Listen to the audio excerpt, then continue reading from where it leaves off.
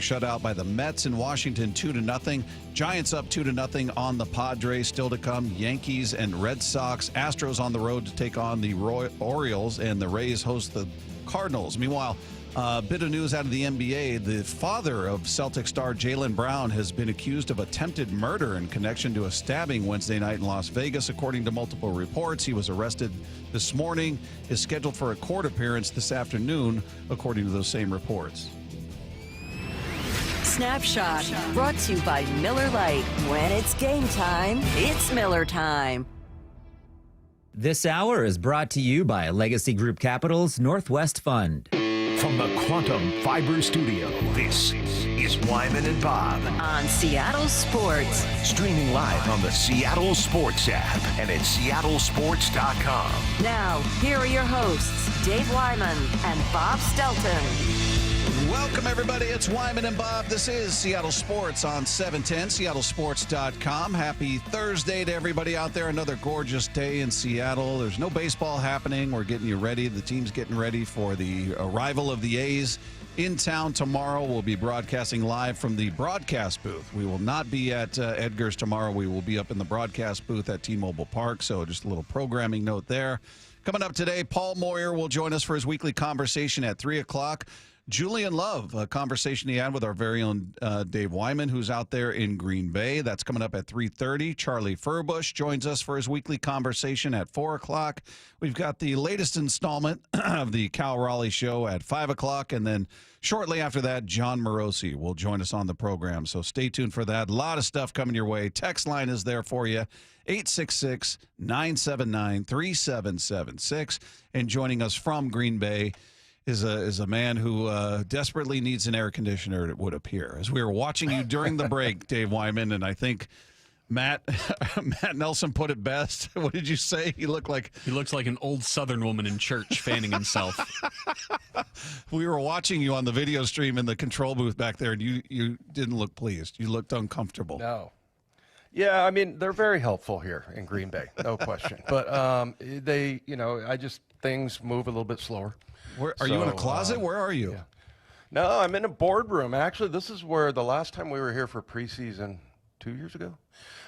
Anyway, yeah, we had like the breakout meetings or the production meetings or whatever you call it here in this room. And now I have it all to myself. It's like this huge like corporate table here, and probably 20 seats around it. And It's a pretty big room, but yeah, I think in order to turn the air conditioner, colder, you have to like do the entire downstairs of the whole hotel. Oh, okay. So I don't know if that's going to happen. You might see me fanning myself a little bit more. Dave's going to be shirtless by the end of the show. That's good. Oh, no, that's not good for anybody, Bob. Well, you're out there. You're watching joint practice. It's obviously done for the day. So give us. I had a bunch of questions in mind, but give me the biggest takeaways. What stands out to you? Well, let's just start with, I think the thing that stood out the most were the fights. Lots of fights. There was a lot going on, man, and enough where like there would be one on one side and then down on the other, and then the whole thing. Leslie Frazier, he is kind of Mike's right-hand man. He was like telling people, get inside, get in the locker room, or they have two fields, and in between is an indoor facility. So they basically have 3 football fields all, stacked together. So Leslie was trying to get everybody into the indoor facility. And, and there was one guy, I can't remember who it was. I think it was Brady Russell. Oh, no, it was Boye Mafe.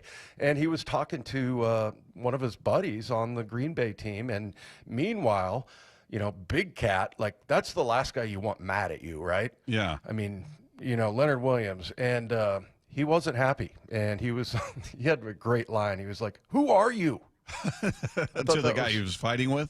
Yeah, and they were John going back and forth, and Leslie Frazier was like grabbing guys going, get inside the facility. So they didn't want it to, break into something bigger. And then once there's a fight, of course, everybody rushes in to help, and it's kind of an aggressive move. So, but, my takeaway from it, I'm sure Mike is not happy because it, takes away from practice time. But this team's got some dog in it, you know. We talk about nice guys and everything, and we will hear from a guy who could not be nicer, Julian Love. And, you know, and I asked him, you know, if he got involved or anything, and he's like, you know, I was just trying to settle everybody else down. Yeah. And then, you know, and we were talking about like slugging, you know, punching people in the helmet, and everybody's like, that's so dumb. And it's like, and he put it perfectly. He's like, you see red. When you see red, you can't, there's, you know, you're not going to, there's goes no out the logic window. involved. Exactly. Yeah. So, but yeah, I mean, that was the kind of the thing that stood out to me. I mean, it was really aggressive. As far as, you know, the snaps, you could definitely see it's dialed up a lot more.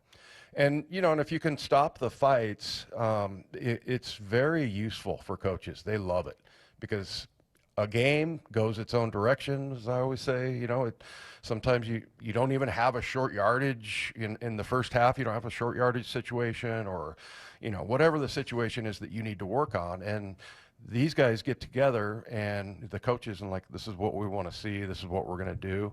But it was kind of the same thing that you see at Seahawk practice when they go thud tempo, which just means we're going to hit full speed, but we're not going to tackle to the ground. Right. But it was just a little bit had more of an edge and just a little bit quicker. And there was a couple of plays where I was like, that's what you would see in a game. Yeah. You know, in the regular season. So, yeah, and I couldn't keep track of everybody that was getting in fights, but there were that many. Understand, well, yeah, it was like, maybe I'm it felt like it, and especially when it spilled over to the end of practice. Like the teams had come together, and then they were going in to the indoor facility, and then there was still some barking going on.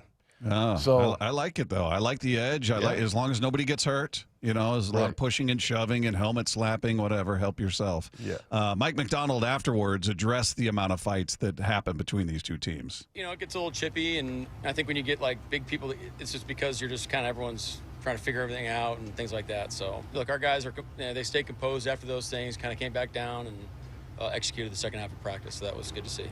Do you say when you get big people? Is that what he said? Yeah, a bunch of big people. Large people, they fight.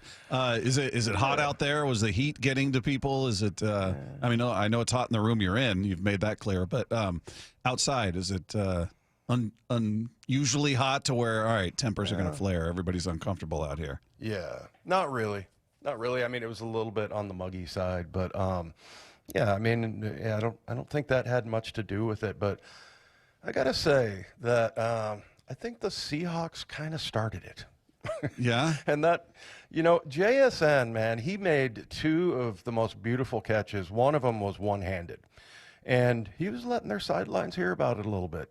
You know, afterwards, he was flexing over there and spiking the ball and stuff, and which I love. And, you know, like, that's kind of what you want. And Julian and I will talk about that when we listen to the interview, but it's kind of like you want guys that way that are just a little bit, like you said, on the edge. And, yeah, they were kind of – and then the other guy, Derek Hall. Yeah. You know, he's a guy that he's outspoken, and, you know, he's going to let you know about it. But how did I even heard that. Go ahead. Well, I was going to say even outside of the fights, which are always fun for me. Yeah. How did Darnold look? Because we've had such limited exposure, or he has, versus other teams. Obviously, we saw him 4 passes in the last game, and that was it. Now you get a chance to see him against a different opposition out there. How'd he look? I thought he looked good. I mean, I don't know what his stats were, and I think probably Condota has, you know, he was 4 for 7 or whatever, but he just looked in command. He looked in control. So, you know, if you would have had to portray his performance, it was the first, 15 games last year or 16 games? Yeah. It was more that Sam Darnold than it was the last 2 that we saw, you know, with Detroit and the Rams in the playoffs. So he just very much, you know, he's running the show. You can see him, you know, making checks and things like that, and he understands the offense. And then he made a few really good throws in tight little windows. So, yeah, and he looked confident. And then I listened to him afterwards in the press conference, and, you know, he's one of those guys that comes up and, you know, to the press conference is like, all right, guys, what do you got? You know, I mean, He just is. He's very mature, and and I thought he looked fine, just the way he carried himself, and then the way that he was running the 7-on-7 and everything. He looked good to me. Did K9 get out there? Or is he still nursing the ankle or foot? Yeah, he was out there a little bit, but then when it got to the team stuff, he didn't do much. But so I'm not sure what's going on with him, and and you asked the two questions, like those are the two guys you want to see, Ken Walker and Sam Darnold on offense for sure. So, but yeah, I mean, it was a very definitely, like, the tempo was definitely jacked up. I mean, it was really like a game, like I said. Yeah. What about the O-line? We've been praising what they've looked like. Throwing out there, obviously the qualifier. It's preseason, we get it, but how did they look in this one? They look good.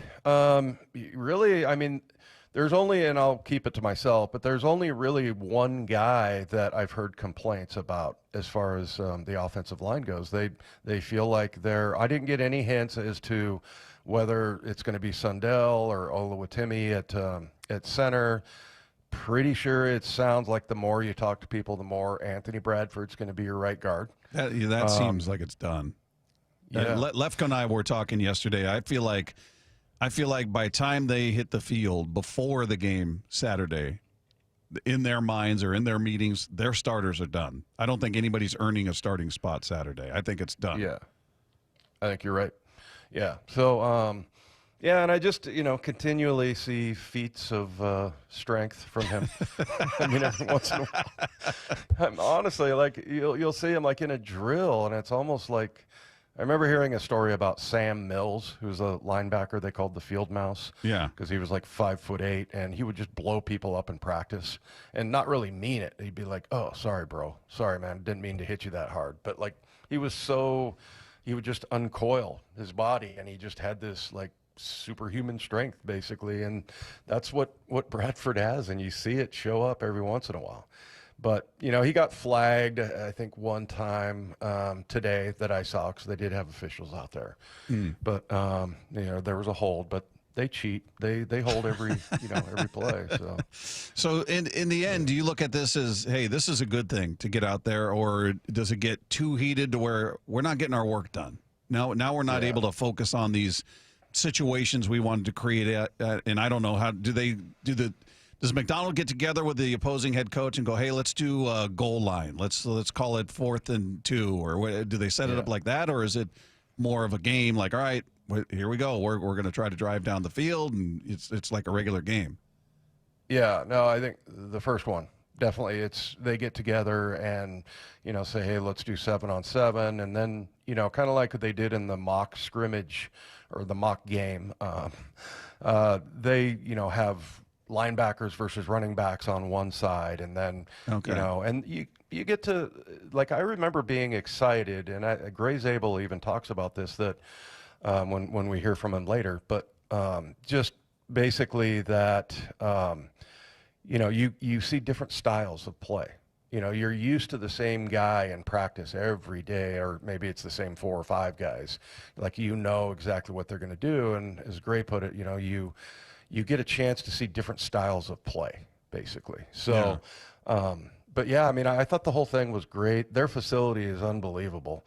I mean, the grass is, our grounds crew is awesome, no question about it. But man, they have 2 huge fields of grass and then an indoor facility in between.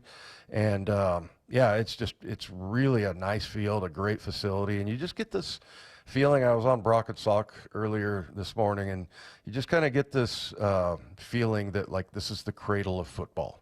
Yeah. Green Bay. And and they're not cocky about it, I guess. It's kind of a solemn thing. Like, it's not like the Dallas Cowboys that they think they're hot bleep, they're a little bit more humble about it, and it's really cool, that entire thing. So we were in the stadium, is where everybody got dressed, and then they took that walk or the bike ride where people will jump on bikes saw Reek Woolen on one. I think we should have that posted somewhere. He's wearing like a little kid's gray Seahawk helmet on top of his head and riding a bike. But yeah, you got to check that out. But yeah, it's just a really cool facility here. And then, you can see the Packers are a really good team. I mean, they looked better scrimmaging than I would say the last two opponents we just saw. Okay. With Kansas City and Las Vegas. So outside of center, are there any spots up for grab in your mind on the offense? I mean, is it maybe how the receivers shake out, I guess? But I know, Horton's missed a couple of days of practice? Yes. So that doesn't help. I mean, I think he's got his roster spot. They seem to really be high on him. Sure. But what do you see as far as, all right, is it still Bobo and Derek Young are fighting for their Cody White fighting for their spots, or do you think it's all been settled? Yeah. Well, I think Cody White is still fighting, to make the team, because I do think that they're going to have maybe one less receiver, just because of the tight ends in this offense. So they'll carry 5 then, you think? Yeah, maybe. I mean, I don't know. We'll see, but I think Derek Young has made the team just because of his versatility, and really he's had a good camp as far as playing receiver. But I think, I guess my answer is not really no, because, if you don't, I think the tight end is going to be A.J. Barner. He's going to be the starter. Obviously Oots is your starting fullback, but the reason why I bring those guys up is because, there's on offense, there's lots of different, personnel groupings. Right. So, right. And just because maybe, Horton goes in before MVS, that doesn't necessarily mean that he's a starter, in those positions.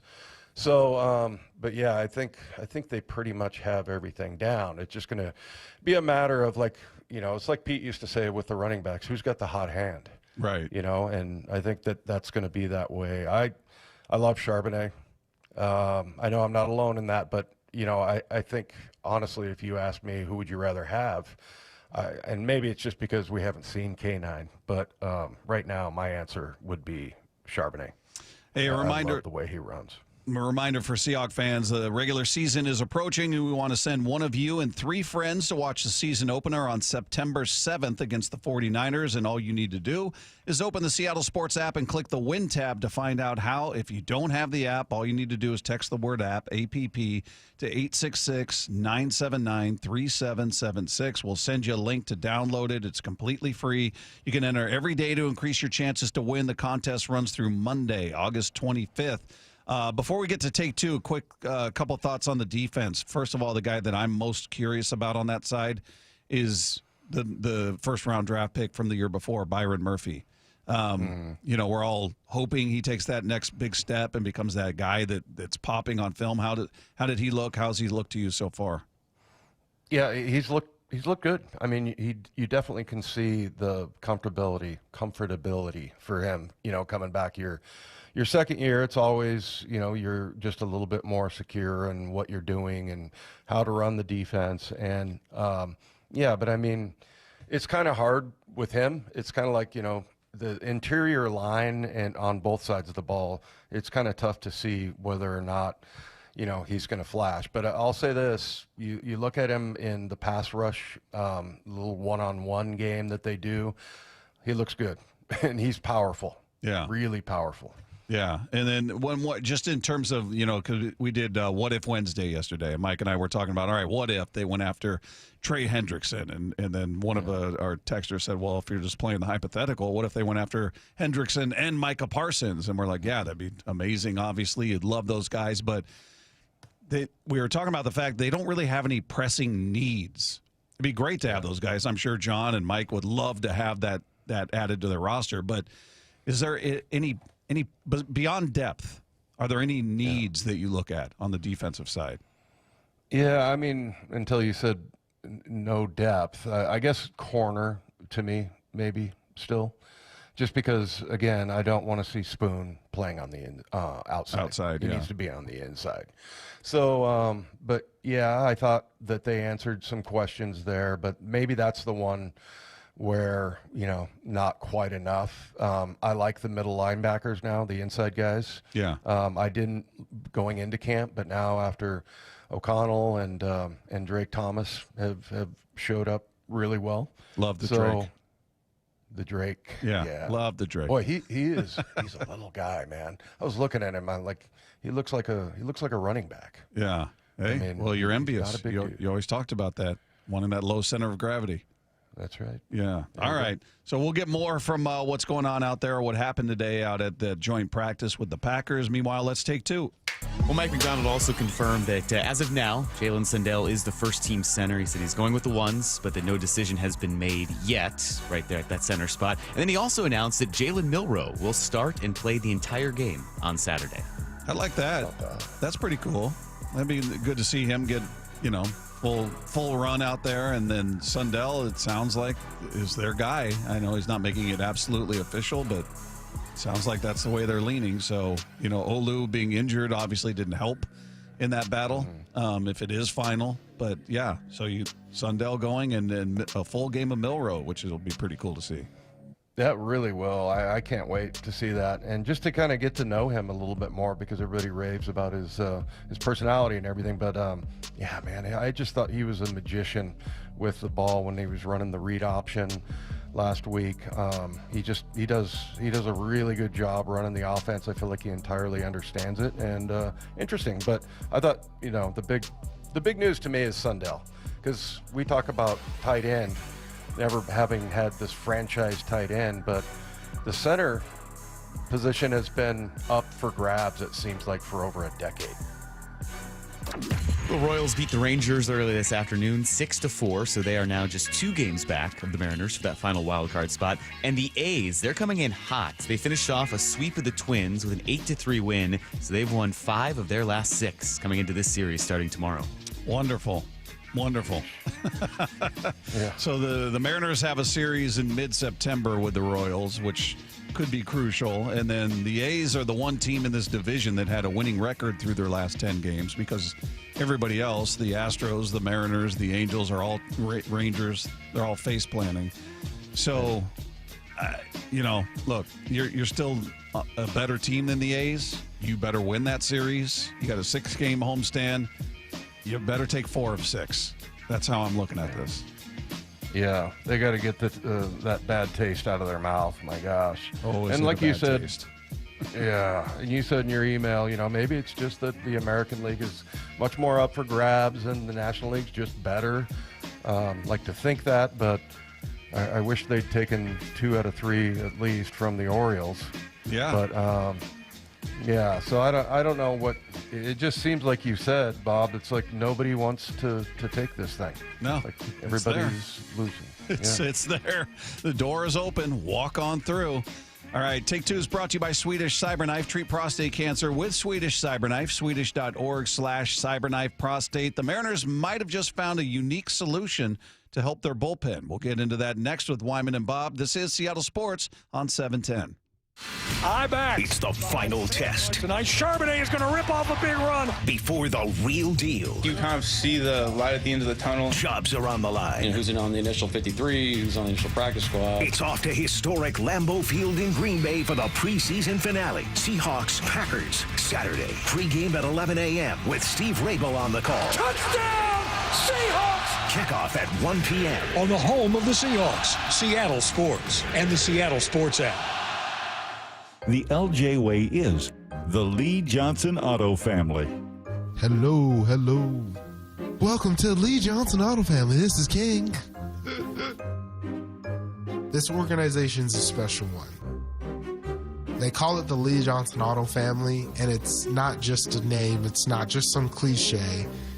They foster an environment for us to become a family, to work together, to really become close, and they show us in a lot of different ways that they do value us. Is it perfect? No place is. But I've been very thankful to be here in the almost 10 years and have every plan to stay here for a lot longer and just watch it continue to grow. He's fun and professional, which explains why so many people visiting Lee Johnson Kia ask for him by name. The LJ way is the Lee Johnson Auto family. This is for all you guys on Viagra. ED pills are no longer needed.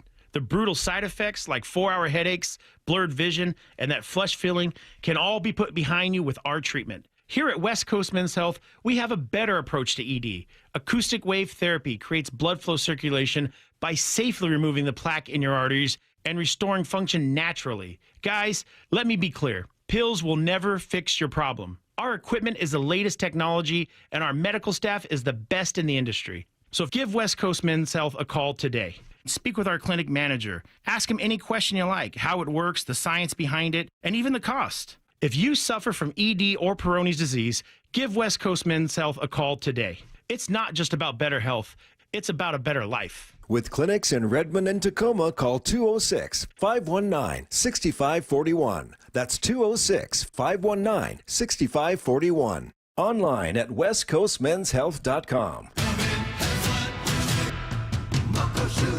Start having fun.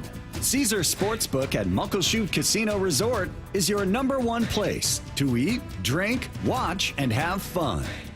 Keep up with your favorite sports anywhere and everywhere on property with the mobile app. Visit muckleshootcasino.com today. Scan the QR code and let the play begin. Muckleshoot. If you're 55 or older and into that whole saving money thing, T-Mobile has an exclusive phone and internet bundle just for you. Right now, get 2 unlimited phone lines plus 5G home internet for just $30 each per month with autopay, plus taxes and fees. And with 5G home internet, setup is easy with just 1 cord and no technician needed, which is great if you're also into that whole keeping it simple thing. Switch now and experience the best mobile network in the U.S. Visit your local store to start saving. T-Mobile, it's better over here.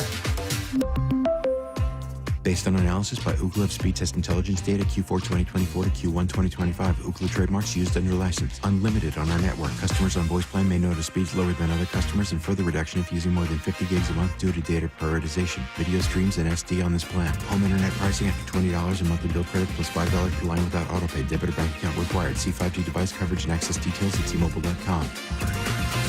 The home of the Mariners. One hopper snared at short. On a quick hop by J.P. Crawford. That guy's a magician over there at shortstop. Seattle Sports. Download the Seattle Sports app. When it comes to the security of your business, doubts can creep in about who you're trusting to protect it. Are they a reliable service? How will I know if something happens? Are they keeping everyone safe? At Bay Alarm, we got you.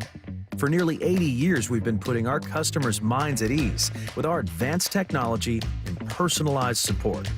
Feeling insecure about your current security service? Visit bayalarm.com today to talk to a local security expert. Hey, college students, Safeway is giving you 5% off. That's right, junior colleges, tech schools, universities. Just verify your student ID in the app, unlock exclusive deals, and shop on the app or in person. Better yet, subscribe to Fresh Pass to get free delivery and other special offers. Remember, if you use EBT, Fresh Pass is 50% off and you get savings on fresh produce. For all the details, visit Safeway.com/4U. That's Safeway.com/FOR in the letter U. 1877 Cards for Kids. KARS Cards for Kids. 1877 Cards for Kids. Donate your card today. 1877 Cars for Kids. KARS Cars for Kids. 1877 Cars for Kids. Donate your car today. Ready to get rid of that old car? Donate it to Cars for Kids. Call 1-877-CARS-FOR-KIDS to reach a friendly live agent. Donation's super easy, and your car can be picked up as soon as tomorrow. Call us now, 1-877-CARS-FOR-KIDS. That's Cars with a K to donate your car today. 1877 Cars for Kids. Donate your car today. Did you know you can donate real estate too? Go to carsforkids.org. That's carsforkids.org. This hour is brought to you by Legacy Group Capital's Northwest Fund. Wyman and Bob. From the Quantum Fiber Studio. Weekdays 2 to 7. On Seattle Sports and 97.3 FM HD2. Text line is there for you, 866-979-3776. You can weigh in on the Mariners, weigh in on the Seahawks, whatever's on your mind. Dave, I was just looking at Bob Cantota's Twitter feed, so he's got a couple little videos he put up there of the fights that were taking place during camp, and he said, who is it, in a Keeson Nixon? I'm not sure if I'm saying his name right, but said someone was talking crazy for a bald person. And apparently the reference was K9. K9 shaved his head, and then Michael Sean Dugar said Ken Walker is probably the person being referenced here. It's fascinating how much his decision to shave his head seems to draw the ire of opponents. Diamond Lenore, what's his face from the 49ers, tends to bring that up a lot too, apparently. So I don't know what it is about Ken Walker's shaved head that's got Lenore and this guy from the Packers all uptight, but yeah, apparently they're referencing Ken Walker. Weird. Yeah. Why? I mean, why does that draw people's ire? What's going on? No idea. No idea. But there you go. Anyway, to the Mariners who just completely choked on the road. They got the day off today. They get back to it tomorrow, beginning a homestand with the A's coming to town, and they still need help in that bullpen. And it seems like they might be looking forward in a guy that was a starter that got called up here a number of times, obviously, when spot opened it up due to injury. That's Emerson Hancock, who got a relief appearance for the Tacoma Rainiers last night. The 2-2 pitch. Runner goes, swing and a miss, strike three. Emerson Hancock caps off his first inning of relief as a pro. So that looks like it could be part of the plan, is to get him up here, be an addition to this bullpen. He pitched the 7th inning last night. Fastball topped out at 97.8 miles per hour. Gave up 1 run, 2 hits, a strikeout, and a walk. So, yeah, I mean, there you go. We were talking about Bryce Miller being in the bullpen. Well, maybe it's going to be Emerson Hancock, certainly in the immediate future, and we'll see what happens if and when they get to the playoffs, how that all works out. But yeah, hadn't really considered Hancock as a bullpen option. We hadn't really even talked about the guy, and then all of a sudden, hey, here he is coming out of the bullpen in the 7th. Yeah, I mean, that's kind of exciting, and that was something that the guy that's coming on at 4 o'clock brought up. Charlie Furbush was talking about having Bryce Miller go into the bullpen instead of back into the rotation. But yeah, I mean, isn't that kind of what happens during the playoffs, right? I mean, didn't we have Robbie Ray? Yeah. Didn't he come in a relief situation? Yeah, Dave, why do you want to bring that up? He came in and gave up a home run to Alvarez. He did. He did do that. I mean, initially everybody's like, look at that, a starter, a premier guy, Cy Young Award winner coming out of the bullpen, and then he gives up the long ball, and everybody's going, what a stupid decision. My goodness, he just grooved that to Alvarez, and he stinks, and blah, blah, blah. So, yeah, that did happen. He left one over the plate, okay. But, I mean, yeah, give me a break. I mean, I think a lot of people were excited when he came out of the bullpen. And that's kind of one of those things that, like a playoff thing, right, where you can kind of move your rotation around. And so, yeah, I mean, maybe it just clicks for him. I mean, I'm pretty much assuming that every pitcher has been a starting pitcher and then eventually finds their way into the bullpen. And so, yeah, I mean, why not? I think it's kind of a nice option to have. Well, and it's a guy that, and I don't know what their plans are. Obviously, this is the first we're seeing it, so I don't know if they've got him penciled in as a guy that could go multiple innings. He's already stretched out as a starter. I mean, he was just pitched 1 inning last night, but you would assume he's good for a few innings, so maybe he becomes your long relief guy if the starters lately have not been going deep. So, yesterday, Castillo, 4 innings, so you go into the bullpen early. We had Logan Gilbert go 2 innings. Just kills your bullpen. So if you've got a guy like Hancock who is there that you can get 3 out of him if you need it, that's huge. So, yeah, it's interesting. I just hadn't, look, out of sight, out of mind. We've been talking about who's here with the big team and who might be coming up, and we've been talking about, Miller and his role, and hadn't even really considered Hancock certainly as a bullpen arm. So this will be, I would assume he's a guy they sort of tag as that long relief guy. Certainly he can go 1 inning, but if starter goes out there and gets lit up early, then this feels like it could be a nice, potentially nice option. Yeah, I was trying to think, who's the best long relief pitch. Is it Vargy? Is he Vargy? Right. He's been probably their most effective. I mean, everybody in a bullpen at one point or another is going to have a bad night out there and get touched up, and he's included. Brash, we just saw it. But yeah, I would say he's the guy if the game gets out of hand early and we're looking at who the available arms are. Your high leverage guys are certainly Brash, Munoz, and Spire. Then you've got, you had Legumina in there, you got Bizzardo in there. Vargas is your guy in that situation. Yeah. Right. Yeah, and you never know what's going to click for a pitcher, and maybe that's what Hancock is destined for, right? So, yeah, I just would love to have that problem. Like, where do we fit him in the playoffs? How can we get his arm in the game? And, that it might just, he might have a revelation.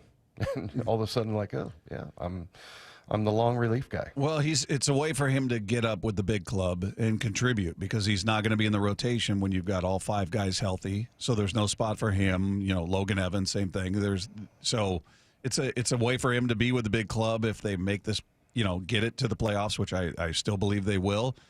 He's got a chance to, help this team get to a spot they haven't never been to, the World Series. The American League is wide open. So I've got to imagine, even if you've got the ego of, hey, I'm a starter, hey, this is a chance for you to be a part of it, right? I would be, chomping at the bit for any opportunity, any avenue they gave me to be with the big club. I'm taking it. And I assume that's probably his mindset as well. Yeah, and I remember the very first outing that he had this year. Who was that again? I think it was Detroit, where he went 2/3 of an inning and then got sent back down. 6 earned runs. Yeah, and I just remember Charlie talking about how that there's some things to like there, and then he came out and had some decent outings. But yeah, I mean it's kind of cool to start thinking about it in terms of, hey, how can we use this guy in the playoffs if we get in the playoffs? And I'm pretty convinced that they are. But I don't want to be cocky, but I guess I can be cocky about it and talk crap. You're not going to sway them one way or the other, Dave. I know you feel like you've got a lot of power. A lot of listeners feel like you've got a lot of jinxing power, but that's not real. Especially that lady with the Russell Wilson interception. Yeah, that was your fault. I don't know if it was like the 6th game in. I'm like, man, I can't believe on the broadcast. I can't believe it. Hasn't thrown an interception yet. Bing! He throws one, and I got blamed for it. Why don't you use your powers for good, Dave? Why are you hurting your team? Yeah. That seems unnecessary. But yeah, we'll see what they do. Are you quickly before the break? I mean, coming out of that road trip, how are you feeling? Because yesterday I was displeased, to say the very least. I told Lefko, let's open the show talking Seahawks. Let's just put the Mariners later in the show, where we give me time to cool off after that. Yeah. You took a long time for you to cool down. Yeah. I mean, I mean, for a team that's so good with their pitching, I mean, 11, 12, 7, 6 runs per game. I mean, brutal. Yeah, that was brutal. Absolutely. And then on top especially of it, the 11-2. They're striking out double digits, 12, 14, 13. It was awful. I mean, you couldn't have asked for a worse road trip, going 2-7 and just getting ambushed by the Phillies. I mean, you weren't even competitive in 2 of those games. You gave up 20-plus hits in 2 individual games. The Phillies are setting franchise records, in that series. It was embarrassing. And hopefully it was not that they need to be woken up, but, maybe they walked out of there going, all right, that's unacceptable. Maybe there should be a new feeling of urgency coming into, look, you got 34 games to go, man, and they all mean a lot. They all mean the world, as we see every night how the standings shift. So they got to get it pointed in the right direction, and hopefully there's that sense of urgency. Meanwhile, the national media might be down on the Seahawks offense, but they certainly feel differently about the Seahawks defense. We'll get into that coming up next with Wyman and Bob. It's Seattle Sports on 710. Blue 88! I said Blue 88! Every morning at 7:45, Brock Heward tackles 3 football questions as only he can. Is this the offensive line group? Is that the group that should now start? It's got to be. It's Sundell at center. Yeah. Yep. Hayes in the barn. This is our group. Let them play together. Let them grow together. And I kind of like the way it all mixes and matches from strengths, experience, and again, comfort level with that center. Catch every Blue 88 on the Seattle Sports app. How we going, mates? It's Ryan Roland-Smith for Eastside Weight Loss Clinic. If you haven't heard about it already, at the start of this year, I decided to get in the best shape of my life. So I lost 30 pounds of body fat and I kept all that lean muscle. Best decision I ever made. People ask me all the time, what was the motivation to get in such good shape? So a couple of things. Number one, who doesn't want to be in the best shape of their life, right? Obviously physically, but for me, more important mentally. And it starts with a diet, and I finally figured out you can't outwork it. Eastside gave me all the tools I needed to be able to prepare food, have tons of energy, and was never, ever hungry. But there are some other motivators too.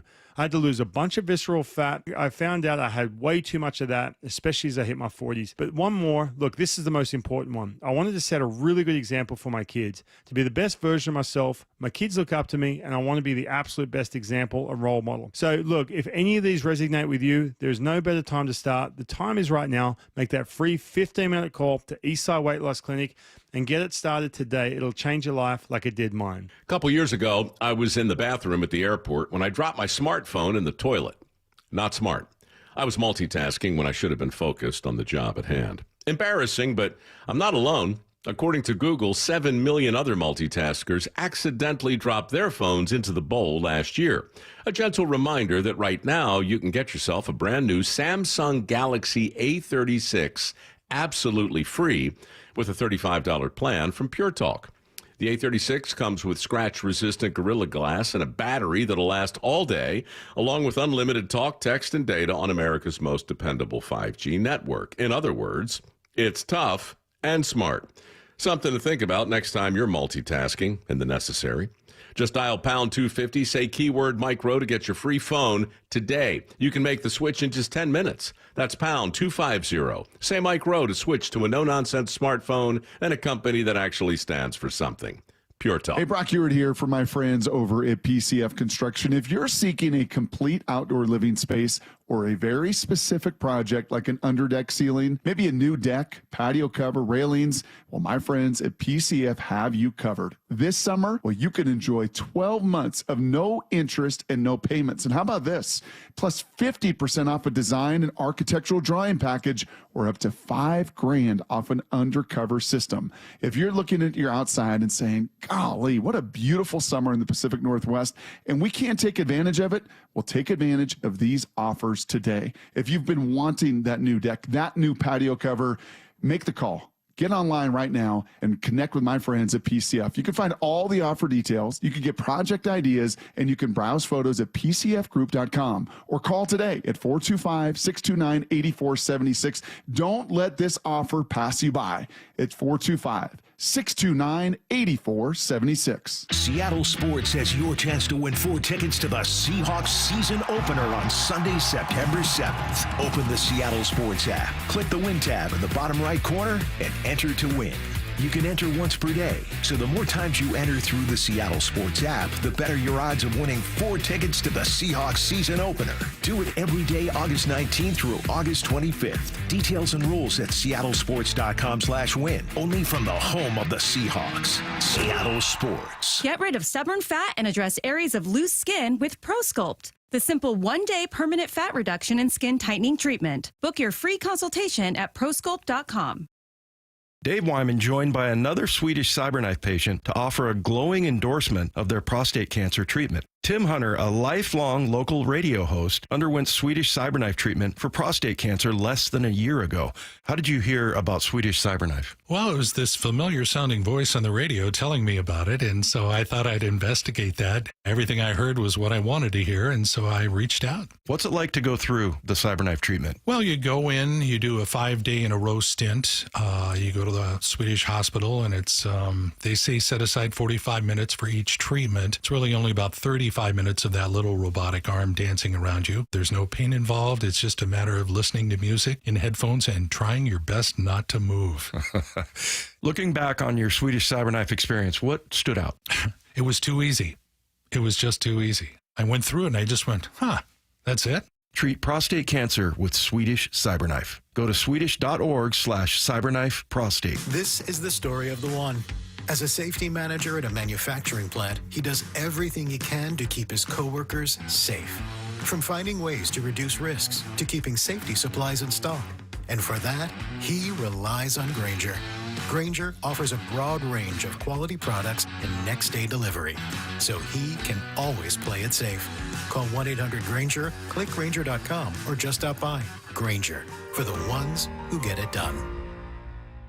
Progressive knows if you have to choose between everyday life and your RV, RV wins. What, are you going to take the RV to the lake or clean out your closet? RV wins! Putting the dishes away or taking the RV camping? RV wins! Cleaning the fridge or taking a trip to the beach? RV wins! You might want to clean the fridge real quick because, mold. We clean out the fridge, then take the RV out. With Progressive, you can bundle your RV with your home or auto and save with a discount and spend more time enjoying those savings in your RV. Progressive Casualty Insurance Company affiliates and other insurers not available in all states and situations. Wyman and Bob. From the Quantum Fiber Studio. Weekdays 2 to 7. On Seattle Sports and 97.3 FM HD2.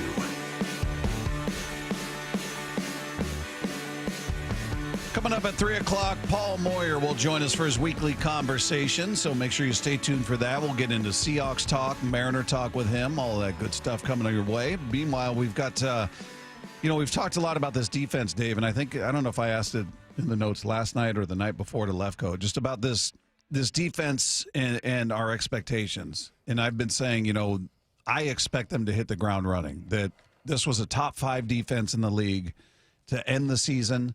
I think they begin the season as that. At least they start as a top 10, first couple games, and then they work their way into ultimately, barring major injury, of course, being a top 5 defense. Is that being unfair? No, I think you can expect that. I mean, look, that's what Mike McDonald brings is defense, and it took a while to get going. So we talked about that when we did our 5 reasons why the Seahawks would make the playoffs down in the lounge there, in the Brock Heward lounge down there. Yeah, and, it was nice of him to let us in. But, I mean, I don't know, maybe it's not fair, but, I mean, you deserve it. You played that way. You played really good, so we're going to expect it. But, yeah, at the end of the year, they were number 1 by my calculations, number 1 and number 2 in scoring and yards given up in the last 8 games. Well, we're not alone in our expectations because our old buddy Sheil Kapadia ranks them as the number 1 defense in the NFL. How about that? I love it. Number 1. Yeah. And he wrote, surprise, the reason I have the Seahawks in the top spot is simple. Coaching plus scheme plus talent. All the ingredients are here for a great defense. Seattle came on strong in the second half of last season. Mike McDonald's defenses over the past 3 seasons, including 2 in Baltimore, have all finished in the top 10 in efficiency. And then he says up front, Leonard Williams coming off a terrific year.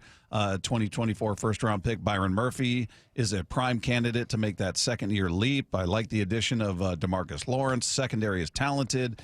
Then he talks about rookie safety Nick Emanwari should be fun. Player for McDonald to work with. Mix of reliable veterans and young wild cards here has me predicting a high ceiling. I think the Seahawks defense is going to be one of the stories of the 2025 season. How about that? Yeah, I love it. And really, it should make sense to most people. If you look at, that defensive line, they've got some veteran leadership there. And adding DeMarcus Lawrence, and we just have heard so many things about him. And by the way, it wasn't a surprise that Derek Hall was part of some of the fighting today because that's how D. Hall is. Yeah. Remember last year when him and Jay Reed got into it? Yep. Well, Jay Reed kind of came and straightened him out. But I remember Mike McDonald a couple of weeks ago made a joke about DeMarcus Lawrence and how he's kind of making up for some of the stuff that Derek Hall does. Like, he's kind of, I don't know how to put it. He's kind of a know-it-all. Yeah. Derek Hall, apparently. But I mean, you've got that kind of leadership because he's kind of, calming him down a little bit, like, hey, you're still a young guy, and trying to kind of show him the ropes a little bit. But you got up front as solid as can be. I mean, I don't know that it's a guarantee that Byron Murphy makes the second-year jump, but it's very, very likely. Yeah. So, well, he's got the pieces around him to certainly help him get there and take the heat off of him. He's not the sole focus by any stretch. Chris Long You'll be shocked to know this, Dave. He's got a podcast, the Green Light Podcast. And they broke down why he thinks the Seahawks defense, in his opinion, is going to be even better this year. So this group learned McDonald's system on the fly. And I think he learned the players on the fly. That's another thing. We always think about the players learning the system.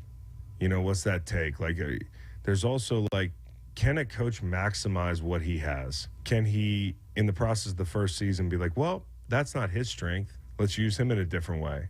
There are little tweaks that are made to the scheme to fit the players that sometimes we don't even see. And so I think it's a two-way street, and it's very encouraging if you're a Seattle fan.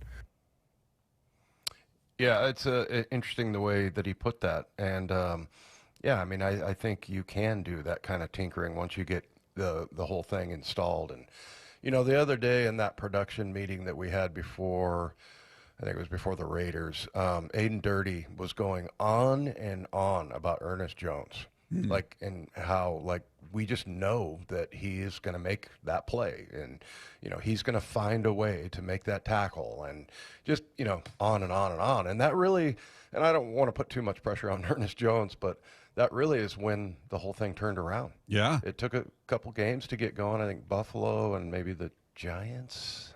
Do we lose to the Giants at home? We lost to everybody at home. Yeah. Last year. I think we were 3-6. It wasn't a good home stretch, yeah. Yeah, no. So, I mean, you know, that's a big part of it too. But I like that, you know, how he is to the stage, which I think Chris is right. He brings up a good point that now that you have the defense down, you can kind of start to tweak little things to bring out the best in each player. Yeah, by the way, they did lose to the Giants on October 6th, 29-20. That was one of 3 in a row, losing to Detroit, New York, and San Francisco. Then they beat Atlanta, then lost 2 in a row to Buffalo and the Rams. And so there you go. That's last season. But were we 3-6? We're 3-6 at home? I believe so, yeah. Good night. I still can't believe that. Well, they haven't been good at home for a few years. It's been a minute since they've been good at home. That we've talked about that home field advantage being a bit absent over the years. So one more from Chris Long, where he breaks down what, in his opinion, will set the Seahawks defense apart from the rest of the NFC West. In this division, it was when I played. When I played back in the day, when I walked to school uphill in the snow, every team was physical in the NFC West. And it feels like that again, not to the same degree. You can't touch the Frank Gore Niners and the Marshawn Lynch-led Seahawks, the Tom Cable, the Legion of Boom. This division's, it's physical. And so that's the currency in the division. And so I love the fact that this defense is I think it's one of the most important units in the division. I think it might be the defining side of the ball in the division. If they can be dominant, they have a differentiating thing about them when you look around this division, because there's a lot of question marks in the other places. I agree with him. I mean, I think if they've got a very good chance. I mean, look, we got Sheil Kapadia saying they're going to be the best defense in the entire league, and you got Chris Long saying, well, that defense could be the biggest difference in the West. You know, just whether we're talking offense or defense, they're going to be the one, you know, separator is the Seahawks defense.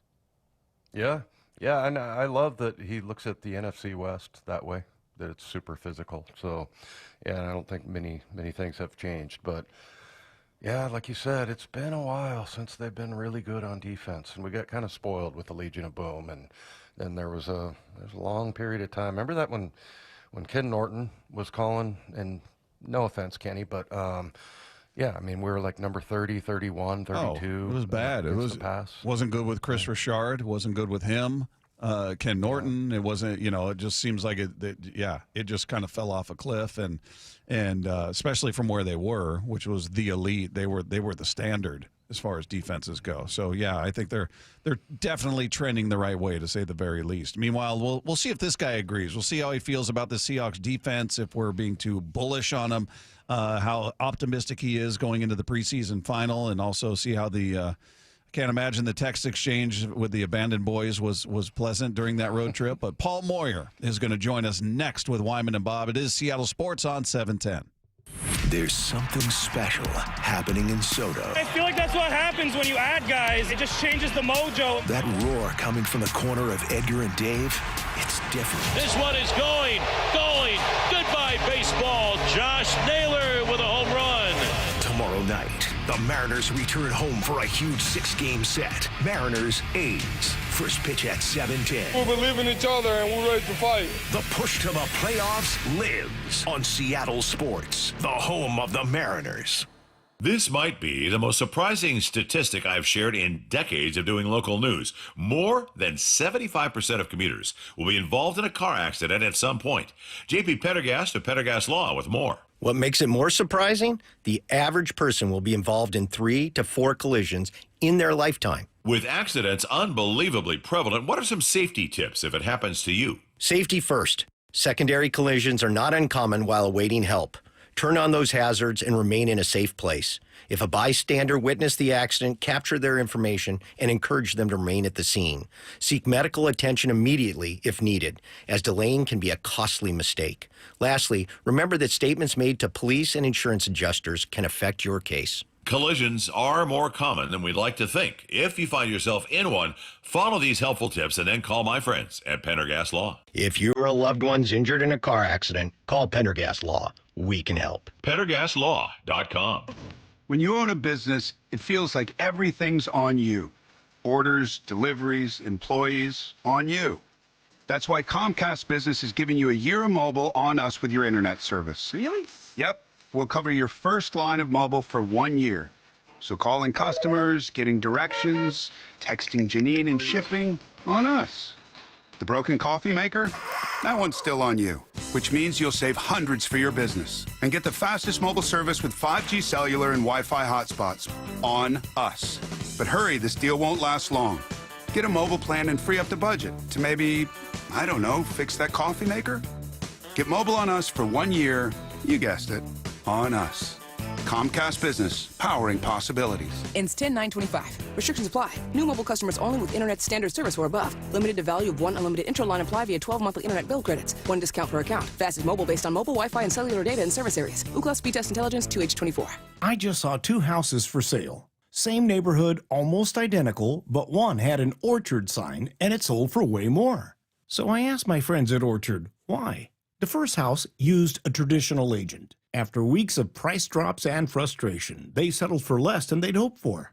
The second homeowner chose Orchard and got more. Their local Orchard agent didn't just list a home, they marketed it. They knew exactly which upgrades would attract serious buyers and brought in a pro to handle everything. And even more, with Orchard's Move First, Sell Later program, the homeowner moved into their new home before their old one even hit the market. They skipped all the hassles and showings. Never settle for less. Get more with Orchard, the smarter, faster, hassle-free way to buy your new home, even before your old home sells. Start with Orchard's free home valuation at Orchard.com. That's Orchard.com.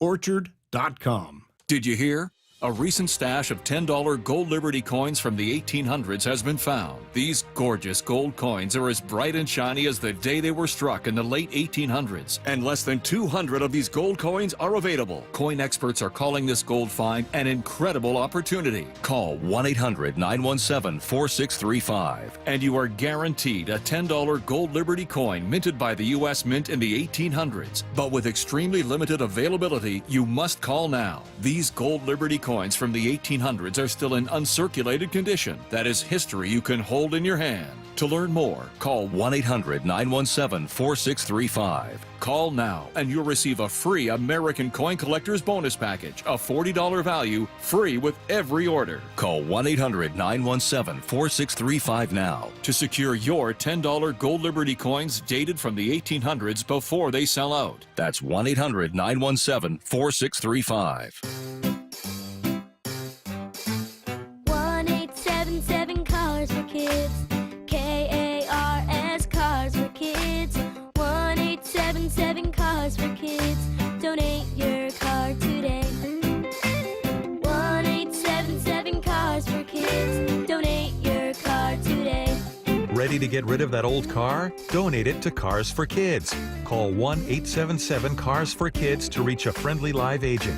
Donation's super easy, and your car can be picked up as soon as tomorrow. Call us now, 1-877-CARS-FOR-KIDS. That's Cars with a K to donate your car today. 1-877-CARS-FOR-KIDS. K-A-R-S, Cars for Kids. 1-877-CARS-FOR-KIDS. Donate your car today.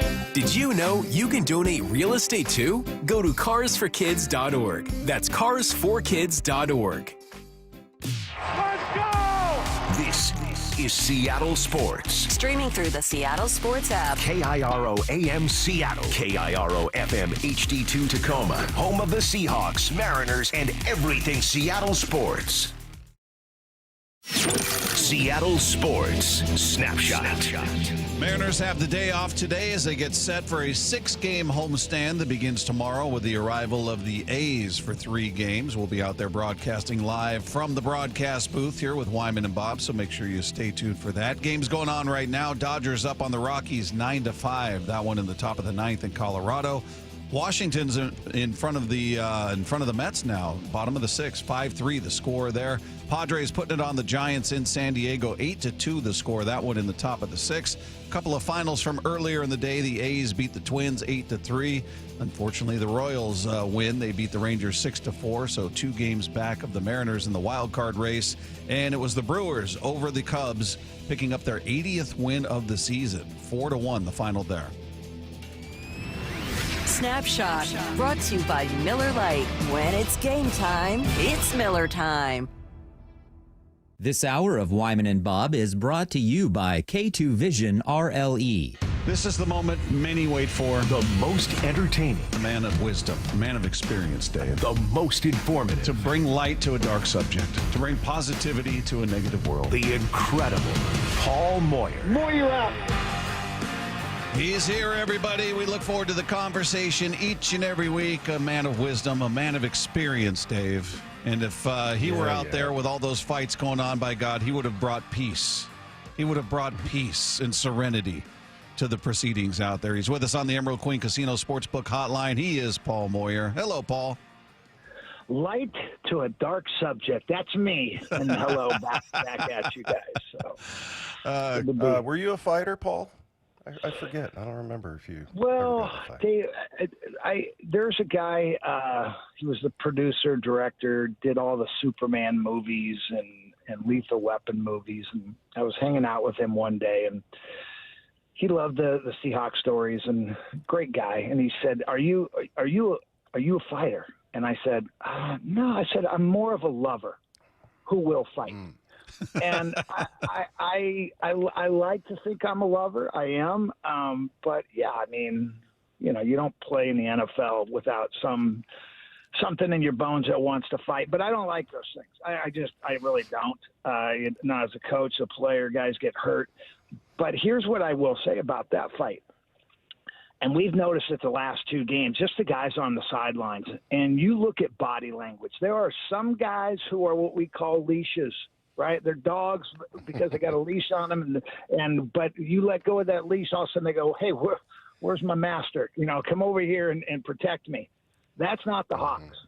The Hawks have some dogs on that sideline, and they are fighters. And you go on the road to a practice like that. The Seahawks, man, they just have that. I don't know, man. It ain't fake.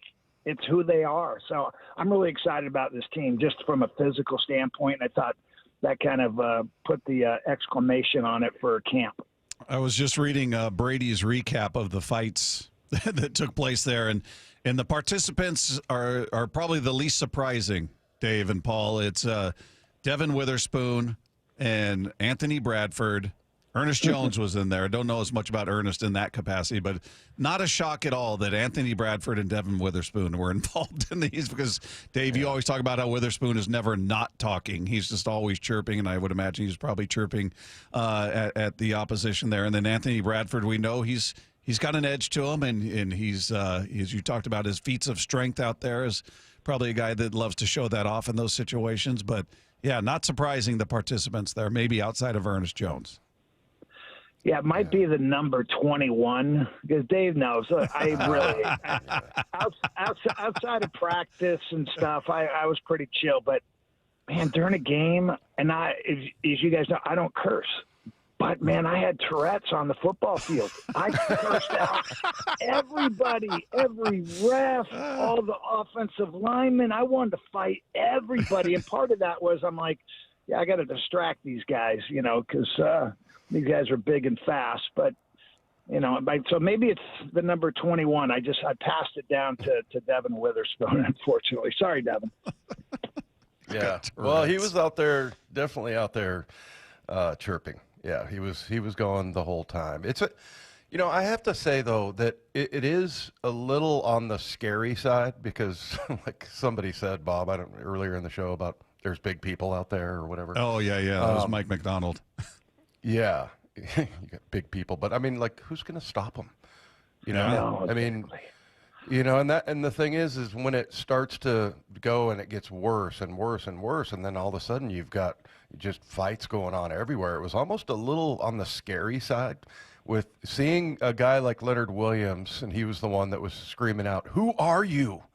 to whoever the guy was that was like, I thought that was very appropriately disrespectful.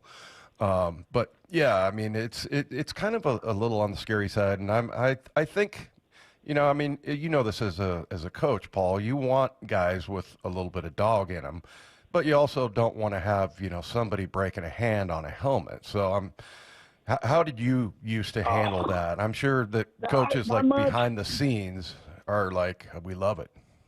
No, well, again, you get through camp and, once maybe, a skirmish breaks out, you got the guys who are, they're restless, right? A lot of times it happens before the first preseason game. All you've done is practice, hit each other. I mean, just get irritated with each other, like brothers getting in a fight.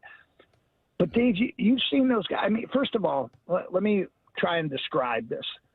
Most of the fights are with offensive and defensive linemen or linebackers and an offensive lineman, something like that. Every once in a while, you'll see some DBs and wide receivers, but those are short-lived because DBs just slam the wide receivers on the ground. The game's over.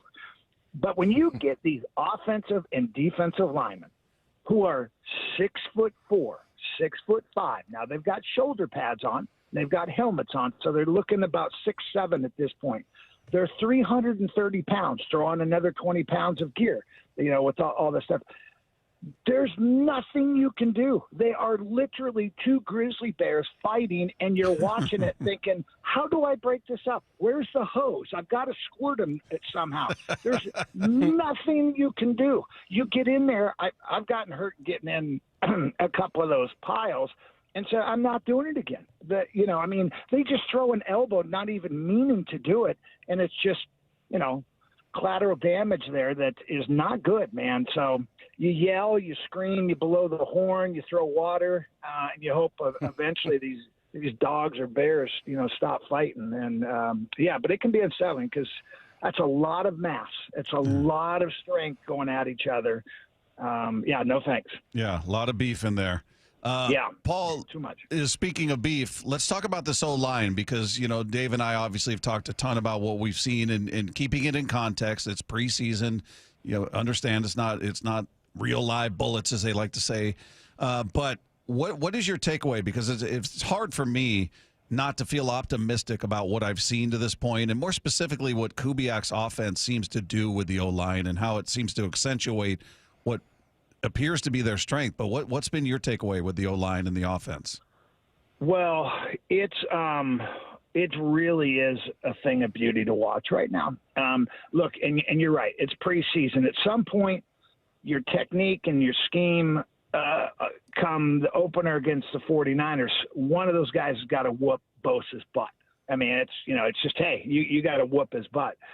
But what I'm watching, and without question, our three interior guys right now, Sundell, I think he is the surprise of the camp. And I think it's going to be hard for Oluwatimi to get his job back. If he does, that is even better for our offensive line. Because what Jason is doing right now, and with Zabel and Bradford, both of them, It's just the feel he has. He's very athletic. In the running game, his feel for staying on a double team and then going out and attacking. They're no longer like last year when we would have a double team and then try to get to that second level. We didn't attack the second level. We kind of tried to screen it. Or we went to maybe a lot of times to where they were, and then they were gone. And so it was often we were late off the double team or we were too early off the double team. Man, it looks like we're in prime middle of the season form right now. So we're athletic. I love what we're doing by pulling our offensive line, particularly in our outside zone. And our guys they're looking to make contact with people, just get hands on, body on. And if I didn't get that guy, I'm going to the next one. So whatever they're doing in practice, whatever they're teaching, they're bought off on it. Zabel is going to be a fantastic football player. But I think with Sundell and Zabel, they're both so smart. I mean, it feels like they played with each other before. Well, guess what? I guess at North Dakota State they did, right? So they just have a really good feel. Yes, it could be completely different when the season starts, but this looks nothing like last year. Nothing. Last year, there were so many times, again, I don't know if it was coaching, I don't know if it's scheme. There was just too many times our guards and centers were isolated. They're in space. And that's tough. I mean, you're talking about some very athletic defensive tackle, quick guys, strong. Man, it's tough to isolate your offensive line like that. I don't see that. There's always help, and they're always coordinated together. And the D-line is having to guess so much. I mean, I watched that game a few times, and then I kind of said, okay, I'm just going to look at the formation. I remember the last play. What do I think's coming? And I didn't know. And there's so many times there was a couple of times on a bootleg and a play action, I would have been up in the line of scrimmage. They fooled me. That was so well designed. It looked exactly like the run. So I'm really encouraged. I'm excited. We're young. We're athletic. We get Charles Cross in there as well because Abe Lucas looks fantastic also. Bradford looks fantastic. That's the best game I've seen him play last week. And again, you got to really go watch him. I mean, he looks quicker. He looks he's more decisive. He knows what he's doing and where to go. And so once a guy who's that big and pretty athletic now locks on somebody, boy, that game's over. So we should be encouraged. We should be excited. It's preseason. I get it. But I really am excited to see what this thing finishes off against Green Bay. Again, play some starters, just enough to keep that synergy going, and then get them off before we get injured and get ready for that opener. Bob asked me this question at the Open. Where are you most concerned? And I'm not saying you have a high level of concern necessarily, because it looks like a pretty complete team, but what still is an area where you're like, not so sure about this? Yeah, I think it's tough because it's not like we've played a lot of starters. The ones who have played the most starters is the offensive line. And they're getting, 20, 30 snaps, actually maybe even a little bit more for a couple of them. And so we're actually able to see what they're capable of doing. I haven't seen our defensive line at all. I mean, I don't think, again, Jaron Reed, Murphy, I think, Leo, he hasn't played. DeMarcus Lawrence, I'd like to see him. He hasn't played. So I don't know. I think that's a tough one. I think my biggest question mark now is tight end. And maybe that we're not finished with it yet. Again, I think A.J. Barner is, he's going to be fine. Arroyo is not a blocker, right? And this team is definitely about the running game, and it's impressive. So we're going to need a couple guys there. So I'm not sure if that's quite a finished product. And so that's probably my only one. I mean, at linebacker, obviously maybe having a little bit more depth inside would be good. But across the board, we're good. I mean, we got wide receivers, we got corners, we got safeties. We got an abundance of running backs. I don't have any real concerns. I probably just have question marks just because I haven't seen some of the starters and how that's going to translate. You know, we were running through hypotheticals yesterday, Paul, and our, what if Wednesday, we always throw out the hypothetical. What if this happened? What if that happened? And we were throwing out, what if the Seahawks went after Trey Hendrickson? And a talent like that, a guy who's had 17 and a half sacks in each of the last 2 seasons. It's enticing, but we're also looking at it going, well, depending on what you'd have to give up, and the reports are like a first-round pick plus a starting, defensive player or something along those lines, and then you're going to have to pay the guy on top of it. It becomes prohibitive, but also looking at it going, he doesn't really represent a need. It'd be almost like a luxury piece to have. You'd love to have that. I'd love to have Micah Parsons too, but do you look at either of those guys in the hypothetical sense and go, okay, it would be worth the price because it fills a desperate need for this team? Well, yeah, it's definitely not a need. You can't have enough football players. And I think, Parsons is very similar in that it's how much better do you become? Again, I use Boye Mafe as my example. Boye is more than capable of getting, I'll just say on the low end, 8 to 12 sacks this year. What's Hendricks going to give me? Is he going to give me 5 more?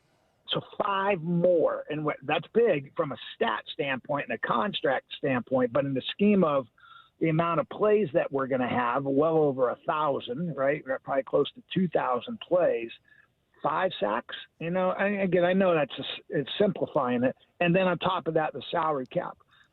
Yes, I would take them. And I guess I'll throw it back to you is, okay, let's say we gave up Boye Mafe, whose contract's coming up. I mean, they're going to want a player back. They're a team that feels like they're a Super Bowl contending team, so they don't want to just subtract and grab, capital and draft picks. Now, would I give up Boye and a 3rd-round pick, maybe a second if we really feel like we're going to be a playoff team and it's a late second? We have the cap space, but they're also looking at all the other guys they got to start signing here coming up too. So I don't know. I think it's a really tricky one because, yes, you want great players and he's productive and he's got a motor and I love it. But I like this team. I like the makeup of it. I like the chemistry of this team. I think they like each other. They're dogs. So, yeah, for me, probably a pass at this point. But, if they sign him, call me because I'm going to have a very happy face, smile on my face. You'll be the first call. We will call. Thank you. Paul. Yes. And we'll get in touch with the abandoned boys. Oh, boy. I can't. We were speculating as to what that text exchange was like during this road trip. Well, yeah, sure. And speaking of what if Wednesday, what if the Mariners took advantage of all these other teams losing around them, Paul? I mean, well, I think that ship sailed. Our abandoned boy or texts were short. It was, we're in the 3rd inning, putting on a movie. Just tapping out. I text him.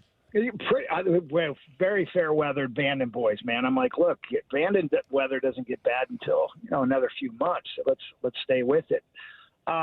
Look, I think it's again, I don't think they are gagging or nothing like that. I just think they had a really bad road trip. We're probably fortunate we weren't 0-9. I mean, we had a George Kirby 1-0 win.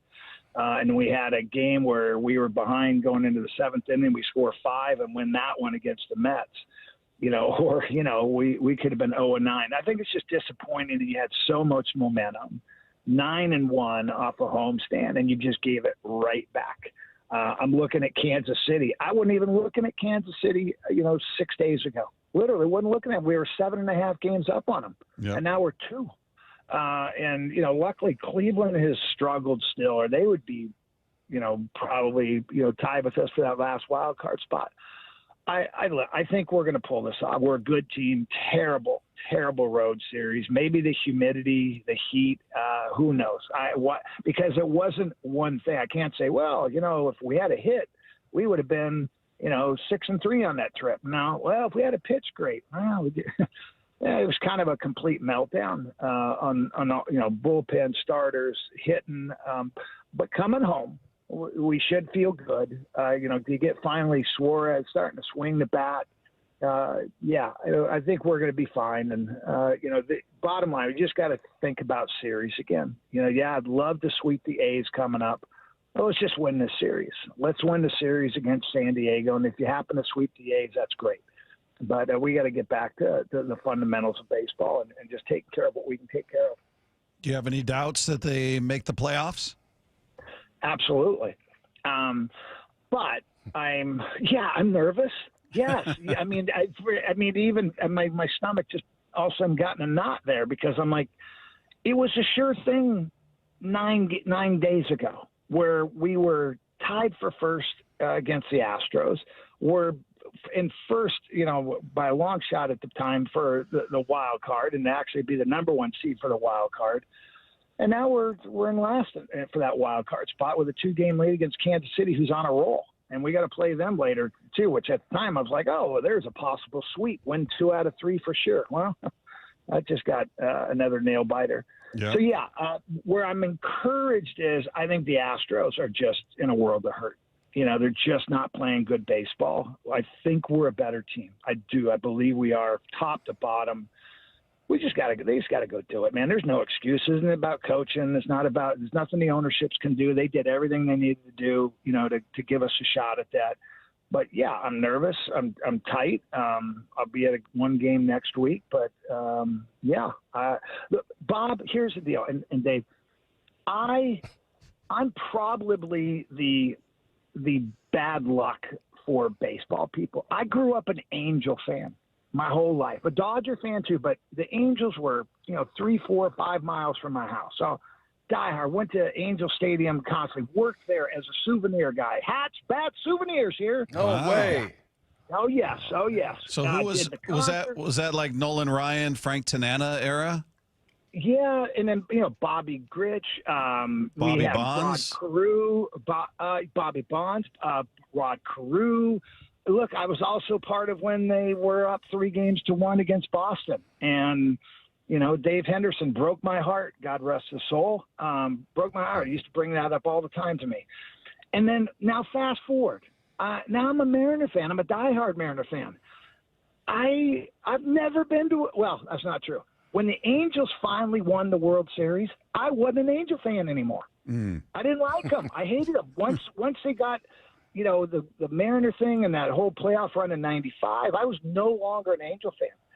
So I'm jaded. I'm scarred on baseball, and so I'm hopeful, but I'm very guarded with that hope right now. Yeah. Well, you're not alone, Paul. We're all in this together, and we're going to ride out these 34 games, and it's going to be edge of our seat. And I love that every game means that much, and I look forward to each one that much. But yeah, they got to do their part because it's not about ownership at this point. It's not about Dipoto at this point. They gave you the pieces at the deadline. This is on the players and the coaches. So make it happen. Paul, as always, we appreciate you. Great stuff, and have a great rest of your weekend, and we'll talk to you next week.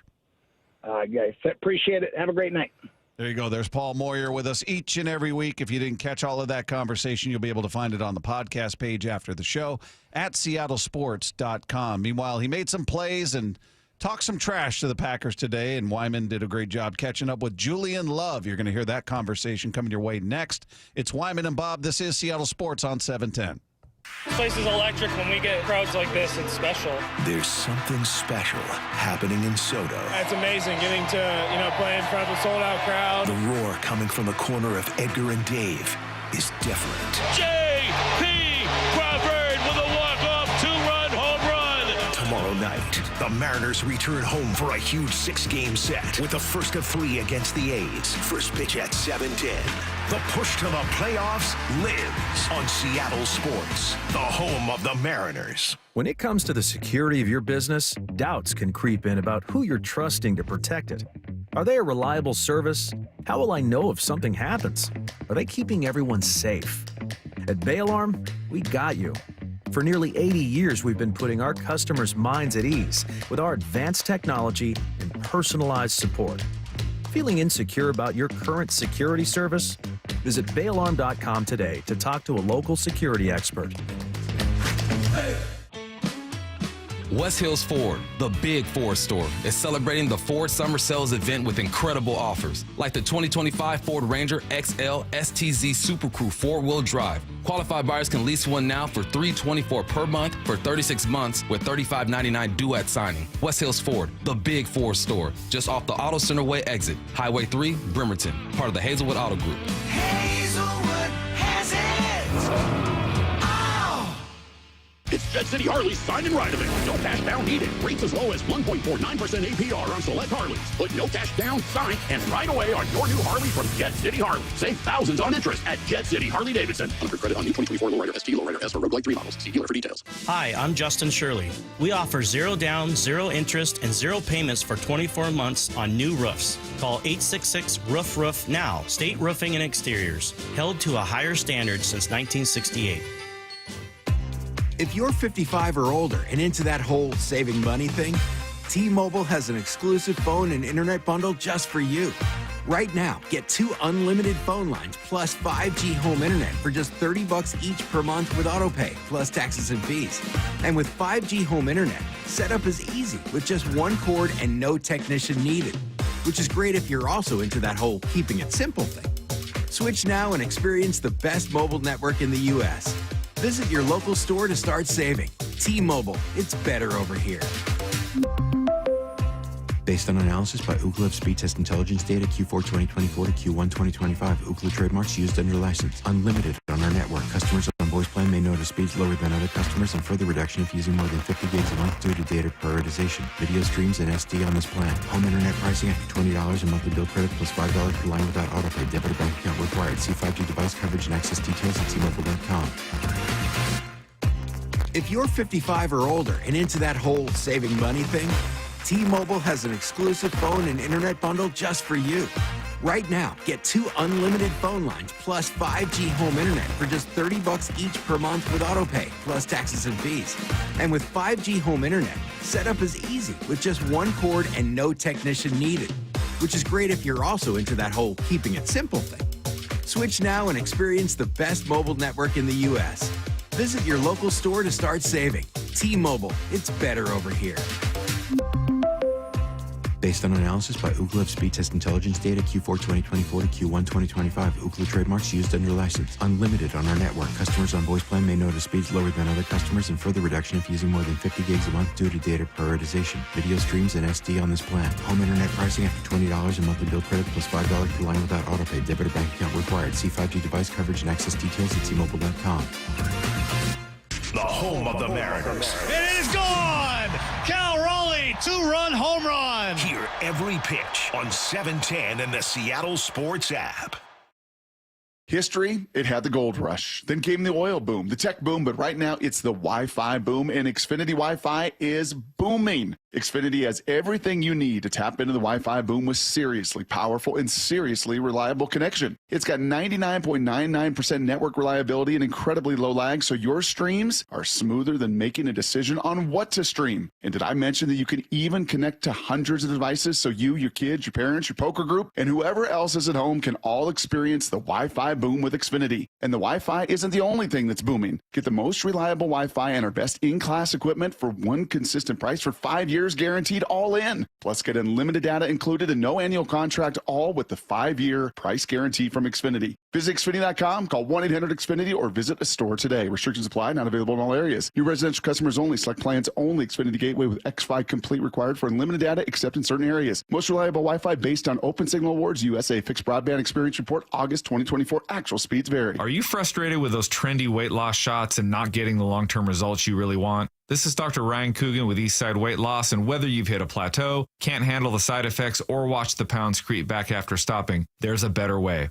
Our program has helped over 4,000 people lose up to 10 to 20% of their body weight in just 8 weeks without expensive injections or uncomfortable side effects. Our doctor-developed program costs up to half as much and works up to twice as fast. Ready for real lasting results? Visit eastsideweightlossclinic.com now to schedule your free consultation. Did he just say Eastside Weight Loss Clinic is half the cost and works twice as fast as weight loss injections? Well, if that's not reason enough, you don't risk the scary side effects or gaining the weight back as soon as you stop.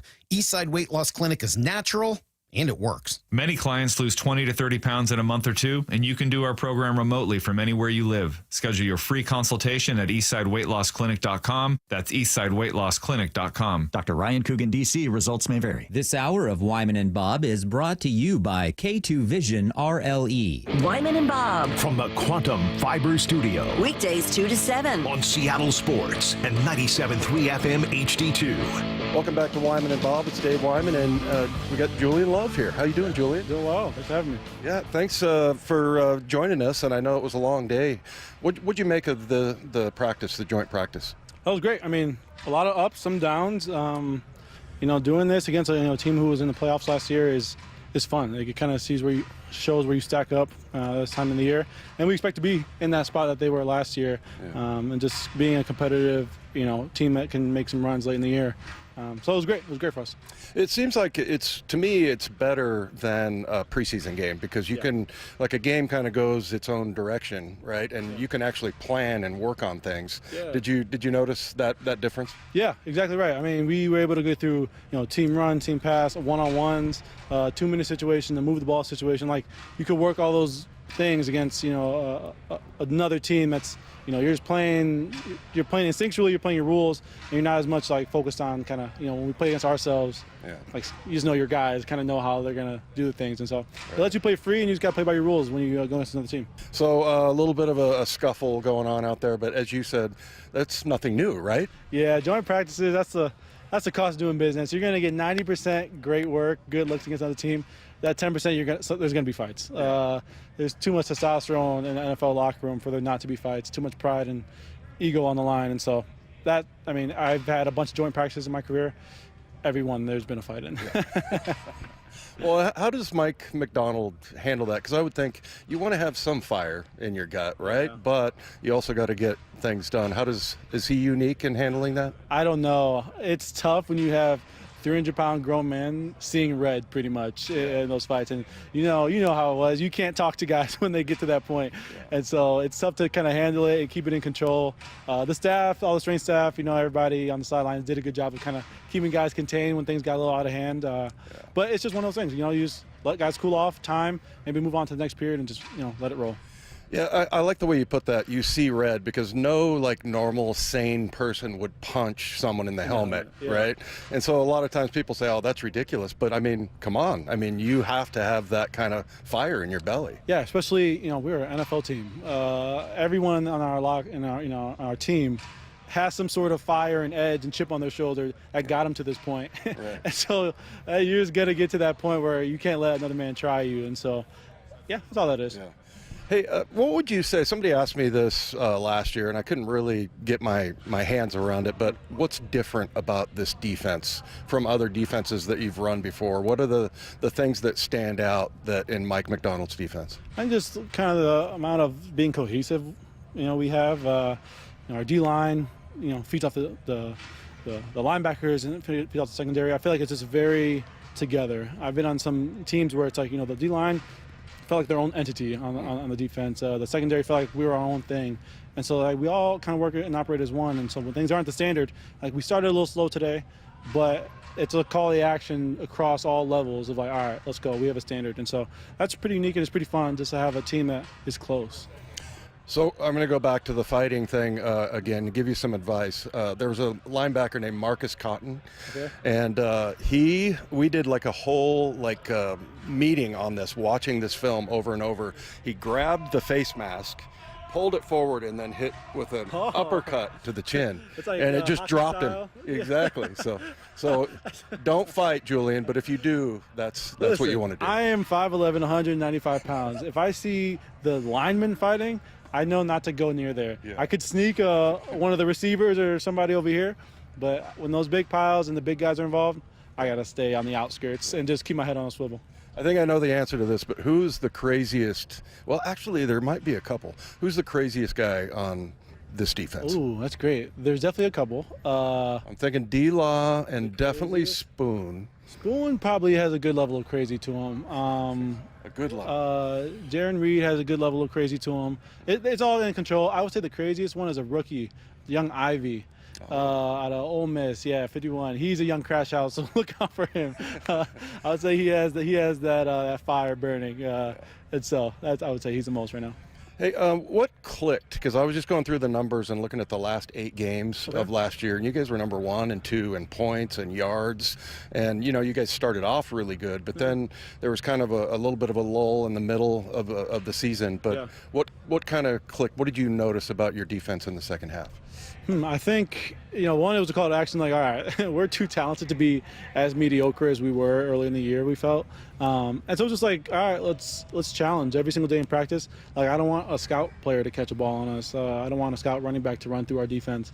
Like, it was kind of just like a little thing like that to be like, all right, if we're going to do it on Sundays, we got to do it throughout the week. And so it, was just a total shift on how we, prepared, as much as that's coach speak. But it kind of created a competitive chip on your shoulder to you knew the standard wasn't letting somebody catch the ball. And so if you feel like that on a Wednesday, Thursday, then you sure as, feel it on a Sunday. Yeah.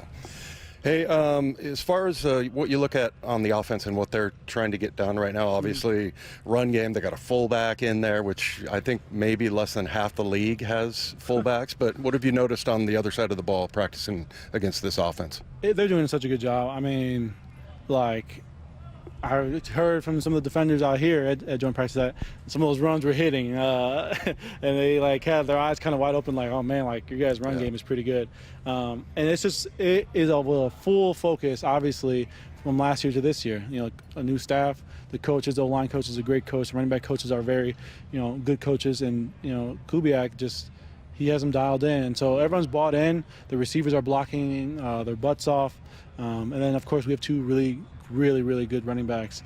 So we got to maximize that. I think it was, like I said, a call to action last year during the season on defense for us. It was a call to action all offseason. We're too talented to be, not be able to run the ball. Yeah. That's a mindset thing, and so I think it's all of that. Yeah. Yeah, there was a 3rd and 1 and a 4th and 1 we didn't pick up last year that I feel like we would pick up this year. Yeah. And then the other thing is just the complementary football. That's something that Mike says a lot. Mm-hmm. I don't know if everybody fully understands what that means, but to me it's for you guys, you got to keep the opponent in range. If you're down 21-0, they got to start throwing the ball, and it's going to dictate what the offense does, right? Yeah. And there's a lot of not complimentary football last year in some of those games that we were losing. Yeah. It's basically, it means offense do their job, maintain time of possession, to keep the defense off the field. The other team can't score if the defense, our defense is on the field. Time of possession, scoring when you get in scoring positions, whether it's a field goal or touchdown, and then special teams is all part of that. Making sure our net punt is deep enough, making sure our return game, our coverage. It's basically a big picture thing of analytics. Yeah. Offensive starting on the 15-yard line is much different than the 35-yard line in terms of score percentage, and so that all you could take it a nerdy way. You just take it everybody do your job when you're on the field, make an impact. No unit is less than on our team. You got kind of a nerdy head coach, don't you? Yeah. And I go there too. I go to the numbers too. Yeah.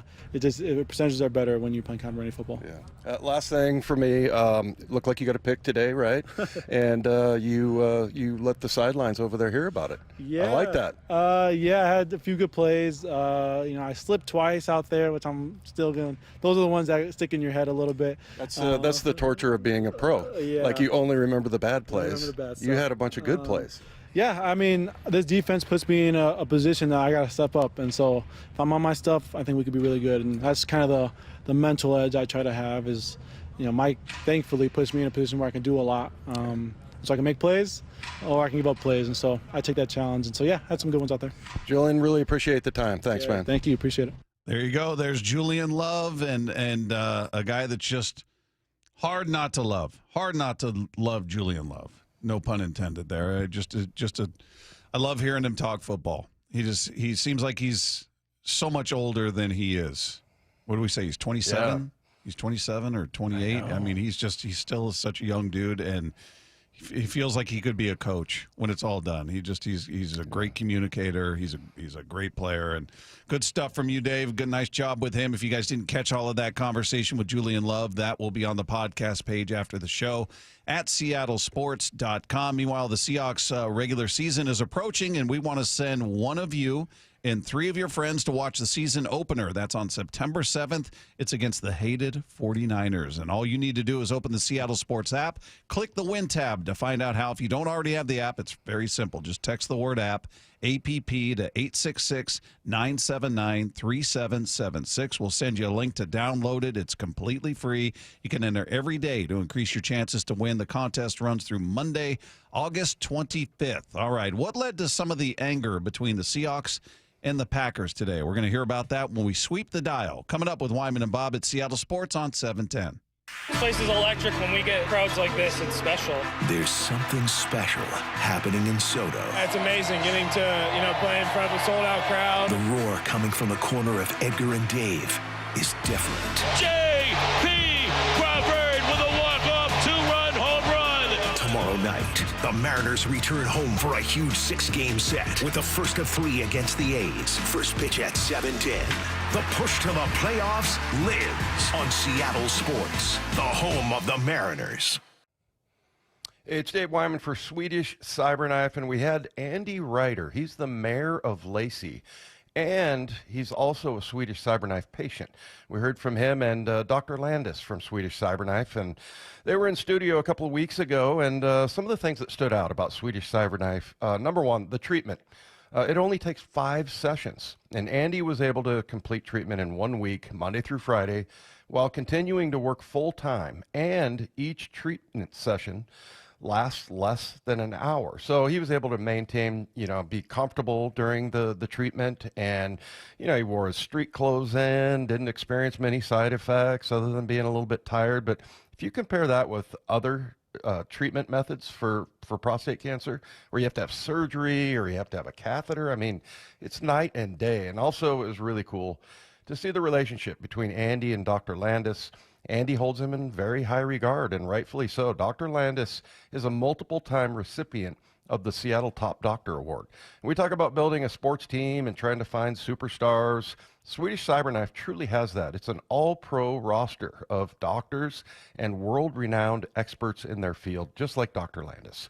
So Swedish Cyberknife, they treat patients from all over the state, and you don't need a physician referral. You can reach out to them directly. So if you've been diagnosed with prostate cancer, go to swedish.org/cyberknifeprostate.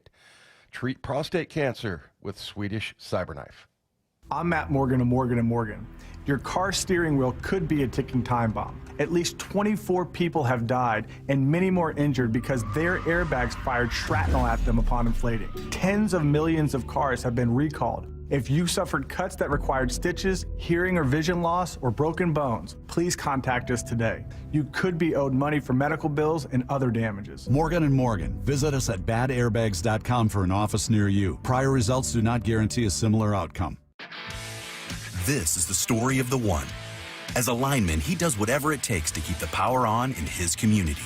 And he wants a partner like Grainger who does the same. Grainger offers the professional-grade products he needs, from voltage detectors to harnesses to hard hats, plus fast, dependable delivery, so he can rise to every challenge. Call 1-800-GRAINGER, click Grainger.com, or just stop by. Grainger, for the ones who get it done. This is the story of the one. As a safety manager at a manufacturing plant, he does everything he can to keep his coworkers safe. From finding ways to reduce risks to keeping safety supplies in stock. And for that, he relies on Grainger. Grainger offers a broad range of quality products and next-day delivery, so he can always play it safe. Call 1-800-GRAINGER, click Grainger.com, or just stop by. Grainger, for the ones who get it done. Tired of hearing scary radio ads about the IRS? Tax Relief Advocates is different. TRA is here to tell you that if you owe money to the IRS, whether it's $5,000 or $500,000, we have a solution. TRA can eliminate or reduce what you owe to the IRS with zero risk to you. We have over 1,000 5-star reviews on Google and an A+ with a BBB. End your tax nightmare today by visiting TRA.com or call 800-583-6681. That's 800-583-6681. Bonneville International radio station contests are open to participants 18 years of age or older that are residents of Washington State unless otherwise specified. Employees or agents of the station, Bonneville International Corporation, other area radio stations, or any entity associated with the contests are not eligible to win unless the station otherwise specifies at its own discretion. Persons who have won in the last 60 days from a station contest or event may not be eligible. Full general contest rules are available on seattlesports.com or in person at the station during regular business hours. The home of the Mariners, Seattle Sports. Cal swinging a drive deep to right field. Every pitch of every Mariners game is on the Seattle Sports app. 1-877 Cards for Kids. KARS Cards for Kids. Ready to get rid of that old car? Donate it to Cars for Kids. Call 1-877-CARS-FOR-KIDS to reach a friendly live agent. Donation's super easy, and your car can be picked up as soon as tomorrow. Call us now, 1-877-CARS-FOR-KIDS. 1-877-CARS-FOR-KIDS. Donate your car today. Did you know you can donate real estate too? Stacy here. Sell your car to Wayscar Ford, and when they resell it, they share half their profit with you. That's right. Sell your car to Wayscar Ford, Isuzu, and Auburn. They'll pay you today for your car, and once they resell it, they'll share half their profit with you. WayscarFord.com. For Riverside Roofing, beyond the national accolades, is a family company from right here in Marysville that's built upon important local values like trust. That's why Riverside Roofing is the roofing company you can trust. Find them at riversideroofingllc.com. Comcast Business High Five Hotline. What's the state of your excitement? I signed my business up for the 5-year price lock guarantee, and I can't stop high-fiving people. High five! Okay, deep breath. High five. You're in a good place. You signed your business up for 5 years of gig speed internet and advanced security, all on our ultra-reliable network. Gig speeds and advanced security? I'm so stoked. Yep, and you get it at a great rate that's locked in for 5 years. Woo! The high five is just your body's way of saying, I'm winning. So this is natural. High-fiving everyone you see in a state of business savings enthusiasm? Totally natural. Sweet! Thank you! Thank you! High five, everybody! High five! The Comcast Business 5-year price lock guarantee is back, but only for a limited time, so sign your business up today. High five! Comcast Business, powering possibilities.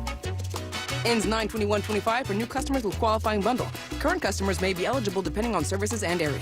Guaranteed rate applies to monthly service charge, excluding taxes and fees. Other restrictions apply. Scanning the airwaves for the most interesting and entertaining stories of the day. Sweeping the dial. Every afternoon at 4:45 with Wyman and Bob. Presented by Silver Reef Casino Resort.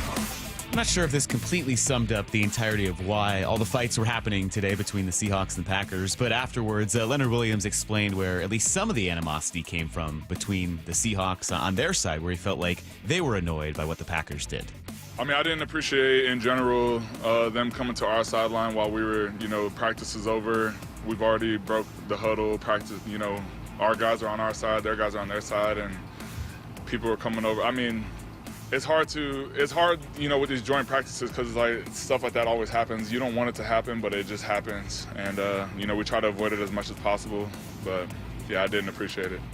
Yeah, Dave, I always assumed a lot of the fights would be guys that are trying to put on a show for the coaches, show their intensity. I want to make this roster, but reading the recap, like I said, from Brady, it was Ernest Jones, it was Devin Witherspoon, it was Anthony Bradford, it's Leonard Williams. It's guys that have their spots that are prominent players. I just figured, all right, it's the guys that are just on edge, they don't know if they're going to make the cut or not, and I got to fight for every blade of grass here, and I'm not letting anybody punk me, and I always figured it'd be those guys would be the more common agitators, if you will.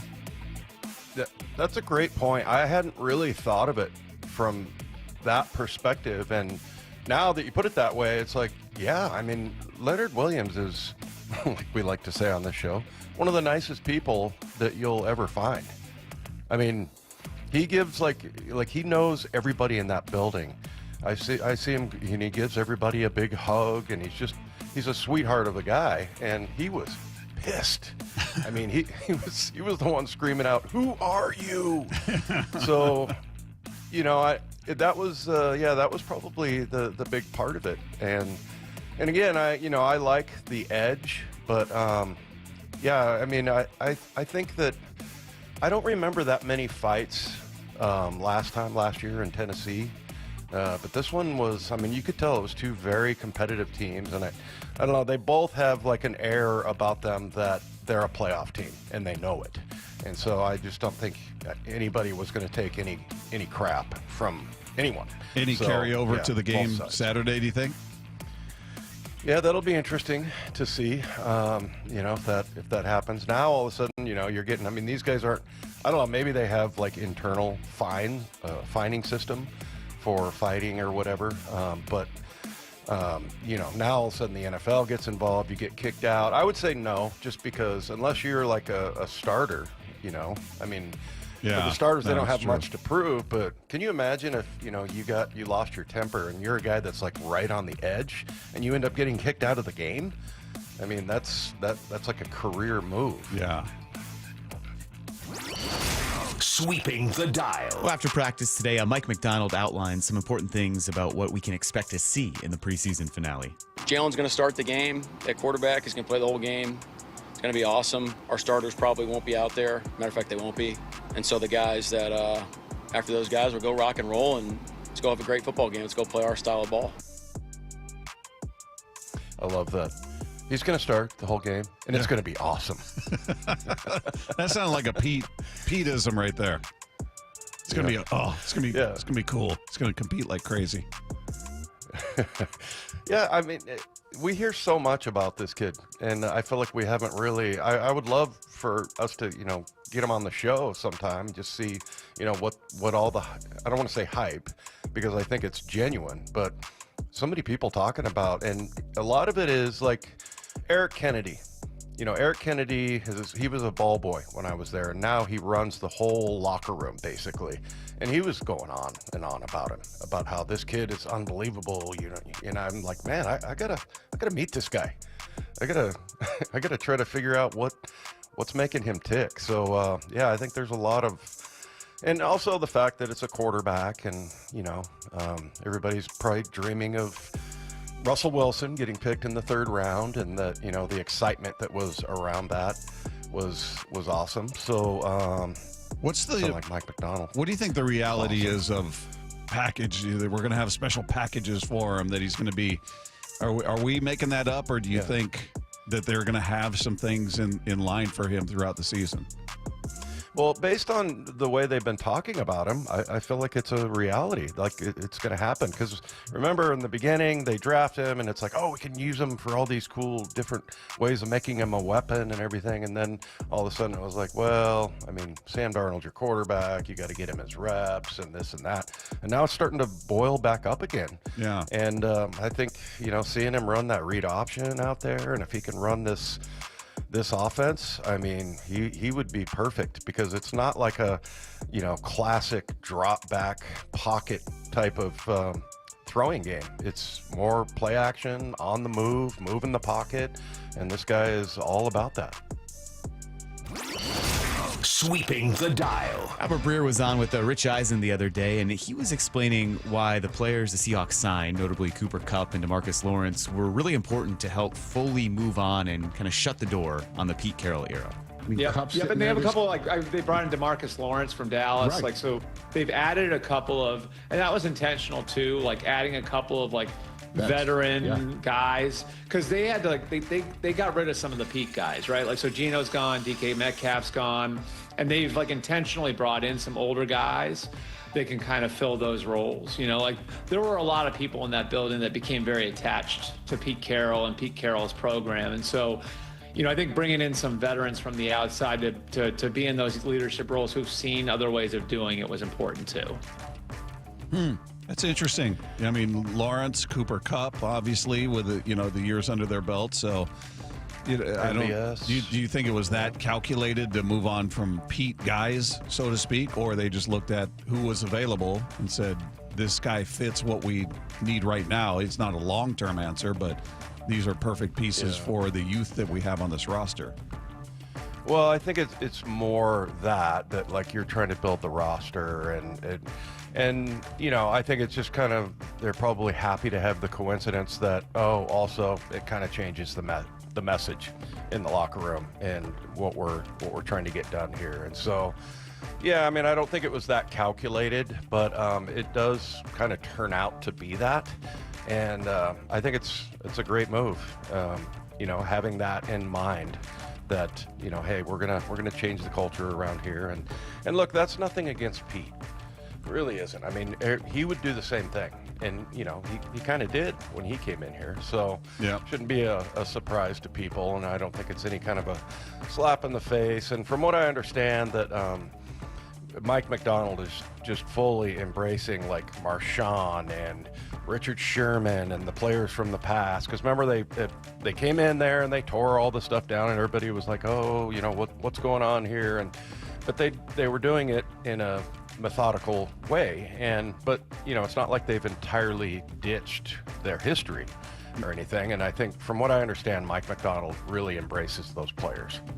All right, coming up, Charlie Furbush. I saw him walk in the studio. He's here. He's going to join us in studio for the next hour, talking everything Mariner baseball. That is coming your way next with Wyman and Bob at Seattle Sports on 710.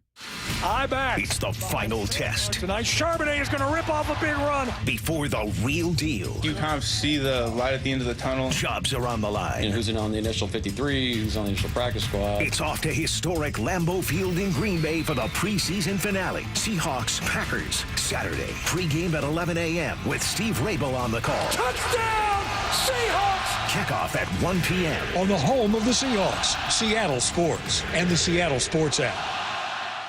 Everyone always asks me, what were your top reasons for choosing Advanced Hair? Well, allow me to share, along with some details on, get this, their once-a-year summer savings event. Okay, first off, Advanced Hair stands by the results, and I'm living proof those results are second to none. With Advanced Hair, your own natural hair is guaranteed to grow. Secondly, Advanced Hair combines top-rated physicians with modern technology, creating a concierge quality experience that blew away my expectations. And lastly, Advanced Hair's Advanced FUE begins regrowing your own natural hair the very next day. It is quick, simple, and easy. Now, if you have a flexible schedule this summer and you've been waiting for that special savings opportunity, well, it's here. Advanced Hair's Summer Savings Event will get you the most hair for your dollar. It's their best offer ever. For details to schedule your free consultation, call 425-449-8185. One-day treatment, life-changing results. Your new hair is guaranteed to grow. Before and after pictures at advancedhair.com. Hi, I'm Justin Shirley. We offer 0 down, 0 interest, and 0 payments for 24 months on new roofs. Call 866-ROOF-ROOF now. State Roofing and Exteriors. Held to a higher standard since 1968. Luxury has arrived at Snoqualmie Casino and Hotel. The hotel is open and you can book now at snocasino.com. The destination spa, the expanded non-smoking gaming floor, the big 2,000-seat entertainment space and convention center, and yeah, the new restaurants, food venues as well. Effortless style and the utmost in relaxation. Go to snocasino.com to book. Seattle's closest is now Snoqualmie Casino and Hotel. Endless hours of research, seeking referrals, dozens of calls. Hiring the right attorney can be a challenging process during an already difficult time. JP Pendergast with Pendergast Law explains. In Washington State, Tom, there are thousands of attorneys to choose from. Referrals and online research can be helpful, but discovering the right attorney requires a conversation. It can be hard to identify integrity and authenticity without that interaction. So, what do you recommend? We encourage anyone looking for personal injury representation to call for a free consultation with our team before making a decision simply based on referrals or online research. Accident victims need an attorney that listens, demonstrates honesty, and is genuinely understanding of their unique circumstances. The care, attention, and preparation that our firm provides throughout the case mirrors the effort involved when taking on the insurance companies. Save time and avoid mistakes after an injury. Contact the caring and compassionate team at Pendergast Law. If you or a loved one has been injured in a car accident, call Pendergast Law.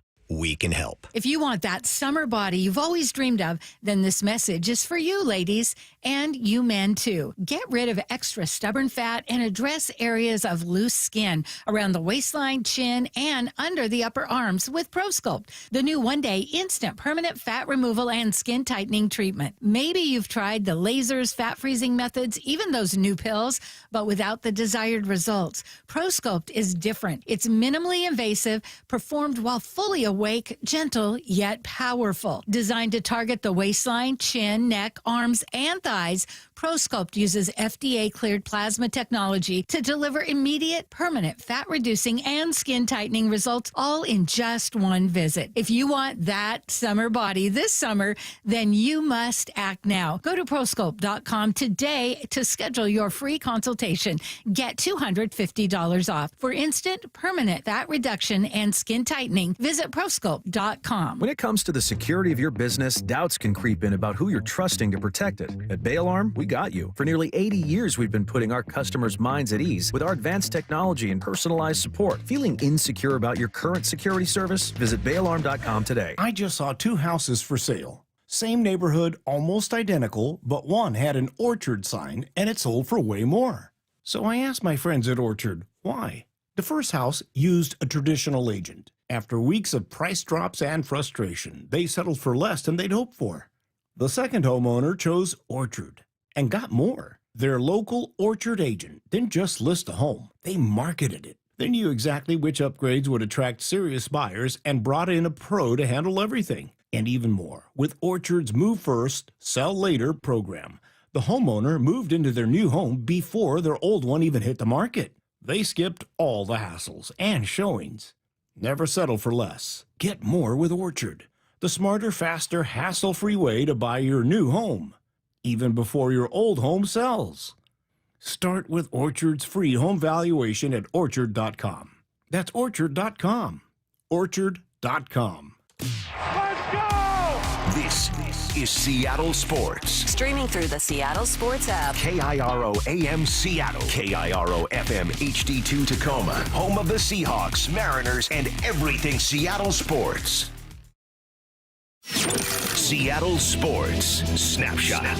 Well, the Mariners get a much-needed day off today, and they begin a 6-game homestand tomorrow. The A's come to town for Game 1 of that one. We'll be broadcasting live from the broadcast booth. We will not be at Edgar's. We'll be up in the broadcast booth at T-Mobile Park with Wyman and Bob. Game's going on right now. Nationals up big on the Mets, 9-3. That one in the top of the 9th in Washington. Top of the 9th in San Diego.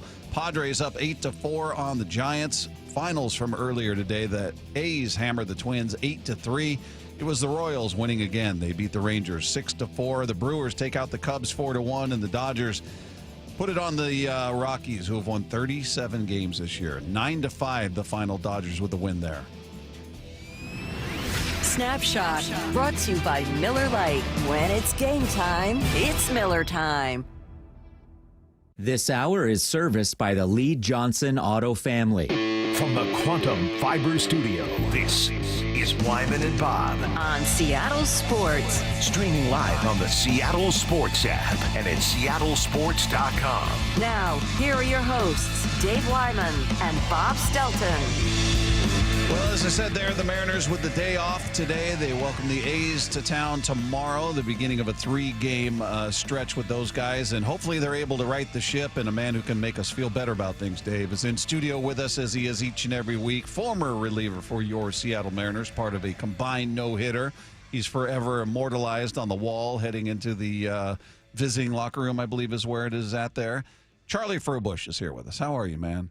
I'm doing great today. Yeah? Yeah, I'm here to make you feel better. Okay, good. That's it. Because it's tough to feel good after 2-7 on the road and just getting shellacked the way they did in Philly. I mean, they weren't even competitive, man. So give me your takeaway. What were you feeling? What were you thinking coming out of that 9-game road trip? You know, going into it, it really felt like it could set the team up, you know, with a really good, strong road trip. It could set the team up for a huge run here.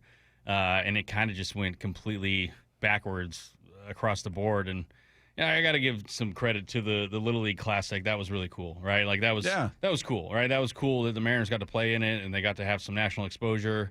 Cal hits the shortest home run of the year. You know, like kind of a crazy thing, but you know, going to Philly and then just getting swept was just not exactly how you drew it up at any point. But you know, from a positive side, it's like, okay, well, now we know what we're up against if we get to the playoffs. This is what we got to get through. We have to be on and we have to be perfect. So at some point you're going to get tested, and this was just a really solid test in the middle of August, and it's kind of a a gut check says, hey, let's show up and let's show up and be better now. We understand what it takes, and the mistakes we made, we can't make those again. We have to be on and just learn from it and try to do the best you can and come out here tomorrow and get a good win here at home. I love it, Charlie. You're always the guy that comes in and kind of calms everybody down, right? Like with Emerson Hancock when he had that 2/3 innings, deal there. Thanks, going. Dave. Appreciate it. But yeah, I mean, and so yeah, I'll ask. I mean, one of the things Bob looked up, the home and away is really off this year. As far as, I mean, obviously, T-Mobile is a pitcher's ballpark, but I don't know, are those numbers alarming to you at all? That I mean, because I looked at last year and then over the career of each player, and yeah, I mean, it's always a little bit worse on the road, but this has seemed pretty extreme. Is that concerning at all? I think it is a little concerning. I think it's one, as you know, it's not easy playing on the road, and there are certain environments, and Philly being, and I say this from my experience, without a doubt, like Philadelphia has I don't know, most obnoxious, rude fans there is. Like they are. Yeah, we talk to one every week. I know, exactly. I listened yesterday, and he was certainly he was gloating. You missed El Hombre gloating yesterday, Yeah. Dave, and he sent me a picture that I'll send you of him wearing all Phillies gear, holding up a broom. He's very happy. Oh yeah, I tweeted it out. He wanted it out there. So I was like, all right, help yourself. But anyway, continue, man. But no, I just, the whole Philly series and how you get swept like that. I just feel like I go back to, what's going on here, and just playing on the road is just so different, and having that environment.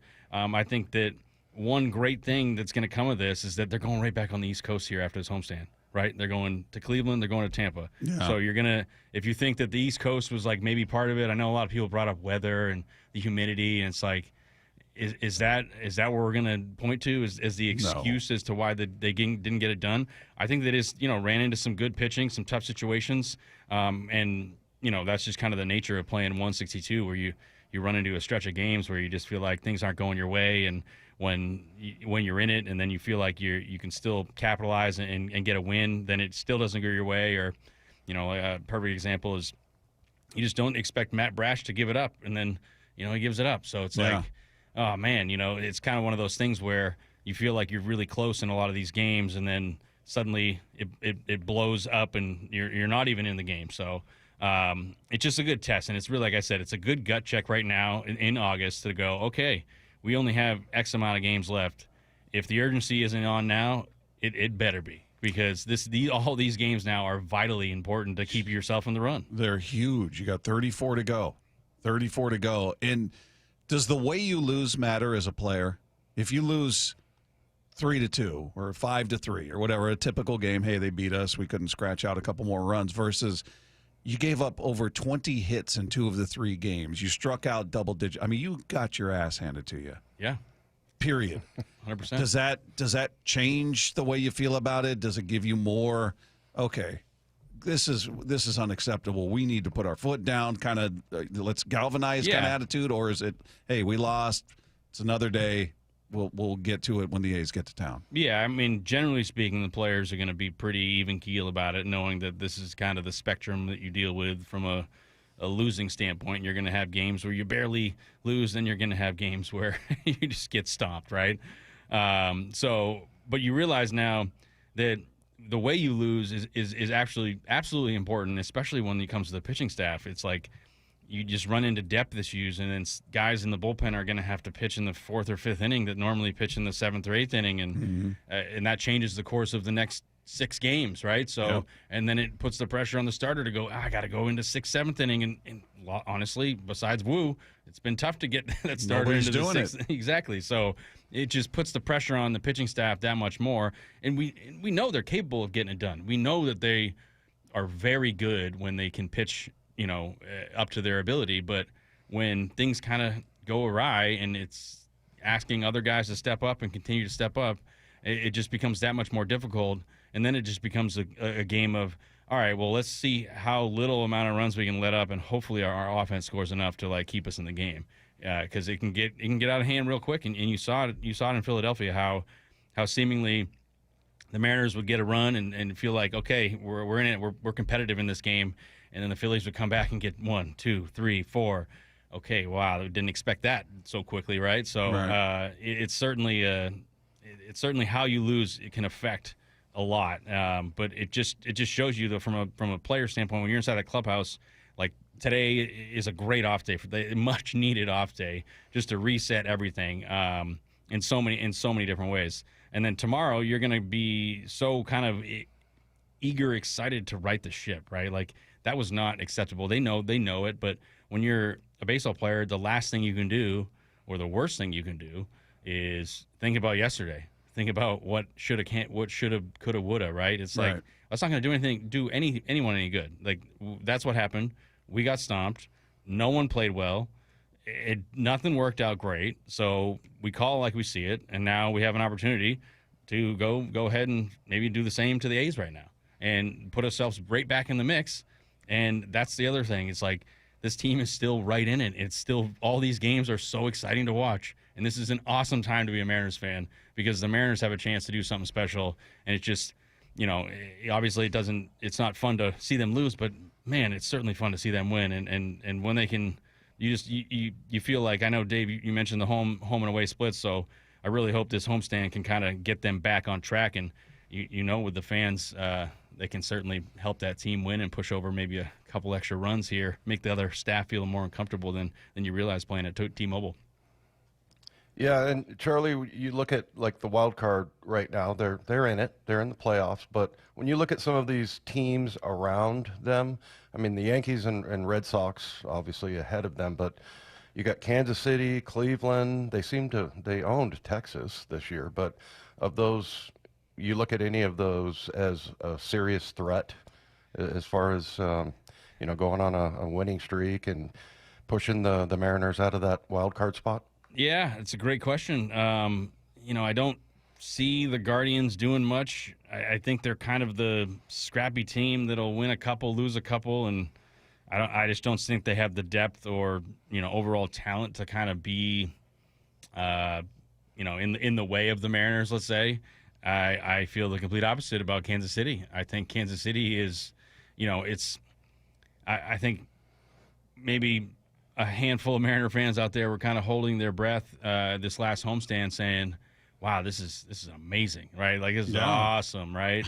I really hope the team didn't peak too soon, right? Like, I think that's just part of it. Like, ideally, you're having this run in the back half of September that sets you up, but that's the one thing. It's like, oh man, this game can be so fickle at times, but getting this team into the playoffs, I think that's where the team can be the most dangerous. It's like, all right, let's just get in and then give yourselves a chance. But it certainly doesn't help when you have a team like the Royals, who's just kind of on fire right now, and they have a fantastic pitching staff. Even seeing it here on the screen there, 2 back. So it's like, okay, it just shows you these next 32 games are so important. 34 games are so important, and every win counts. And you've seen situations. I've been there in 2014, and the team's been there in multiple years where it comes down to one game, right? It comes down to one game, and you're like, oh my gosh, right? Like, of the 162, we missed the playoffs by one game. Like, past couple of years, I know, yeah. and just painful. And that's what's right. That's what's so tough. It's like, I think it's one thing in years past, maybe even when I first got traded over. Like, in a way, the season was over in August, right? Yeah. You're 25 out, right? It was really kind of hard to, pick yourself up from a team aspect at that point. But, being one game, it's like you can just pick around. You can look at all the games that the Mariners have played up until this point. Like, they've done really, really well in one-run ball games, right? And I think there's a lot of situations where it could have went the other way. So you just realize that every single win throughout the 162, although it's a day game in Baltimore, huge. Yeah. It's so important, and I know, Dave, you know this way more than I do in a lot of ways, just because it maybe is more amplified in football, having to play a limited amount of games, one a week. I think when you play baseball, 162 for some people can feel, I don't know, repetitive or mundane or routine-based, where it's not necessarily the most important thing. But in a lot of ways, the best teams go out there every day knowing that, it's not like a World Series in that sense, but I'm going to do everything in my power in the 27 outs we have to try and win this game. And, that's kind of the difference, I think, in a lot of different successful teams. Is like every game matters, and it's so important. And when it comes down to September and then you miss the playoffs by one game and you go, oh, my gosh, how many games could we have won this year that we lost, right? Did we give it? Did we give it away? Did we so? Well, and this team should know that better than anybody. I know, missing the playoffs by one game multiple times in the past couple of years. So, but kudos. I'm just saying, kudos to Jerry and everyone to do some stuff to try and buy themselves some extra wins. Getting Gino, getting Naylor, getting Ferguson. This is now on the players and the coaches. Absolutely. Now it's like, hey, you got the tools, you got everything you need. And now go execute, right? Go get it done. I'm curious, back to the rotation for a moment. Wu is your guy.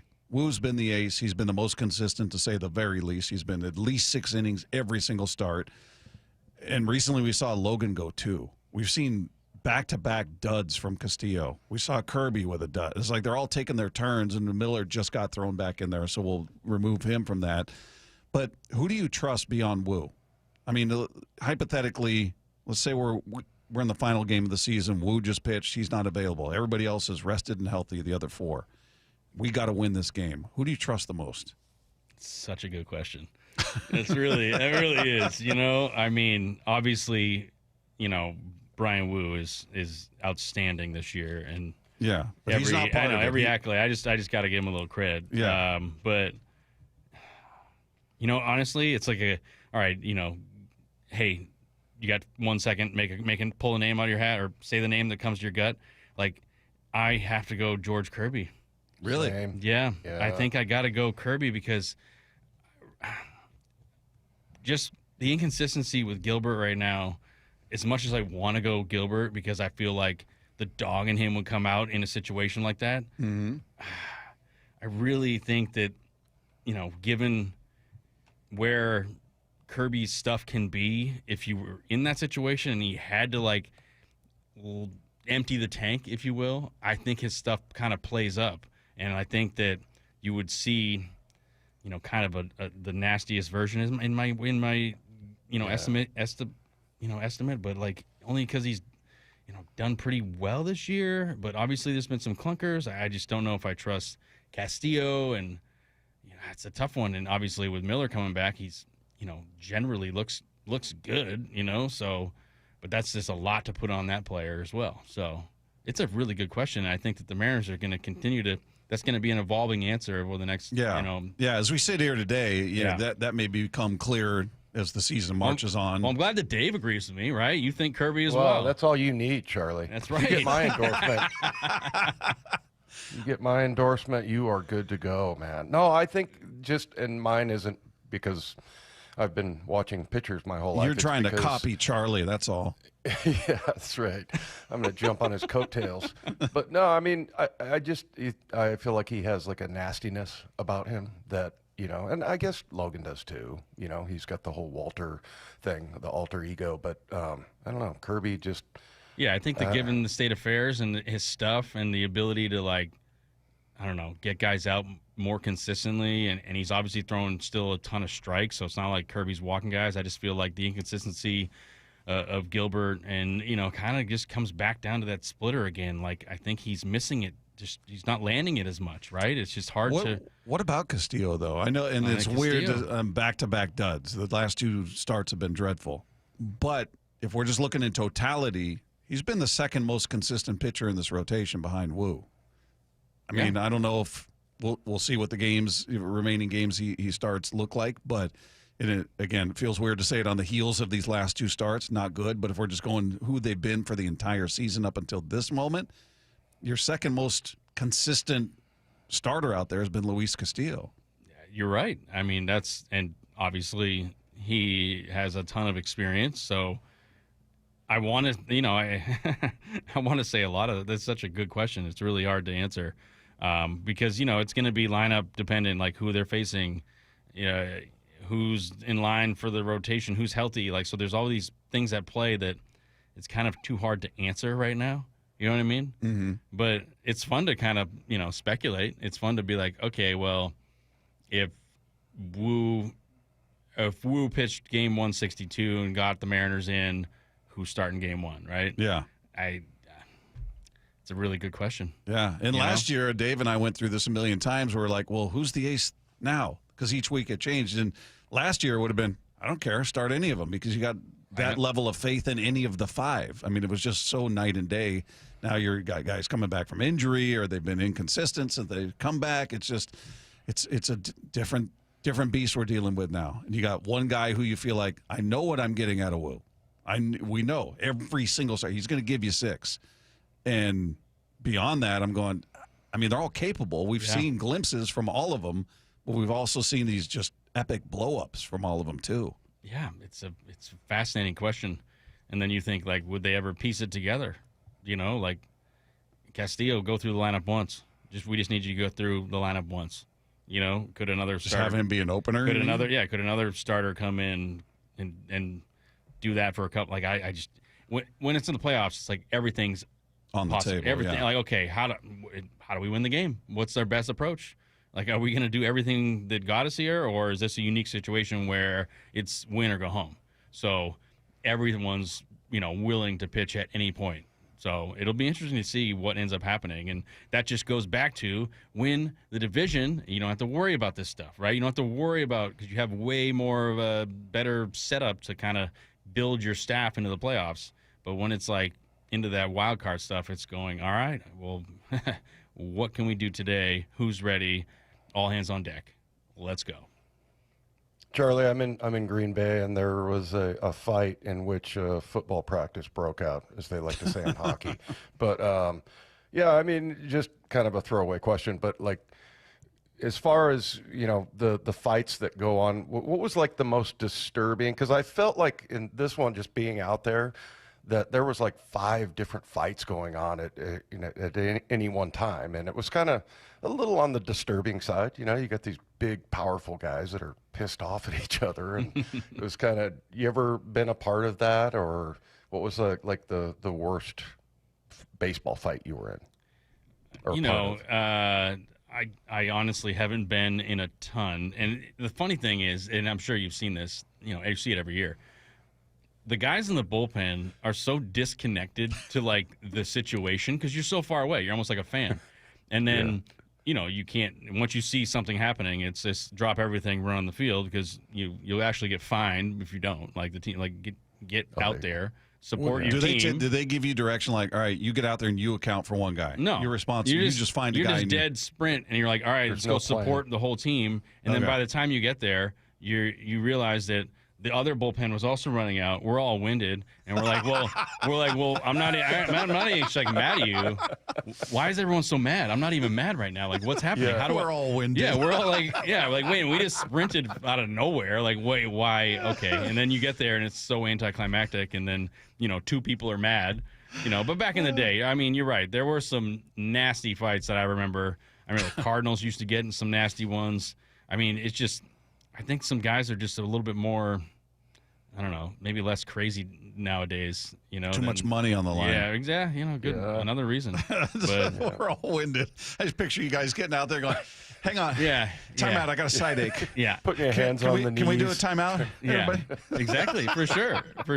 And then there's always, like, the one crazy bullpen guy that runs in, and he's, like, ready to spear someone. Like, okay, I'm ready to do something. I got to throw some, I got to get mad at someone. Yeah. It's like, wait a minute, dude. Like, come on, man. Or you're Ryan Roland Smith and you get locked in the bathroom. You can't get your way out. So that's classic. Hey, a reminder, the Seahawks regular season is approaching, and we want to send you and 3 of your friends to watch the season opener on September 7th against the San Francisco 49ers, and all you need to do is open the Seattle Sports app, click the Win tab to find out how. If you don't already have the app, here's what you do. Just text the word app, APP, to 866-979-3776. We'll send you a link to download it. It's completely free. You can enter every day to increase your chances to win. The contest runs through Monday, August 25th. Meanwhile, what could the Mariners bullpen look like in a couple of weeks? We're going to get into that next. We got Charlie Furbush in studio with us. It's Wyman and Bob, Seattle Sports on 710. There's something special happening in Soto. I feel like that's what happens when you add guys. It just changes the mojo. That roar coming from the corner of Edgar and Dave, it's different. This one is going. Goodbye, baseball. Josh Naylor with a home run. Tomorrow night, the Mariners return home for a huge 6-game set. Mariners, A's. First pitch at 7:10. We believe in each other and we're ready to fight. The push to the playoffs lives on Seattle Sports, the home of the Mariners. Goodbye, baseball. Home runs in 3 consecutive games. Cal Raleigh, the big dumper. The Mariners postseason push is on, and there's a whole new way to be part of the action. Introducing the Homestretch Flex Plan, a $500 membership that gives you the freedom to choose your games and seats for the rest of the season, all while saving 5% on tickets and no fees. Strike 3 call. Triple digits to end it and complete the sweep. You can use your credit however you want. Go big with club seats for a couple high-stakes showdowns, or stretch it out into the final series against the Dodgers. And the best part? Homestretch Flex members get priority access to our postseason pre-sale. That means you're first in line when October comes calling. The team is locked in. J.P. Crawford! Game winner, walk-off action in the 9th inning. And now it's time to bring the energy down the stretch. Come on board today at mariners.com/homestretch. Mariners baseball. Try dance up. Bump letting you know the Labor Day sales event is on at West Hills Chrysler Jeep Dodge Ram. The 2025 Ram 2500 and 3500 heavy duty brings muscle and good looks with class-leading torque and towing. Don't sleep on the new grille, LED lights, and tech upgrades. On sale now for $8,000 off MSRP, subject to credit approval. Offer ends September 2nd. West Hills Chrysler Jeep Dodge Ram, part of the Hazelwood Auto Group. Hazelwood has it! Ow! I'm Matt Morgan of Morgan & Morgan. Your car steering wheel could be a ticking time bomb. At least 24 people have died and many more injured because their airbags fired shrapnel at them upon inflating. Tens of millions of cars have been recalled. If you suffered cuts that required stitches, hearing or vision loss, or broken bones, please contact us today. You could be owed money for medical bills and other damages. Morgan & Morgan. Visit us at badairbags.com for an office near you. Prior results do not guarantee a similar outcome.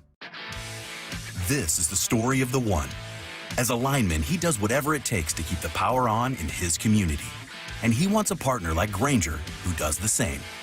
Grainger offers the professional-grade products he needs, from voltage detectors to harnesses to hard hats, plus fast, dependable delivery, so he can rise to every challenge.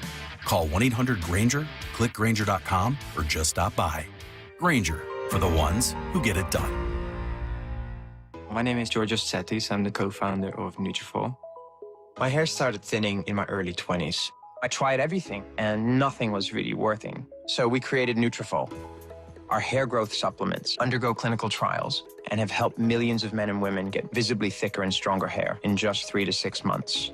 Get growing at Nutrafol.com. That's Nutrafol.com. These statements have not been evaluated by the Food and Drug Administration. This product is not intended to diagnose, treat, cure, or prevent any disease. Whether you're building a single roof or a successful roofing business, roofing contractors like you need the right tools for the job, and software is no exception. Service Titan is on a mission to be the most powerful software platform for the trades, with purpose-built technology proven to maximize revenue, streamline operations, and deliver 5-star customer experiences. We are taking roofing companies like yours to the next level and beyond. Service Titan. We are built for this. See what we can do for roofers at servicetitan.com. The home of the Mariners. Left off to center. It is on its way. Julio, 2-run home run. Hear every pitch on 710 and the Seattle Sports app. When your outside matches how you feel on the inside, that's kindness. And so I think that is the one thing that the Lee Johnson Auto family encourages us, is to be like really authentic and really be intentional in how we treat our customers and how we treat each other. To have a good company, have a good culture, have a good crew that takes care of your customer base. You have to take care of your crew. You can't have miserable people and expect them to give a customer a good experience. Walking in here, meeting some of the employees already before I was even hired on, welcoming me in, gave me a good indication what this company was all about. So if I were to make an hour and a half drive here and to have fun here for 8 to 9 hours a day versus if it's the other way around, then I'll take it. It's not a script. It's a belief. The LJ Way is the Lee Johnson Auto family. Now is the time. We talk about it year-round, but roofing season really is upon us. It's Mike Salk here. So what makes it roofing season?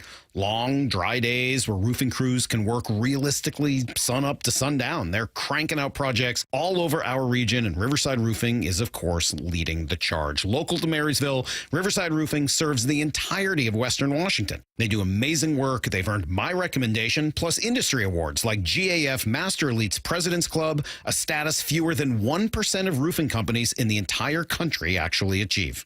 Get a roofing quote in less than 60 seconds using Quick Quote directly on riversideroofingllc.com. It'll pop up as soon as you go on their website. During and after your roofing job, you can expect a yard and driveway totally clean of debris. Behind their national accolades is a family company from right here in Marysville, built upon important local values like trust. That's why Riverside Roofing is the local roofing company you can trust. Go to riversideroofingllc.com. This hour is serviced by the Lee Johnson Auto family. From the Quantum Fiber Studio, you're listening to Wyman and Bob. Weekdays 2 to 7. On Seattle Sports and 97.3 FM HD2.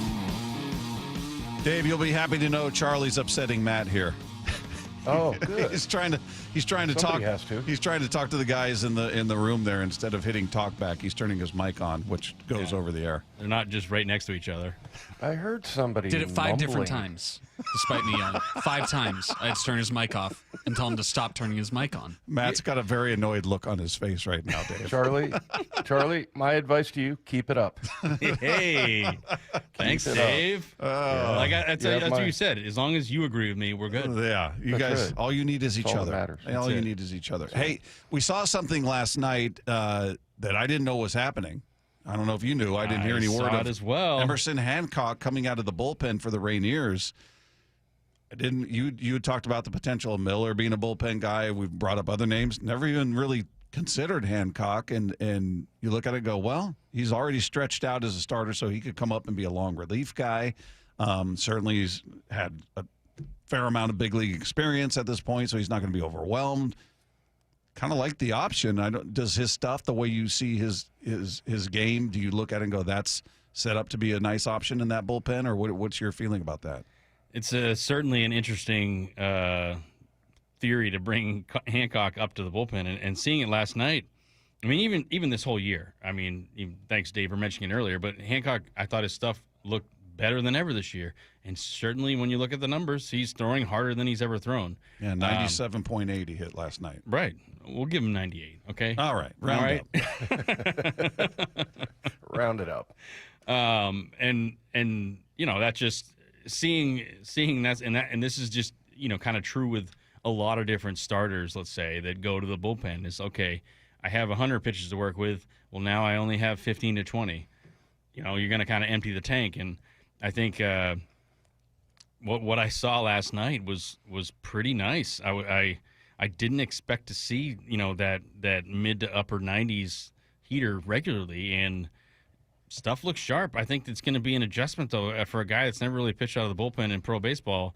It's going to be an adjustment being in situations and having to pitch out of the stretch all the time, and so I think this will be a perfect kind of short run to get your feet wet in the bullpen and see what it's like down there in between innings. See how you react, because in a lot of ways, as a former starter, you're so routine driven and you're so this is what I do today, this is what I do tomorrow. Like everything's kind of set up, and I would say it's way more chaotic in the bullpen because everything's not set up and there's no predictability to anything, and you don't know when you're going to pitch. So you're kind of like having to figure out, well, how do I get ready and how do I make sure that I'm always close to peaking and making sure the body's warm, and there's just so many factors that go into it. So it's really nice that it was a small sample size, looked good, looked clean, a lot to like about it. He's a big guy, so I think it'll continue to play up. But what you realize real quick out of the bullpen is there's zero room for inconsistency when it comes to throwing strikes. Yeah. Like, you have to come in and be dialed.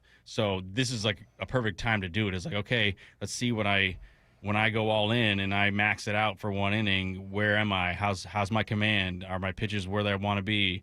Is it a mental thing that's not allowing me to do it, or is everything clicking and now it's just become second nature and I can pick it up instantaneously?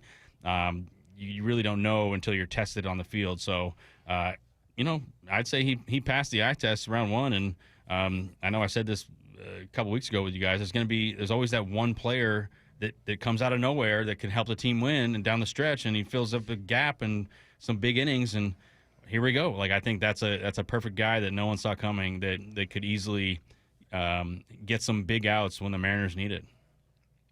Who's a good value coming out of the bullpen? Like, I feel like we hear a lot about Munoz and Brash, and every once in a while, Spire, but like, who's a underappreciated pitcher that you see coming out of the? It's another fantastic question. I was talking about this the other day out on the golf course. You and I are dialed in today, man. Dialed. We're thinking the same. Like, oh man, great questions. It's amazing. Yeah, this is my favorite day on radio. Not surprised. Ever. Yeah, likewise. Yeah, unbelievable. Anyway. The guy that I think continues to really, I guess, outlive his expectations and continues to impress me is Bizzardo. Yeah. Yeah, and I think that, same thing. This year, he's throwing 97, 98 at times, and that was not the case last year. So he's clearly put the work in the offseason and is looking, better than ever, and he's gotten some, bigger leverage situations. I mean, typically you maybe wouldn't see him in those situations, but I think he's kind of earned some more opportunities because he's continued to get the job done, and just look at his numbers across the board. He's having one of the best years of his career. So that's the guy out of the bullpen I think is kind of like underappreciated at this point. And I'll give another plug to Ferguson, the other lefty. I think he's solid. And that's Fergie. Fergie. Okay. Fergie. Yes. Fergie and Vargie. Or, Furby and Fergie. I mean, that'd be quite the combo down there, right? Wasn't the Furby the thing that cut your hair? Oh, There was yeah, vacuum? we don't need to go down that Or no, path that was again. the Floby. No, it was that was the Floby. Remember that? It was like a vacuum hose and it cut your hair. They used to see those infomercials. Okay. Anyway, sorry, I got this distracted. Make me feel young. That's perfect. You remember that. Come on, Floby. One of the, I guess, two positives that stuck out to me from a dreadful road trip is Julio Rodriguez is rolling. He's been their best hitter since the All-Star break. He's hitting well over 300. He's got almost a 400 on base in August. And we've seen Gino Suarez start to find it a bit. He's got hits in, 7 of his last 8 games. He had 4 hits in his last 8 plate appearances. So he's a guy we've been waiting. He's gotten off to a really slow start since they brought him over. And maybe we're seeing his bat come alive. So those were two things that stuck out to me, that pitching aside. Anything you cling to offensively that you liked in what was an otherwise really awful road trip? Yeah, Julio. It's like no doubt about it. It's I feel like we've talked about this. I'm like, if we look at the end of the season, Julio's going to have some fantastic numbers, and I think that when you look at him as when he's struggling, it's just like, how do you struggle? Like, you're so good. Mm-hmm. And right now, this is kind of that stretch he always hits every year, and he goes on these runs where he just becomes such a tough out, and he's hitting the ball hard and just doing things, left and right. So that's the guy that I continue to just watch and go, all right, man, you're really close, and you can do a lot and carry this team. We've seen it time and time again as Julio goes, the team goes, and now it just doesn't have to fall on Julio's shoulders. It just needs some other guys to continue to step up and get the job done in the lineup. But I'm continue to be impressed by this player, and I'm just not surprised, but he's gonna have an MVP at some point. Like, he's got all the tools to do it. It's just a matter of all of them clicking at the same time. Yeah, and I overstated his on base a bit. He's hitting 320 for August, 354 on base. He's got a 667 slug, 1021 OPS, and 6 home runs, 15 runs driven in this month so far. Mm-hmm. So he's having a month. He's having that month we've all. He can do that for a season. It's just a matter of time. Yeah, so there you go. Meanwhile, we've got some lineup questions for Charlie. We're going to get to those coming up next with Wyman and Bob. This is Seattle Sports on 710. This place is electric. When we get crowds like this, it's special.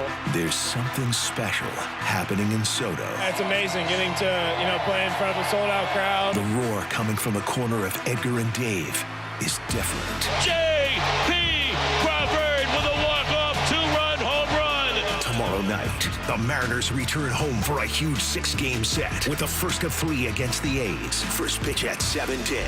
The push to the playoffs lives on Seattle Sports, the home of the Mariners.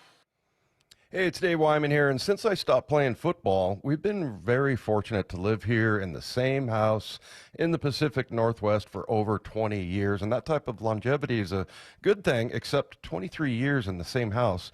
It means a lot of things start to break, and most recently, it's been our windows. Virtually every seal has broken, and it's why I reached out to Harley Exteriors. Chris and Ray came out to the house, and I could instantly tell we'd get along great, and I'd want to do business with them.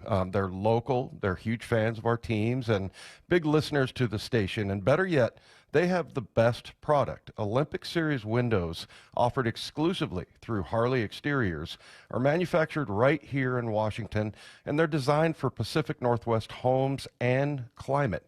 And that means cooler in the summer, warmer in the winter. So look up Harley Exteriors for your window replacement. And in August, Harley Exteriors is offering 50% off basic installation. So no payments for 1 year and an additional $200 off your project. So call 833-HARLEY. That's 833-HARLEY, or go to harleyexteriors.com.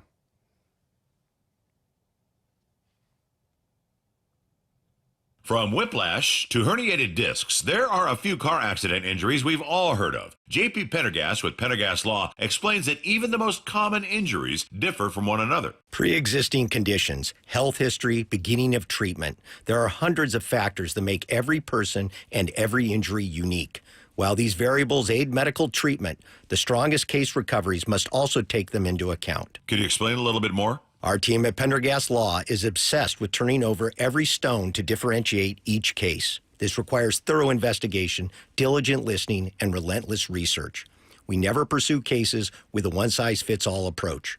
We built our success by treating every injury and every case with the individualized attention our clients need and deserve. Pendergast Law's individualized approach to even the most common injuries makes the difference in case outcomes. It's another reason why I can't recommend them enough. If you or a loved one has been injured in a car accident, call Pendergast Law. We can help. You're listening to Leaf Filter Radio, and the guru of gutter protection himself, Chris Coonahan, is here to take your most pressing leaf-related questions. Hey, everybody, Chris here. I understand we have Ron on the line. Ron, where are you calling from? Uh-oh. Ron, are you calling from a ladder? Well, I was. I wanted to ask Chris what I need to do to get my gutters ready to have Leaf Filter installed. Oh, Ron, you don't have to do anything. A Leaf Filter Trusted Pro will come out and clean out your gutters, realign and seal your gutters, and install Leaf Filter, America's #1 gutter protection system. So I didn't need to get on this ladder? Ron, Leaf Filter Trusted Pros are in your neighborhood and ready to help. Just visit leaffilter.com/deal to schedule your free gutter inspection and get up to 30% off. Thank goodness. What was that site? That's leaffilter.com/deal for your free gutter inspection today. See representative for warranty details. Promotion is 20% off plus a 10% senior or military discount. One discount per household. Luxury has arrived at Snoqualmie Casino and Hotel. The hotel is open and you can book now at snocasino.com. The destination spa, the expanded non-smoking gaming floor, the big 2,000-seat entertainment space and convention center, and yeah, the new restaurants, food venues as well. Effortless style and the utmost in relaxation. Go to snocasino.com to book. Seattle's closest is now Snoqualmie Casino and Hotel. The home of the Mariners. One hopper snared at short. On a quick hop by J.P. Crawford. That guy's a magician over there at shortstop. Seattle Sports. Download the Seattle Sports app. Hey, it's Bob Stelton here, and I can see clearly now. It's amazing. Let me tell you about one of the best decisions I've ever made in my life. That's when I went to K2 Vision for Refractive Lens Exchange, or RLE. Dr. Kopstein started K2 Vision with Dr. King from King LASIK, the most experienced LASIK surgeon in the Northwest. King LASIK plus K2 Vision equals freedom vision for every stage of life. No glasses, contacts, readers, or cataracts. So if you're somebody that struggles with distance vision and now you always need a pair of reading glasses, K2 Vision RLE could be your perfect permanent solution to spending your good active years not needing reading glasses. And here's the capper. You're never going to develop a cataract. I'm somebody that needed readers in every room of the house. I needed to see the scoreboard out at ball games. I just couldn't see clearly. That has all changed thanks to RLE. Whether it's LASIK, EVO ICL, or RLE, trust the most experienced team of doctors to point you in the right direction. Schedule your free Zoom consultation today at K2VisionRLE.com. That's K2VisionRLE.com. Hey, it's Dr. Coogan from Eastside Weight Loss Clinic. We've been fortunate to work with over 4,000 local people and help them hit some pretty amazing weight loss goals. I'm joined by two of them right now, Mike Salk and Ryan Rowland-Smith. Mike, you were able to lose about a pound per day for over a month, 35 pounds in total. Well, as much as I'd love to take all the credit, really, I was just following the plan. Eastside Weight Loss Clinic made it super easy, and there really was no part I struggled with. I was eating delicious, fresh food, all while losing weight. The accountability from your team was great. It just helped me keep the focus. I felt catered to the entire way, and I think Ryan really had a similar experience. No doubt about it. I just finished up the program, and I can't believe how well it worked. I wish I would have started sooner. Talk about motivation. So, thanks for the recommendation. No surgery, no exercise, no packaged meals, no drugs or injections. Just delicious food and a plan that works. Schedule a free 15-minute consultation today at eastsideweightlossclinic.com. Dr. Ryan Coogan, D.C. Results may vary. From the Quantum Fiber Studio, you're listening to Wyman and Bob. Weekdays 2 to 7 on Seattle Sports and 97.3 FM HD2. Coming up at the top of the hour, you'll get the latest installment of the Raleigh Show, so stay tuned for that. We got Charlie Furbush in studio with us, as we do each and every week. And talking about this lineup, Charlie, what do you – they're going to expand the rosters, obviously, in September. That's true every year, and we'll see what happens with Victor Robles with a suspension. I don't know what the timing is on announcing what the suspension is going to be. I know they're going to appeal it, and hopefully they'll shave a couple games off, but there's no – real precedent for what he did. I've never seen that. Seen a batter throw a bat at a pitcher. So I've never had a bat thrown at me. Too. Yeah. I was torn. Dave and I were talking about. I was torn between. Yeah, I get his anger, man. He's been plunked 4 or 5 times in 15 at bats. He said that guy. He swung. That guy hit him twice before. So there's history there. But either way, you can't do it. You can't have it. What would you do with him? Lefko and I were having this debate. Lefko felt like you should call him up right now and begin the suspension. And I'm like, well, I want him to get his reps because he needs, they were saying 50 to 60 plate appearances before they felt like he'd be ready. So get those going while you're still available to play. I don't know when they're going to make that announcement. What would you do with him? It's a really good question, but I will actually be agreeing with Lefko. I also think that's weird. Yeah. That is weird. You sure you want to do that? Are we sure? Everyone's questioning it, but Lefko. I mean, he's probably like, yeah, way to go, Charlie. Yeah, you're right. You should agree with me. Yeah, you totally should. Yes.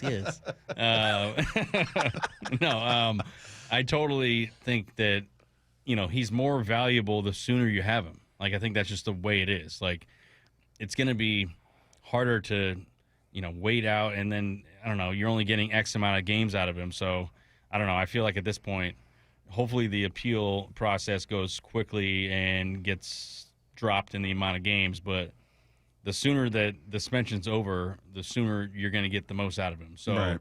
I think, you want the reps, but unfortunately, Mariners weren't anticipating he was going to throw a bat. No one was. It's like that'd be weird if they were anticipating it. He's going to do it at some point. We know it's coming. Yeah. So now it's like, okay, well, just get your reps on the side. You're not going to get game reps, but you can get batting practice reps. You can get other ways to get mimic somewhat like reps, but sim game or whatever. Yeah, I think it's just he brings a spark to the team and the offense that he's sparky. It's hard to replace. So I think. You gamble and say, you know what? Well, you're not going to get those reps now, and we're going to hope that the sooner we have you available, you'll be ready to go as soon as we have you back, and we're gonna roll with that decision. So what does he do? Because I had Ryan Roland Smith explain Ty France, because Ty gets hit all the time. He's always in the top 5, it seems like. And he was like, he covers the plate and he's not gonna give up anything. What is it about in this case with Robles? Like why is he getting hit so much? What is it his fault? There's got to be something that he's doing there, and that would have pissed me off too. I don't know if I'd have thrown a bat, but what do you? Yeah, you're a helmet thrower type from guy. him? I get it. Yes. No, I would say it's partly the hitter's fault, and I obviously maybe say this from a biased position, being a former pitcher, but hitters sometimes get comfortable up there, and they want to see pitches and see it deep in or late in the zone, see it as late as possible. So and what ends up happening is that if a pitcher goes into tendencies where they become predictable, or they're only sticking on one side of the plate. So as a hitter, you may say, okay, I'm just going to eliminate this side, so I'm just looking away, or I'm looking in a certain zone, so I can just continue to kind of wait and see. And then as a pitcher, that's your job, to disrupt timing, that I maybe have realized that he's into this pattern and is willing to be aggressive and go after these pitches in certain locations. So I'm going to try and be unpredictable. And I like to say, I'm going to throw one up in his kitchen and see what happens. I'm going to see if he reacts. And I think there are a lot of ways that your intention isn't to hit him, but your intention is to get him off the plate, so it keeps him honest in the at-bat and doesn't make him comfortable up there, because you're trying to do your best to get the guy out and get the guy out as quick as possible. But, a lot of good hitters, have do a really good job at staying on time and staying in their zone. So hitters end up sometimes getting into tendencies where they get aggressive early, and it makes sense. Robles' first few games back, right? It's like he hasn't seen live pitching in months.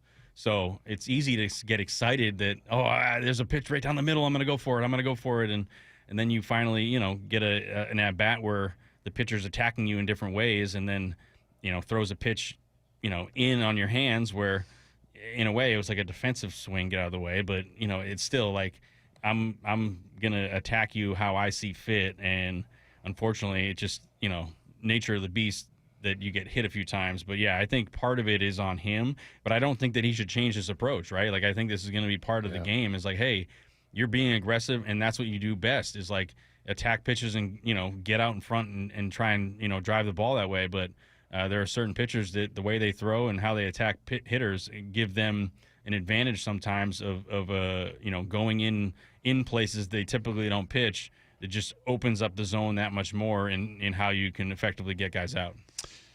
Is it time for them to look at bringing up, whether it's Mastroboni, or I was looking at some of the minor league stats, Samad Taylor's got great numbers down there.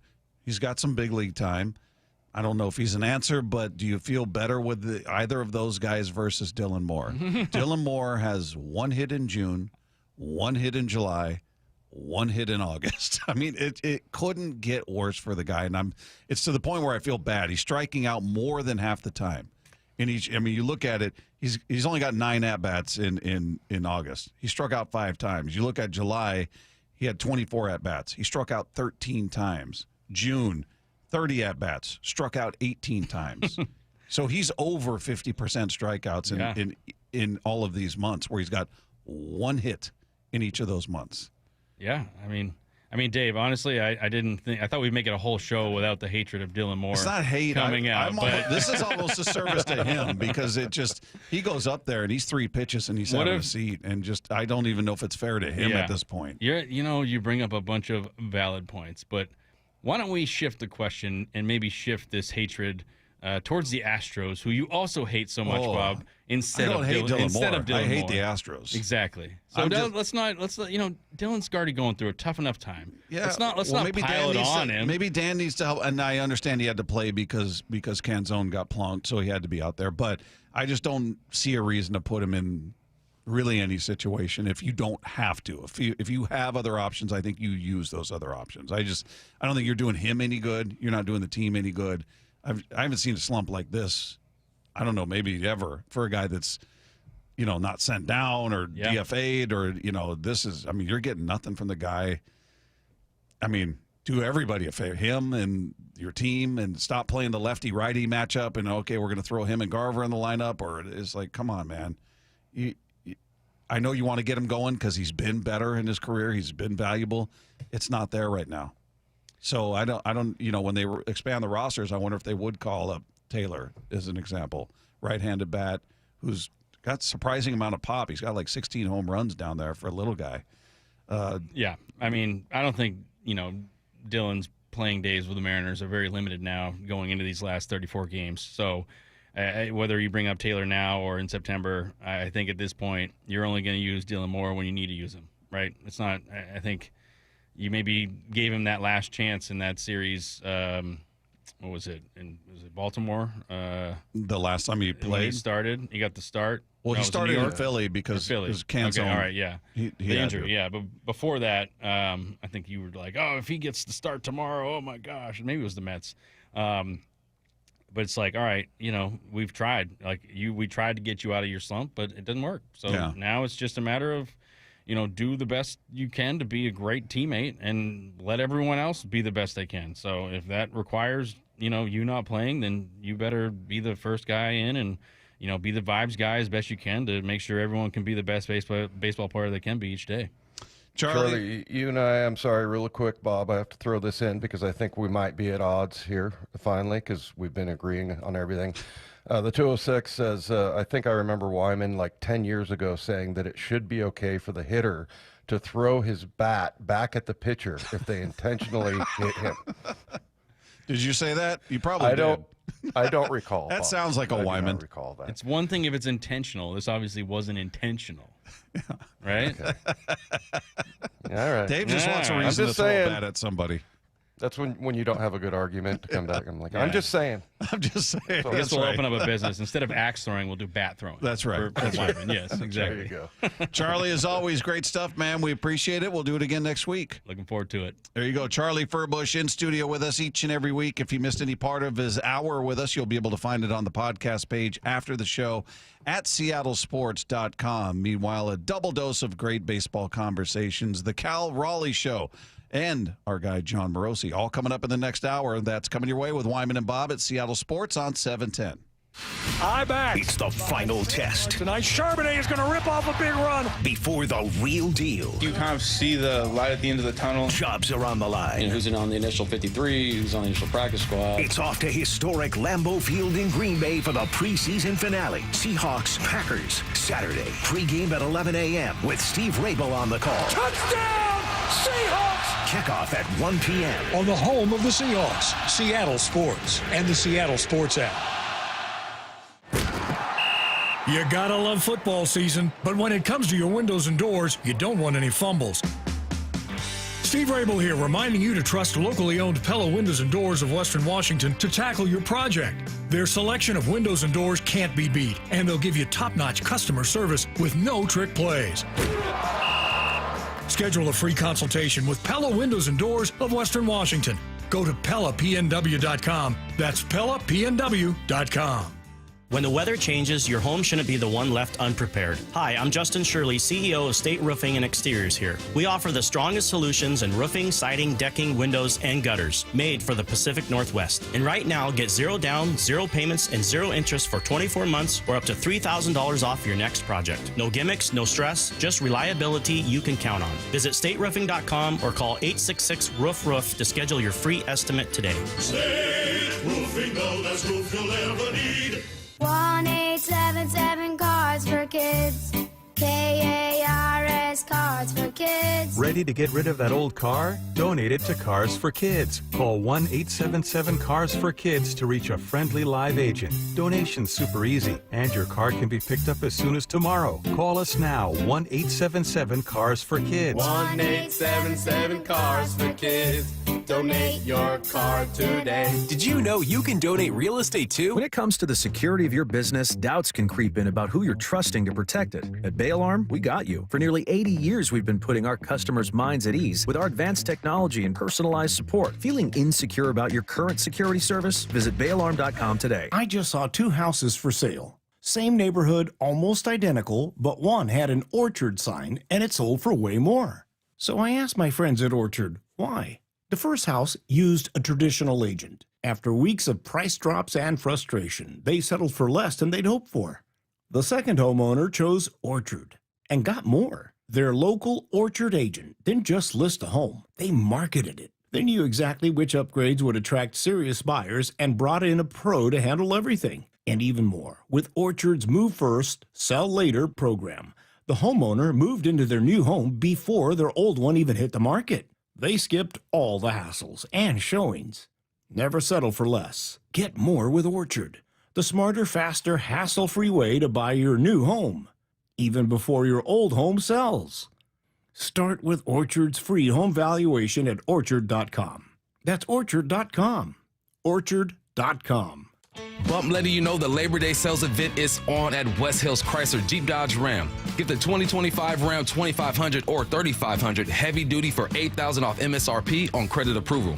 West Hills Chrysler Jeep Dodge Ram, part of the Hazelwood Auto Group.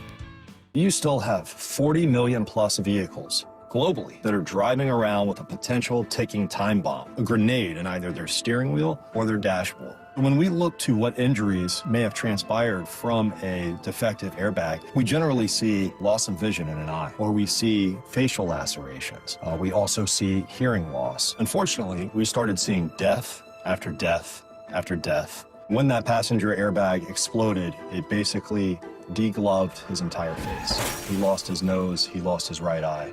The type of catastrophic injuries that one is more accustomed to seeing in a Hollywood movie, and not something from a device in an automobile that's supposed to protect you. Morgan & Morgan has a national reach in terms of handling and prosecuting cases. Notwithstanding the team of lawyers that we have collected that focus only on product liability day in and day out. Morgan & Morgan. Visit us at badairbags.com for an office near you. Prior results do not guarantee a similar outcome. When you own a business, it feels like everything's on you. Orders, deliveries, employees, on you. That's why Comcast Business is giving you a year of mobile on us with your internet service. Really? Yep. We'll cover your first line of mobile for 1 year. So calling customers, getting directions, texting Janine and shipping, on us. The broken coffee maker? That one's still on you, which means you'll save hundreds for your business and get the fastest mobile service with 5G cellular and Wi-Fi hotspots on us. But hurry, this deal won't last long. Get a mobile plan and free up the budget to maybe, I don't know, fix that coffee maker? Get mobile on us for 1 year, you guessed it, on us. Comcast Business, powering possibilities. Ends 10/9/25. Restrictions apply. New mobile customers only with internet standard service or above. Limited to value of 1 unlimited intro line apply via 12 monthly internet bill credits. 1 discount per account. Fastest mobile based on mobile Wi-Fi and cellular data in service areas. Ookla Speed Test Intelligence 2H24. Let's go! This is Seattle Sports. Streaming through the Seattle Sports app. KIRO AM Seattle. KIRO FM HD2 Tacoma. Home of the Seahawks, Mariners, and everything Seattle sports. Seattle Sports Snapshot. Mariners have the day off today, and they need that day off after a 2-7 road trip. They welcome the A's to town starting tomorrow, a 3-game series. You'll catch it all right here. Seattle Sports on 710. We'll be broadcasting live from the radio booth, the broadcast booth with Wyman and Bob. We will not be at Edgar's tomorrow. We'll be up in the booth. Getting you ready for the Mariners and the A's. Meanwhile, games going on right now. Red Sox and Yankees tied at 1 apiece. That one in the top of the third, New York. Top of the third, the Orioles are not helping out the Mariners right now. They're losing to the Astros 4-1 in Baltimore right now. The Rays up 1-0 on the Cardinals in the top of the second. Finals from earlier today, the A's take out the Twins 8-3. Rangers fall to the Royals 6-4. Brewers over the Cubs 4-1. Dodgers take out the Rockies 9-5. The Nationals beat up on the Mets 9-3. And it was the Padres doubling up the Giants 8-4. Snapshot brought to you by Miller Lite. When it's game time, it's Miller time. From the Quantum Fiber Studio, this is Wyman and Bob. On Seattle Sports. Streaming live on the Seattle Sports app and at seattlesports.com. Now, here are your hosts, Dave Wyman and Bob Stelton. Well, as we said, the Mariners with the day off today. They'll get to it tomorrow when the A's get to town. Game 1 of that 3-game series coming up. Meanwhile, you've been looking forward to this conversation each and every week. It's time for the latest installment of the Honey Bucket Cal Raleigh Show. Here's the line of the pitch to Cal, swinging a drive. Way out of here to right field. This is the Honey Bucket Cal Raleigh Show. Goodbye, baseball. More history for Cal Raleigh. Presented by the Puyallup Tribe of Indians on Seattle Sports. Thursday afternoons all season long on Wyman and Bob. Swung on and crushed. Number 40 is long gone. It's the Honey Bucket Cal Raleigh Show. Presented by the Puyallup Tribe of Indians. With Mariners insider Shannon Dreyer. All right, Cal, I do want to get into, before we get into what the team has been doing of late and what you have in front of you over the next couple of days, Williamsport for you.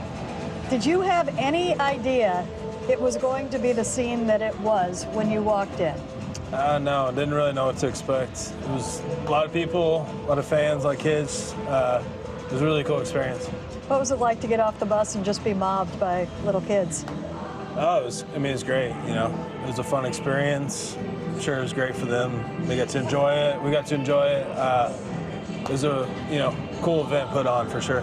What was the best part of the early part of the day when you were at the Little League facility? I mean, kind of just getting to take it all in. I've never really been there. Didn't know what to expect. You've seen it on TV, obviously, but looking at how big that complex was, how many people were there, what a great setup they have. It's really cool. And then getting to interact with all the kids was a cool little thing, and getting to talk to them, and it was a lot of fun. What was the most impactful, be it funny or be it moving or just be it, wow, this is really cool interaction that you had? It was kind of cool just, seeing the kids from other countries and them knowing my name and knowing, who I was, and them obviously, because they watch and they know, and yelling home run derby champ or home run king or something like that. So it was kind of cool that they knew who I was, and that the game is not just here in the States, but over in other countries as well. That's got to be eye-opening. I mean, it's one thing to enter and win the Derby, and it's another thing now internationally. Kids are probably taking your swing and saying they're the home run derby champ in other countries. Yeah, it was really cool. Really cool. Obviously, like I said, the kids from the U.S., but for them to know is a really cool kind of thing you can kind of put into perspective. I hadn't planned on asking you about this, but I remember at the All-Star break you did declare, yes, I'm going to play for Team USA in the WBC. How important do you believe growing this game internationally is, and what do you think of when you think of baseball in different parts of the world? Baseball is, I think it's the best sport in the world, and I think it's a language that everybody can speak. Just getting out there and playing and enjoying it, and obviously it's important for us as players to leave the game better than we left it, and to grow it, and to help give more opportunities to kids who maybe don't have as many chances, especially overseas. So it's important for us to try to grow this game, get as most impactful as we can. Would you like to take a tour sometimes overseas and see it? Yeah, I would love to. I never got to go to the DR. I know some people do. Coming up to the minors, they make trips or whatever, or have camps there. So I never got to do that. I would definitely like to do that at some point. Wherever, honestly, would be a lot of fun. Oh, that is great to hear. So you had the game there, and what was the experience like on the field? How aware were you that, okay, this is really a different landscape right here? Like I said, I didn't know what to expect. There was just so many people there. It was really eye-opening. Like I said, the whole grass berm was filled. Kids going down on the grass hill there, doing the sleds or whatever on the cardboard. So and then obviously two games going on at once, both fields packed.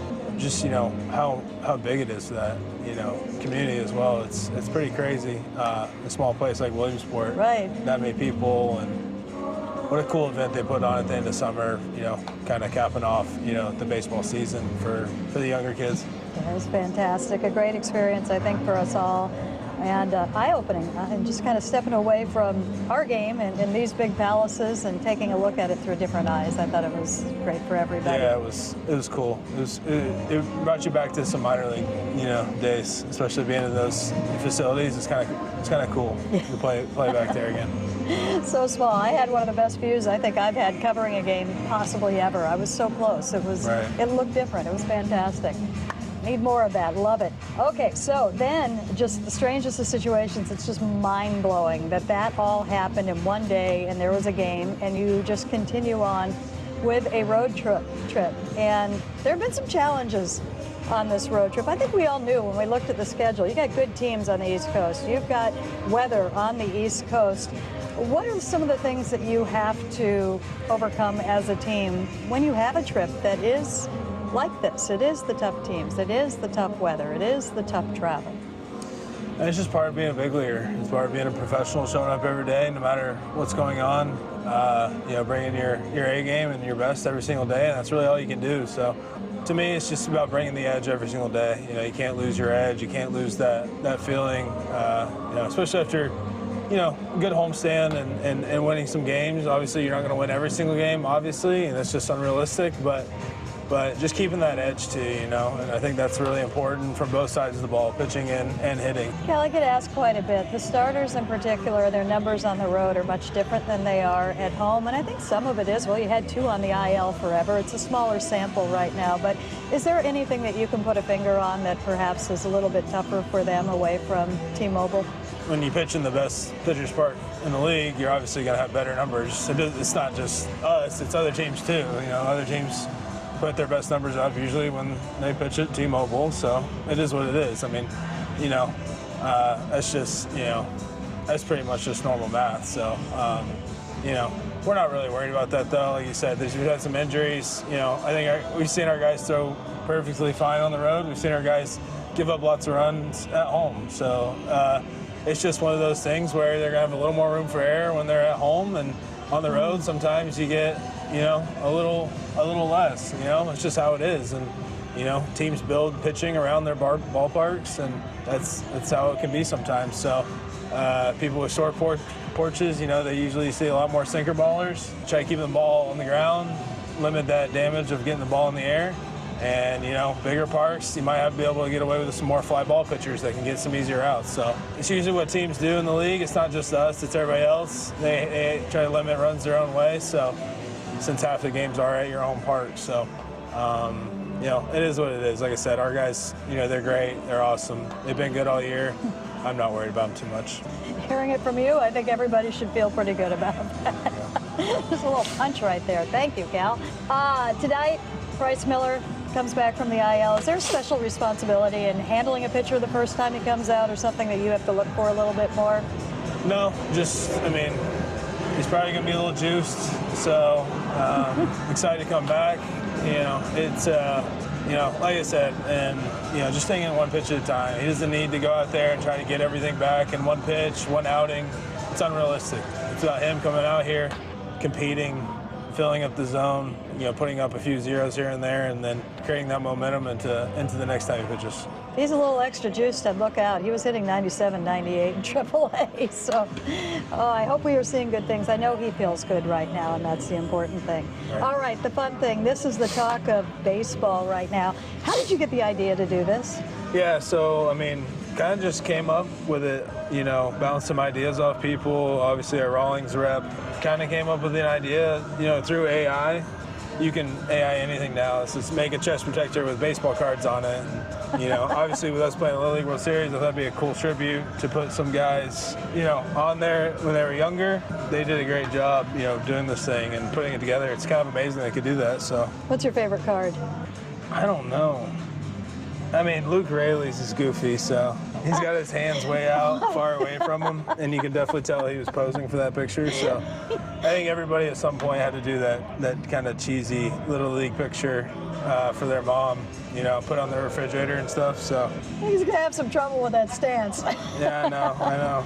But JP, I think we see that look from him. It's just that calm, peaceful JP, and it's right there. That soft smile from JP. That soft smile, exactly. Matt Brash looks like he's throwing about 90 there already. Yeah, it's probably a slider there too. So. You also like to put, I think, almost little Easter eggs on your equipment. You personalize things. You put names and things like that. Yeah. What are some of the personalizations that you're doing currently? Do they change? Do you put different names and whatnot? Oh, yeah. So, I mean, just depending, you know, I've had some, you know, people, you know, in my life, you know, when they need a nice message or want to do a tribute to them or something, then I'll put something on my chest protector, you know, just let them know I'm thinking about them, you know. Obviously, you know, people out there, some circumstances are tough, so if we can try to brighten their day a little bit or put a smile on somebody's face, then I try to do it, so. That's outstanding, and usually it's right around the shoulder areas, I think. Yep. Where they can see it. Yep. Of course, the Rawlings Platinum right there. Yeah. You have the dumper on the other one on the inside, the dump truck or something like that? Yeah, the big dumper. The big dump truck. Okay, anything I'm missing? Do you have anything? No, they get the cool Williams sport patch here. Yep. The little dumper over there. Little dumper right there. Picture of me. So they didn't miss a beat. Rawlings did an unbelievable job. So this one's going to be hard to top, but I have a feeling you'll come up with something. We'll see. Cal, thank you. Thank you. There you go. The latest installment of the Cal Raleigh Show, which again is presented by the Puyallup Tribe of Indians. Time now to catch up with a guy we look forward to talking to each and every week, the one, the only, Jon Morosi. I've never heard a person walk out of a stadium and say, wow, I wish that game would have included more weighting. He is an endless source of baseball and hockey knowledge. José Berríos, el lanzador de Puerto Rico en el Clásico Mundial de Béisbol. Jon Morosi, every week with Wyman and Bob. You're being serious with me right now? Oh, we're serious, by God. It is time to bring in a man to... You know, Charlie made us feel better. This guy can make us feel even better. He's with us on the Emerald Queen Casino Sportsbook Hotline. Our own personal ray of sunshine, Jon Morosi, is here. How are you, man? Bob and Dave, I am outstanding. First and foremost, what a great interview that Cal did there with Shannon. And I love that note at the end about how he tries to put messages on his gear as little ways of lifting up people in his life who are going through a tough time. I just want to pause for a beat and say, that is getting it, my friends. It's amazing when you've got one of the very best players in the entire sport who's taken time to be thoughtful about people in his life, and I love that story that he told Shannon there. Yeah, he's a quality guy. That's we've gotten a chance to get to know him a little bit better over the years. He was a man of very few words when we first interacted with him, and his personality starting to come out, and the attention he's getting is not gone to his head at all. He's that same just down to earth, salt of the earth guy. So. Good stuff there. But, John, what... Just like JP. That's exactly right. That's exactly right. and that, by the way, if I deserve to be in the same sentence of Cal, for that particular reason, I will gladly accept it, and I will also add that is the only realm in which my name belongs in the same sentence as Cal. That's about it. If I am grateful for that, but that's probably the limit of our association there. No, you are in a class of your own there, and you've got many more words than Cal. Much more to say. But John, what do you help us put a positive spin on this Mariner team? Because coming out of that road trip, nobody was feeling good. You know, basically every starter took a turn face planting out there, with the exception of Brian Wu, and it just. You know, you had games where the Phillies had two of the three games they had 20-plus hits, and you had Mariners striking out double-digit time. I mean, everything just went wrong. But I guess the upside is the rest of the division doesn't seem to want to take it over, because the Astros were struggling right along with them, as were the Rangers and everybody else. So what is your takeaway from what we saw on that 9-game road trip? Well, certainly the last 3 games, you saw a team that can win the World Series. And unfortunately for the Mariners, it was the team that was wearing the white jerseys with the pinstripes, because that's what the Phillies are. I mean, you just saw there's a lot of Schwarber, there was a lot of Harper, there was even a lot of Stott at the bottom part of the lineup. Turner. And then Trey Turner hitting his first homer at Citizens Bank all season long. And then obviously 3 just dynamite left-handed starters, and that is I think we obviously can't count on too much, but just as a little parenthetical here, realize that you might be seeing a whole lot of Garrett Crochet or a whole lot of Tarek Skubal in the month of October if you're fortunate enough to get there. And so the issue of the way this lineup can look against lefties is not exactly going away either. You've got 2 lefties that the A's are going to be throwing at you this weekend, by the way, so keep that note. But I think the rotation just wasn't good enough. And I heard a lot of what Salk said this morning. I think it's true. I mean, that basically this is supposed to be the identity of your club, and it was just the rotation was not good enough against a really good team. And that's exactly what happened, I think, over the last 3 days. Now, they pitched better at home. We heard Cal talk about that with Shannon, and I think that on some level might be a bit of a boost this weekend. But guys, I just got off the plane from San Diego, and that Padre team that you're going to see next week is a legitimate lineup. They just beat the Giants 3 straight. They're hitting the ball all over the ballpark, lefty power, righty power. There's no free games, and I not to bring up too many other areas of concern, but the Royals just won today.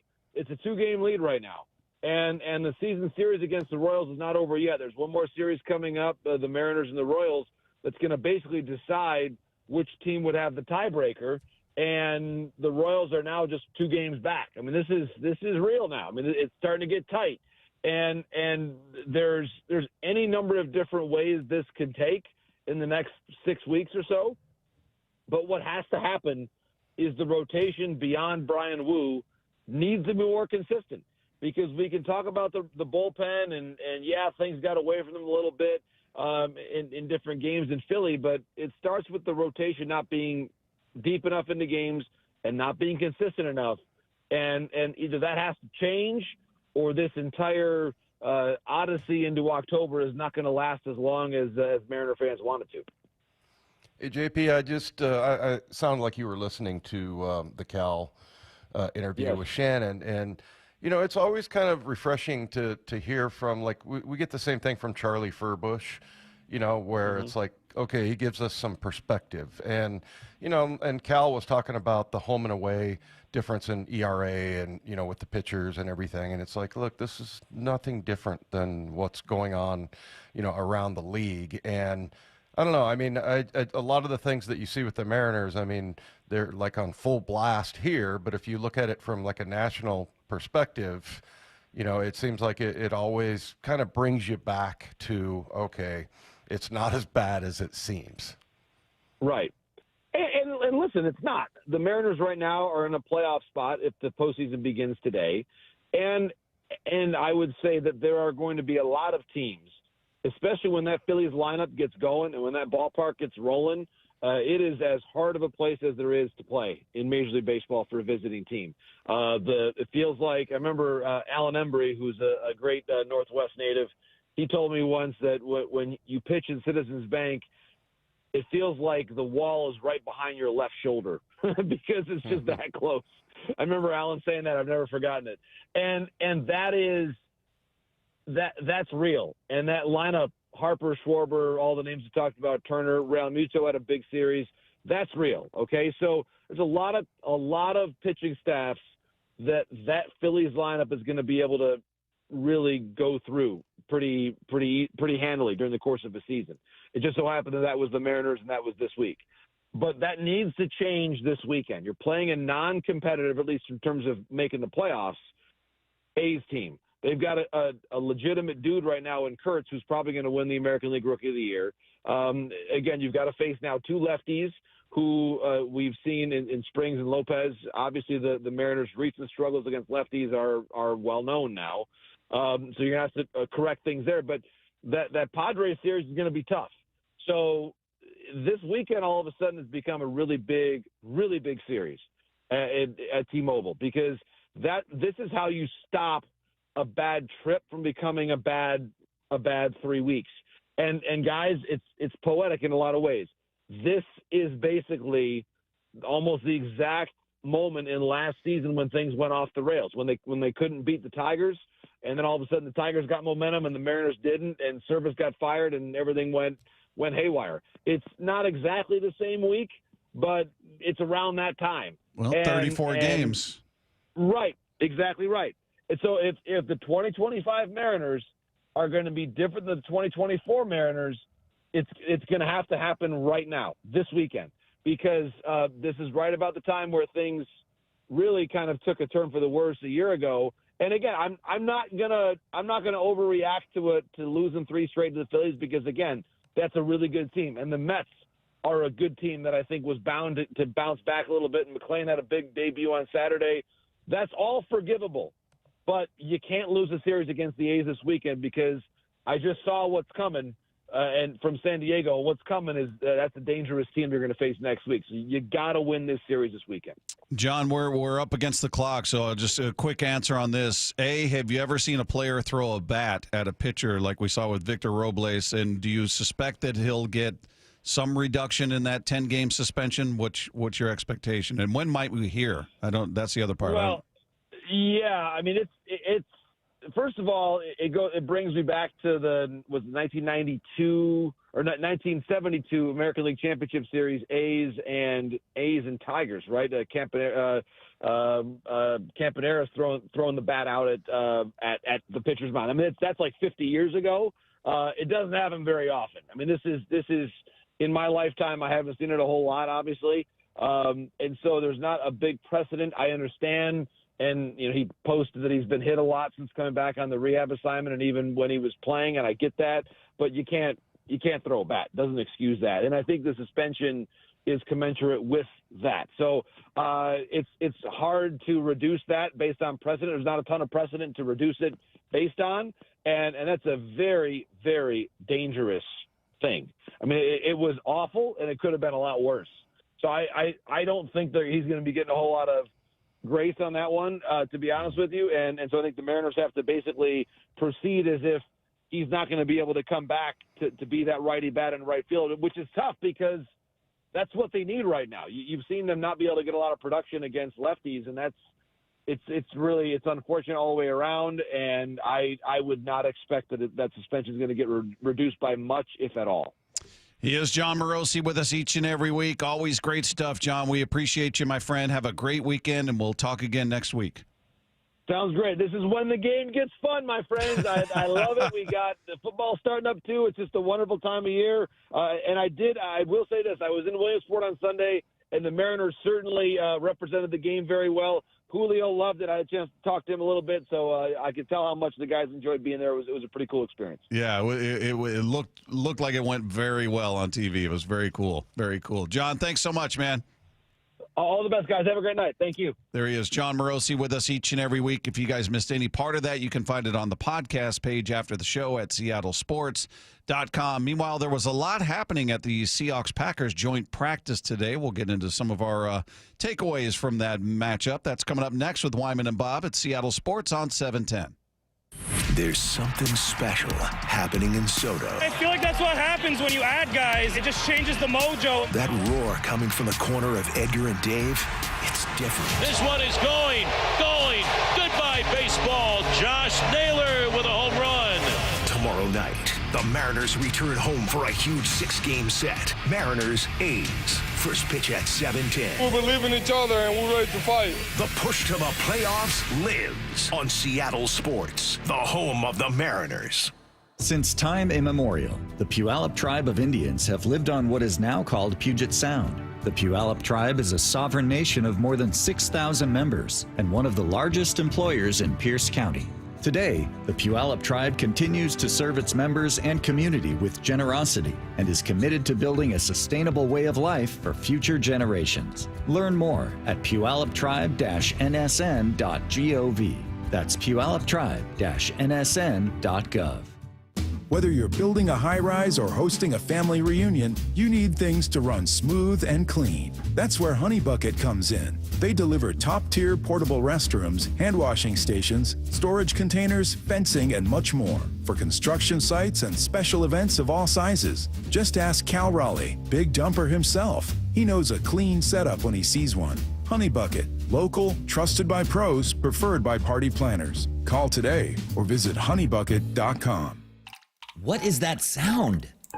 Ugh, that sounds like a plumbing sound. Luckily, there's a company that fixes all the plumbing sounds across Puget Sound. That's All Sound Plumbing. Puget Sound's plumbing experts. Have a sound? Visit allsoundplumbing.com. Stacy here. Sell your car to Wayscar Ford, and when they resell it, they share half their profit with you. That's right. Sell your car to Wayscar Ford, Isuzu, and Auburn. They'll pay you today for your car, and once they resell it, they'll share half their profit with you. WayscarFord.com. You're listening to Leaf Filter Radio, and the guru of gutter protection himself, Chris Coonahan, is here to take your most pressing leaf-related questions. Hey, everybody. Chris here. I understand we have Ron on the line. Ron, where are you calling from?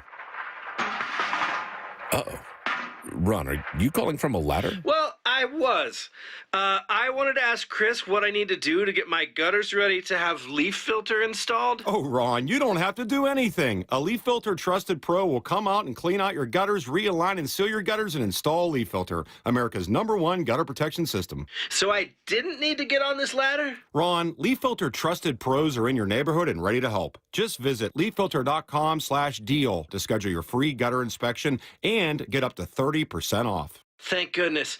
What was that site? That's leaffilter.com/deal for your free gutter inspection today. See representative for warranty details. Promotion is 20% off plus a 10% senior or military discount. One discount per household. Free consultations, no fee guarantees, 5-star reviews. J.P. Pendergast with Pendergast Law explains the importance of going beyond these familiar offerings. Accident victims want an attorney, Tom, that satisfies their needs. Someone who handles those needs with the highest degree of care.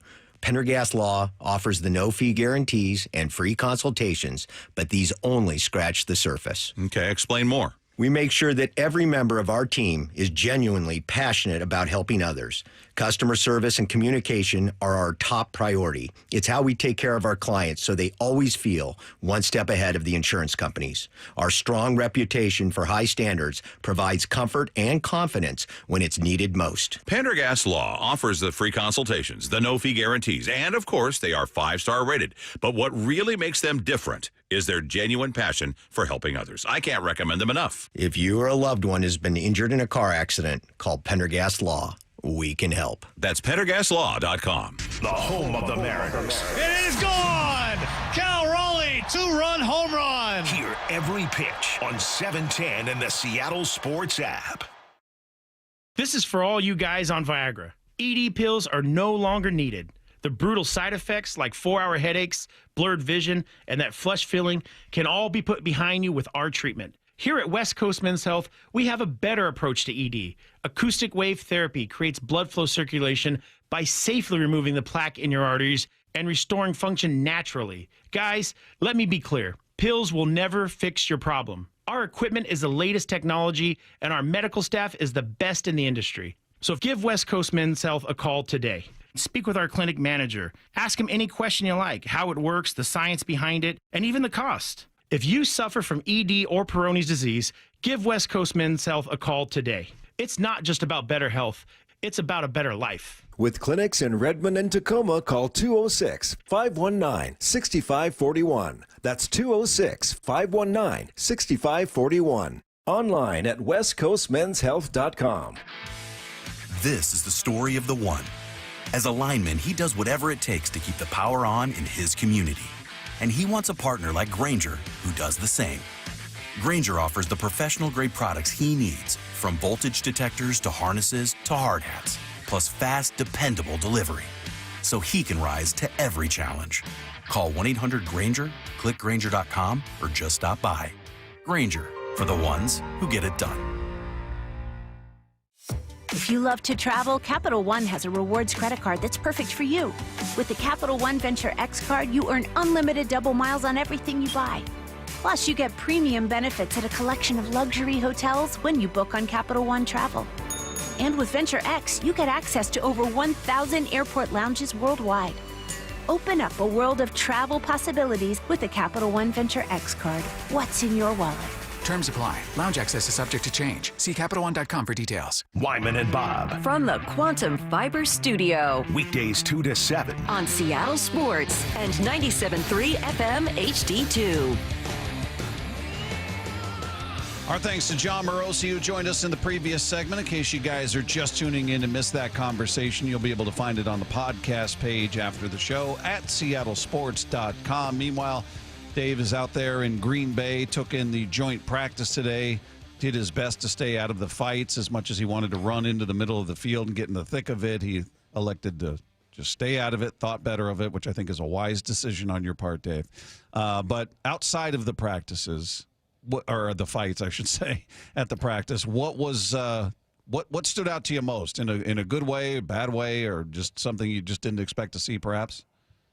Yeah, I mean, I thought that, like I said at the Open, that it was like a game. It was like watching a game. I mean, it was very intense, and they were going full speed, and and that's what led to the fights, basically. And it's always the case that one guy is going just a little bit too hard, or he's going full speed, and I don't know how you calculate 75%, or let's go 3/4 speed here. I mean, yeah, it's and the other thing is, what happens is you're going one speed, the other guy's going the other speed, and you get shown up, right?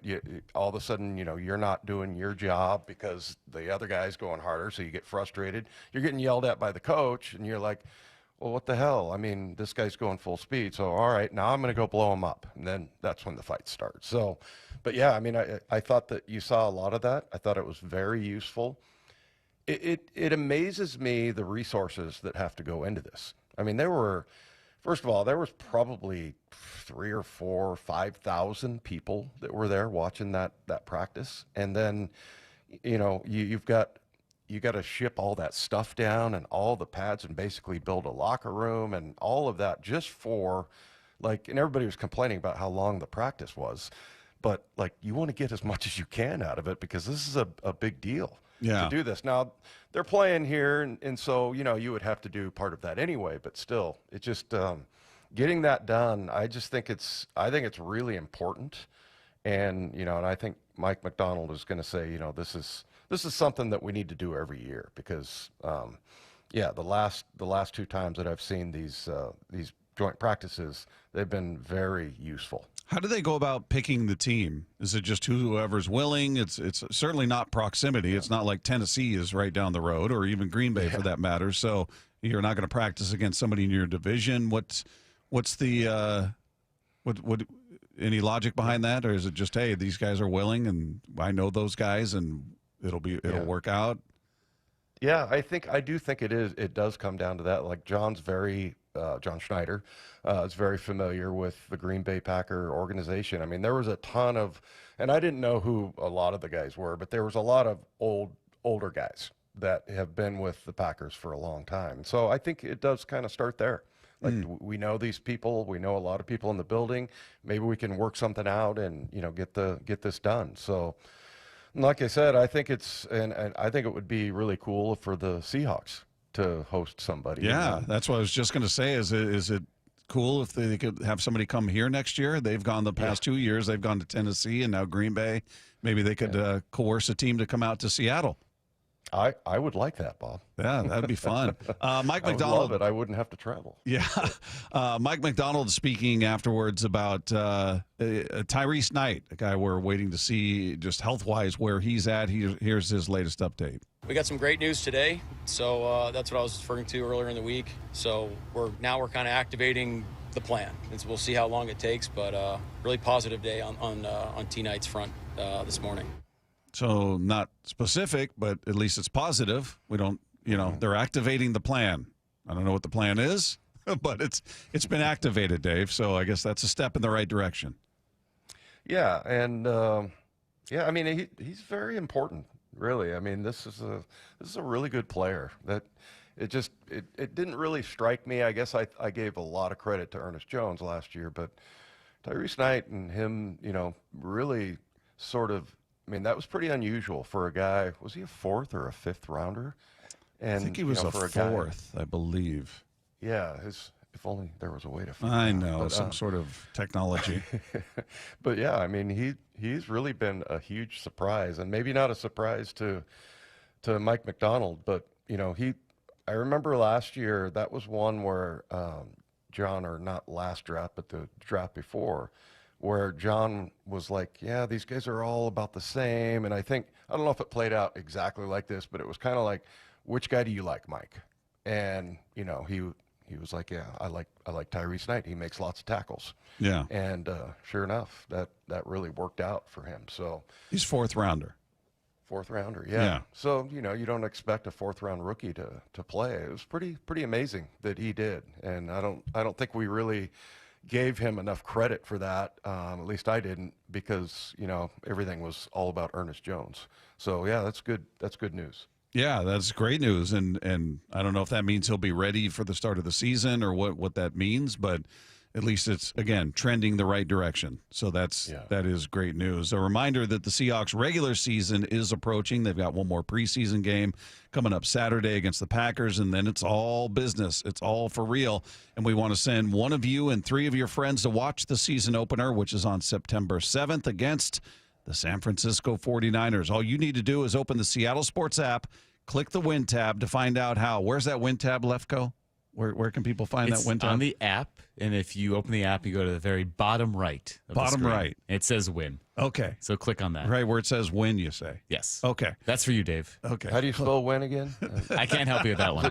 W-H-E-N? Sure. Yeah, there you go. Look for that on the app and let us know when you find it. No, but click the Win tab to find out how you win. And if you don't have the app, all you do is text the word app, APP, to 866-979-3776. We'll send you a link to download it. It's completely free.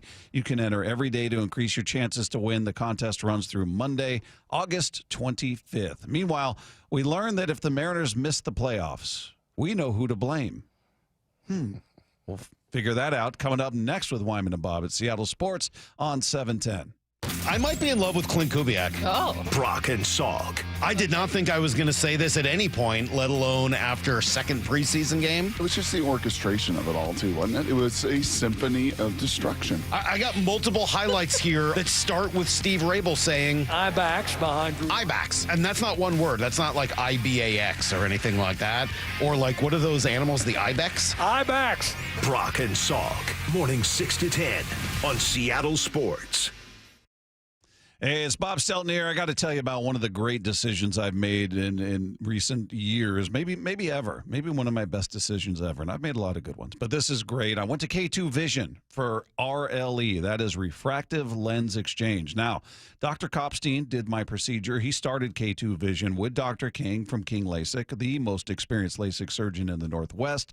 And you add King LASIK to K2 Vision, that equals freedom vision for every stage of life. Freedom from glasses, contacts, readers, and most importantly, cataracts. Now, if you're like me, somebody who struggled reading things up close, I couldn't read receipts, I couldn't read restaurant menus, and I had trouble if it was dim light, things like that. So always had to have a pair of readers with me, especially if I went into a restaurant, or I would have to have somebody read the menu to me and the receipt and all of that. So if you're struggling with that, or maybe you're struggling with distance vision, whatever it is, K2 Vision RLE could be your perfect and, more importantly, your permanent solution to spending your good active years not needing reading glasses. And again, you'll never develop a cataract. So whether we're talking about LASIK, EVO, ICL, or RLE, trust the most experienced team of doctors out there. They've got all of the experience, all of the data to recommend the very best procedure for you. And you can check it out for yourself completely free. Schedule your free Zoom consultation today at K2VisionRLE.com. K2 Vision RLE, no readers, glasses, contacts, or cataracts. Again, that's K2VisionRLE.com. Summer is the time to feel and look your best, but I'm not talking about your abs or tan. Guys, I'm talking about your hair. Restore that bald spot, reverse your receding hairline, or add volume to thinning during Advanced Hair's once yearly summer savings event. Advanced Hair's simple one-day treatment begins to regrow your very own hair the very next day, and they guarantee your new hair will grow. They are the team that addressed my hair loss, and I recommend them to everyone. Take advantage of your flexible summer calendar and get the most hair for your dollar. Advanced Hair's summer sales event is on for a limited time. time. So get the details and schedule your free consultation today. 425-449-8185. One-day treatment, life-changing results. With advanced hair, your new hair is guaranteed to grow. Check out the incredible before and afters and make the call now while their summer savings event is still on. That's 425-449-8185 or advancedhair.com. Mike Rowe here with a quick question. Have you noticed cracks in your drywall, chimney, or exterior walls? I hope not, because if you have, they could be indications that you've got a much bigger problem with your foundation. That's where Groundworks comes in. They can honestly assess your situation and create a plan to stabilize your foundation. Schedule your free inspection at groundworks.com/row. And while you're there, check out my latest dirty job. It's a good one. Licensed in all states where work is performed. See website for details. The summer sales event is happening now at West Hills Ford. Get the 2025 Ford Ranger XL STZ Super Crew 4-wheel drive. Qualified buyers can lease one now for $324 per month for 36 months with $35.99 due at signing. West Hills Ford, part of the Hazelwood Auto Group. For Riverside Roofing, beyond the national accolades is a family company from right here in Marysville that's built upon important local values like trust. That's why Riverside Roofing is the roofing company you can trust. Find them at riversideroofingllc.com. Seattle Sports has your chance to win 4 tickets to the Seahawks season opener on Sunday, September 7th. Open the Seattle Sports app, click the Win tab in the bottom right corner, and enter to win. You can enter once per day, so the more times you enter through the Seattle Sports app, the better your odds of winning 4 tickets to the Seahawks season opener. Do it every day, August 19th through August 25th. Details and rules at seattlesports.com/win. Only from the home of the Seahawks. Seattle Sports, the home of the Mariners. Seattle Sports. Cal swinging a drive deep to right field. Every pitch of every Mariners game is on the Seattle Sports app. When it comes to the security of your business, doubts can creep in about who you're trusting to protect it. Are they a reliable service? How will I know if something happens? Are they keeping everyone safe? At Bay Alarm, we got you. For nearly 80 years, we've been putting our customers' minds at ease with our advanced technology and personalized support. Feeling insecure about your current security service? Visit bayalarm.com today to talk to a local security expert. Change is always happening. It's part of life. And when it comes to music, change is all around us. Songs are rewritten. Classics are remixed. Bands and artists come and go. Even our taste in music changes. Here at Xfinity, we know there's still good in keeping some things the same. That's why we want to do our part with a 5-year price guarantee on our internet. It means no matter what changes, you get 5 years of the most reliable Wi-Fi with our best equipment included for a price that stays exactly the same. Surprised? Life is full of them. One internet price, 5 years, guaranteed. Learn more at xfinity.com/deals. Restrictions apply. New residential customers only. Taxes and fees extra and subject to change. Most reliable Wi-Fi based on Open Signal Awards USA. Fixed Broadband Experience Report, August 2024. It's back to school time again, and parents are pretty stressed out. Can you blame us? The supply list, the sign-ups, the scheduling. At least haircuts are easy at Great Clips. It's true. With the Great Clips app, I checked him in before we left home, so we were in and out in no time. I got a great haircut, and Mom got to check something off the to-do list. She really loves that. Back to school can be a lot, but haircuts are easy at Great Clips. Download the app today. Great Clips. It's gonna be great. This is a house of learned doctors. What you just said is one of the most insanely idiotic things I have ever heard. What did we learn today? No one's a bigger idiot than me. Stupidity is the easiest way out. So if the Mariners miss the playoffs, we've got somebody to point fingers at, apparently? Yeah. Who would that be? It's no one on the Mariners lineup. It's no pitcher. It's no front reliever. office people? No one directly management? affiliated with the Mariners. We learned that if the Mariners miss the playoffs, it's Dave Wyman's fault. What? I'm pretty convinced that they are, but I don't want to be cocky. But I guess I can be cocky about it and talk crap. You're not going to sway them one way or the other, Dave. I know you feel like you've got a lot of power. A lot of listeners feel like you've got a lot of jinxing power, but that's not real. especially that lady with the Russell Wilson interception. Yeah, that was your fault. I don't know if you're. Yeah, it was like the 6th game in. I'm like, man, I can't believe on the broadcast. I can't believe it. Hasn't thrown an interception yet. Bing! He throws one, and I got blamed for it. Why don't you use your powers for good, Dave? Why are you hurting your team? I guess we know who to point to, who to yell at, who to direct all of our anger towards. Yeah. I had I won't go into details, but I had a lady the other night when I was walking down to the X Hall to do the pregame for the Kansas City game, and she told me something that I know I didn't do. And she's like, "Oh yes, oh yeah, you did." Like something you said or you did? It was. She asked me to sign something, and I said no because my girlfriend was jealous or something like that. And I was like, no. And she's like, oh yes. That. I was like, no. I was like a pitcher, shaking her off, like, no, wrong. That wouldn't have happened. My girlfriend was. How long ago did this supposedly take place? Well, it was when I was playing, and I played in a charity basketball game. But first she said, I love you. I love listening to you and all this. And then she was telling me that. And I'm like, no. Like the second she said it, I was kind of like when Moyer shook me off. Remember? He's like, no. That was, I was like, the guy's a good blocker. And he's like, no. Yeah, that was me. So, yeah.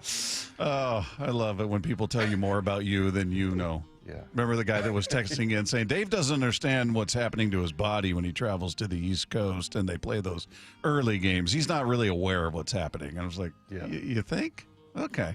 All right. He's pretty aware. Yeah, he's the one going through it, so I'm going to go ahead and defer to him. But okay. What else did we learn, Lefko? Well, today we learned that relievers are useless when it comes to defending their teammates. The guys in the bullpen are so disconnected to like the situation because you're so far away. You're almost like a fan. You can't. Once you see something happening, it's just drop everything, run on the field because you'll actually get fined if you don't. Like the team, like get out there, support your team. Do they give you direction like, all right, you get out there and you account for one guy? No, you're responsible. You just find a guy. You're just dead sprint, and you're like, all right, let's go support the whole team. And then by the time you get there, you realize that the other bullpen was also running out. We're all winded, and we're like, well, I'm not like mad at you. Why is everyone so mad? I'm not even mad right now. Like, what's happening? Yeah, we're all winded. Yeah, we're all like, wait, we just sprinted out of nowhere. Like, wait, why? Okay, and then you get there, and it's so anticlimactic, and then 2 people are mad. I love that. We're all how often do you see them legitimately sprint from the bullpen? They're all in the saunter, kind of a half-hearted jog, like, okay, I'm going to do this so I don't get fined, and let me get out there. I just love the idea that they get these finely tuned professional athletes get out there and they're just huffing and puffing and let me catch my breath. Hold on. They're winded. I like also that he's like, there's only 2 people that are mad, and he's right. Yeah, it's the catcher or the hitter and the pitcher. That's it. Yeah. So you got to all of a sudden, ramp up your anger for something that you had nothing to do with. I love they're confused. They don't even know who's fighting. Like, there's a fight. I guess we should be out there, but I'm not, who are we mad at? We're winded. What else did we learn, Lefko? Today we learned that we found Dave's doppelganger. And joining us from Green Bay is a man who desperately needs an air conditioner, it would appear. As we were watching you during the break, Dave Wyman, and I think Matt Nelson put it best. What did you say? He looks like an old Southern woman in church fanning himself.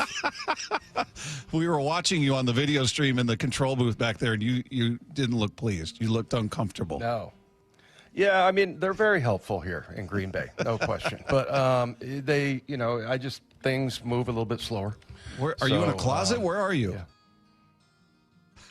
Yeah. It looked like we were watching you before we hit the air, so the camera was on, and you were just staring into the camera, mouth agape, just fanning. You looked wildly uncomfortable. I was winded. Did you just run into the room from the bathroom there?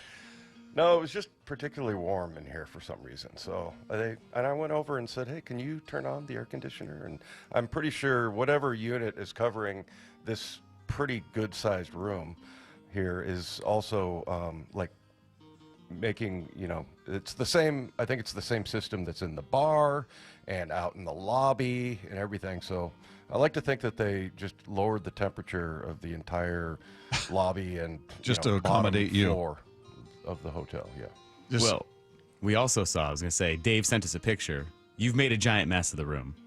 Yes, as to be expected, I think. Yeah, as to be expected. Has anything broken in that room yet? No, not yet. Okay, good. I almost unplugged the entire operation. Oh boy. Of course. Yeah. Oh boy. And but I was very careful. I heard rumor of you in here the other day, Dave, breaking a microphone. Oh yeah, I did. The flag thing came on. Dude, I just touched it. I'm telling you. That's his magic power. Matt, we're about 2 minutes out from the start of the show, and Dave looks up at me and just has his microphone loose in his hand, detached from the arm. And I just look at him and get annoyed. Couldn't help myself. And he said, it just broke. I don't know what I was happened. just holding it and it just fell apart. I don't know what happened. Just like the coffee mug. And the handle fell off. And the step. Just touched it. That's it. That's all we learned. That's today. all the learning we had. All right, there you go. A lot of learning with Dave Wyman out there in Green Bay. Coming up, a man who already knows it all. There's no learning. He knows everything. Our guy Paul Moyer. We'll talk some Seahawks with him. We'll get an update on the Abandoned Boys, how they're handling this Mariners skid. All of that coming up in their conversation with the one, the only, a man of experience, Paul Moyer, joining us next with Wyman and Bob, Seattle Sports on 710. It's the final test. Tonight, Charbonnet is going to rip off a big run. Before the real deal. You kind of see the light at the end of the tunnel. Jobs are on the line. Who's on the initial 53, who's on the initial practice squad. It's off to historic Lambeau Field in Green Bay for the preseason finale. Seahawks, Packers, Saturday. Pre-game at 11 a.m. with Steve Rabel on the call. Touchdown, Seahawks! Kickoff at 1 p.m. On the home of the Seahawks, Seattle Sports and the Seattle Sports app. Eric Johnson here. I spent the past 30 years working to help make our community better informed, better protected when it comes to consumer issues, and better equipped to take on whatever life throws at us. That's why I love the free Washington Accident book series from Davis Law Group.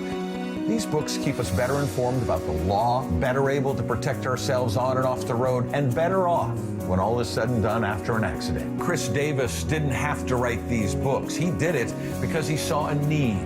People who were in accidents or other legal situations didn't know what to do, what pictures to take, documents to request. Only a tiny fraction of the people who get these free books will ever become clients of Davis Law Group, but that's not the point. Chris wrote them because it was the right thing to do. The free Washington Accident book series is a must-have for drivers who want to be prepared for whatever the road might throw at them. Get yours at WashingtonAccidentBooks.com.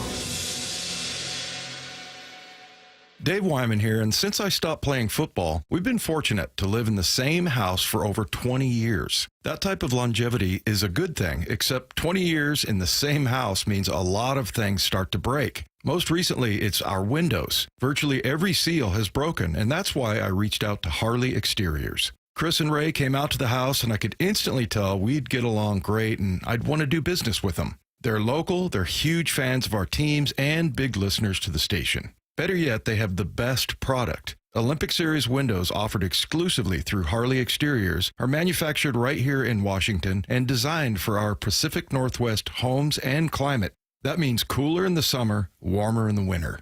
Look up Harley Exteriors for your window replacement. In August, Harley Exteriors is offering 50% off basic installation, no payments for 1 year, and an additional $200 off your project. Call 833-HARLEY or go to harleyexteriors.com. From the roof to the deck, the siding to the gutters, and energy-efficient windows, State Roofing and Exteriors is your one-stop shop for home protection. With over 55 years serving Western Washington, we don't just work here, we live here. We know what your home is up against when the cold sets in and the rain starts falling. Right now, we're making it easier than ever to get started with 0 down, 0 payments, and 0 interest for 24 months. Call 866-ROOF-ROOF or visit stateroofing.com to schedule your free, no-pressure estimate. State Roofing, the best roof you'll ever need.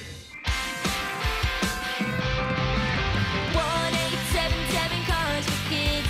KARS Cars for Kids. 1-877 Cars for Kids. 1-877-CARS-FOR-KIDS to reach a friendly live agent. Donation's super easy, and your car can be picked up as soon as tomorrow. Call us now, 1-877-CARS-FOR-KIDS. Donate your car today. Did you know you can donate real estate too? If you're 55 or older and into that whole saving money thing, T-Mobile has an exclusive phone and internet bundle just for you. Right now, get 2 unlimited phone lines plus 5G home internet for just $30 each per month with autopay, plus taxes and fees. And with 5G home internet, setup is easy with just one cord and no technician needed, which is great if you're also into that whole keeping it simple thing. Switch now and experience the best mobile network in the U.S. Visit your local store to start saving. T-Mobile, it's better over here. Based on analysis by Ookla of speed test intelligence data Q4 2024 to Q1 2025. Ookla trademarks used under license. Unlimited on our network. Customers on voice plan may notice speeds lower than other customers and further reduction if using more than 50 gigs a month due to data prioritization. Video streams and SD on this plan. Home internet pricing after $20 a monthly bill credit plus $5 per line without autopay. Debit or bank account required. See 5G device coverage and access details at T-Mobile.com. At Fisher Investments, we may seem like other money managers, but we're different. What makes you so different than the rest of us? We ensure clients receive unparalleled service at every step of the relationship. Tell me more. Our investment counselors focus on service over sales, prioritizing clients' needs. How do you make money? We don't sell any commission-based products. We have a simple management fee based on the value of our client's portfolio. So we do better when our clients do better. What about client portfolios?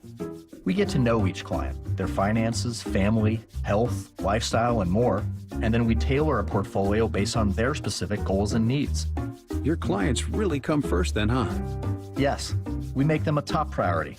Our goal is helping them achieve a comfortable retirement. Wow, maybe we are different. At Fisher Investments, we're clearly different. Learn more at FisherInvestments.com. Investing in securities involves the risk of loss. This is Seattle Sports. Streaming through the Seattle Sports app. KIRO AM Seattle. KIRO FM HD2 Tacoma. Home of the Seahawks, Mariners, and everything Seattle sports. This is the moment many wait for. The most entertaining. A man of wisdom. A man of experience, Dave. The most informative. To bring light to a dark subject. To bring positivity to a negative world. The incredible Paul Moyer. Moyer out. He's here, everybody. We look forward to the conversation each and every week. A man of wisdom, a man of experience, Dave. And if he were out there with all those fights going on, by God, he would have brought peace. He would have brought peace and serenity to the proceedings out there. He's with us on the Emerald Queen Casino Sportsbook Hotline. He is Paul Moyer. Hello, Paul. Light to a dark subject. That's me. And hello back at you guys. So, were you a fighter, Paul? I forget. I don't remember if you. Well, there's a guy. He was the producer, director, did all the Superman movies and Lethal Weapon movies. And I was hanging out with him one day, and he loved the Seahawks stories. And great guy. And he said, "Are you a fighter?" And I said, "No." I said, "I'm more of a lover who will fight." And I like to think I'm a lover. I am. But yeah, I mean, you don't play in the NFL without something in your bones that wants to fight. But I don't like those things. I really don't. Not as a coach, a player, guys get hurt. But here's what I will say about that fight.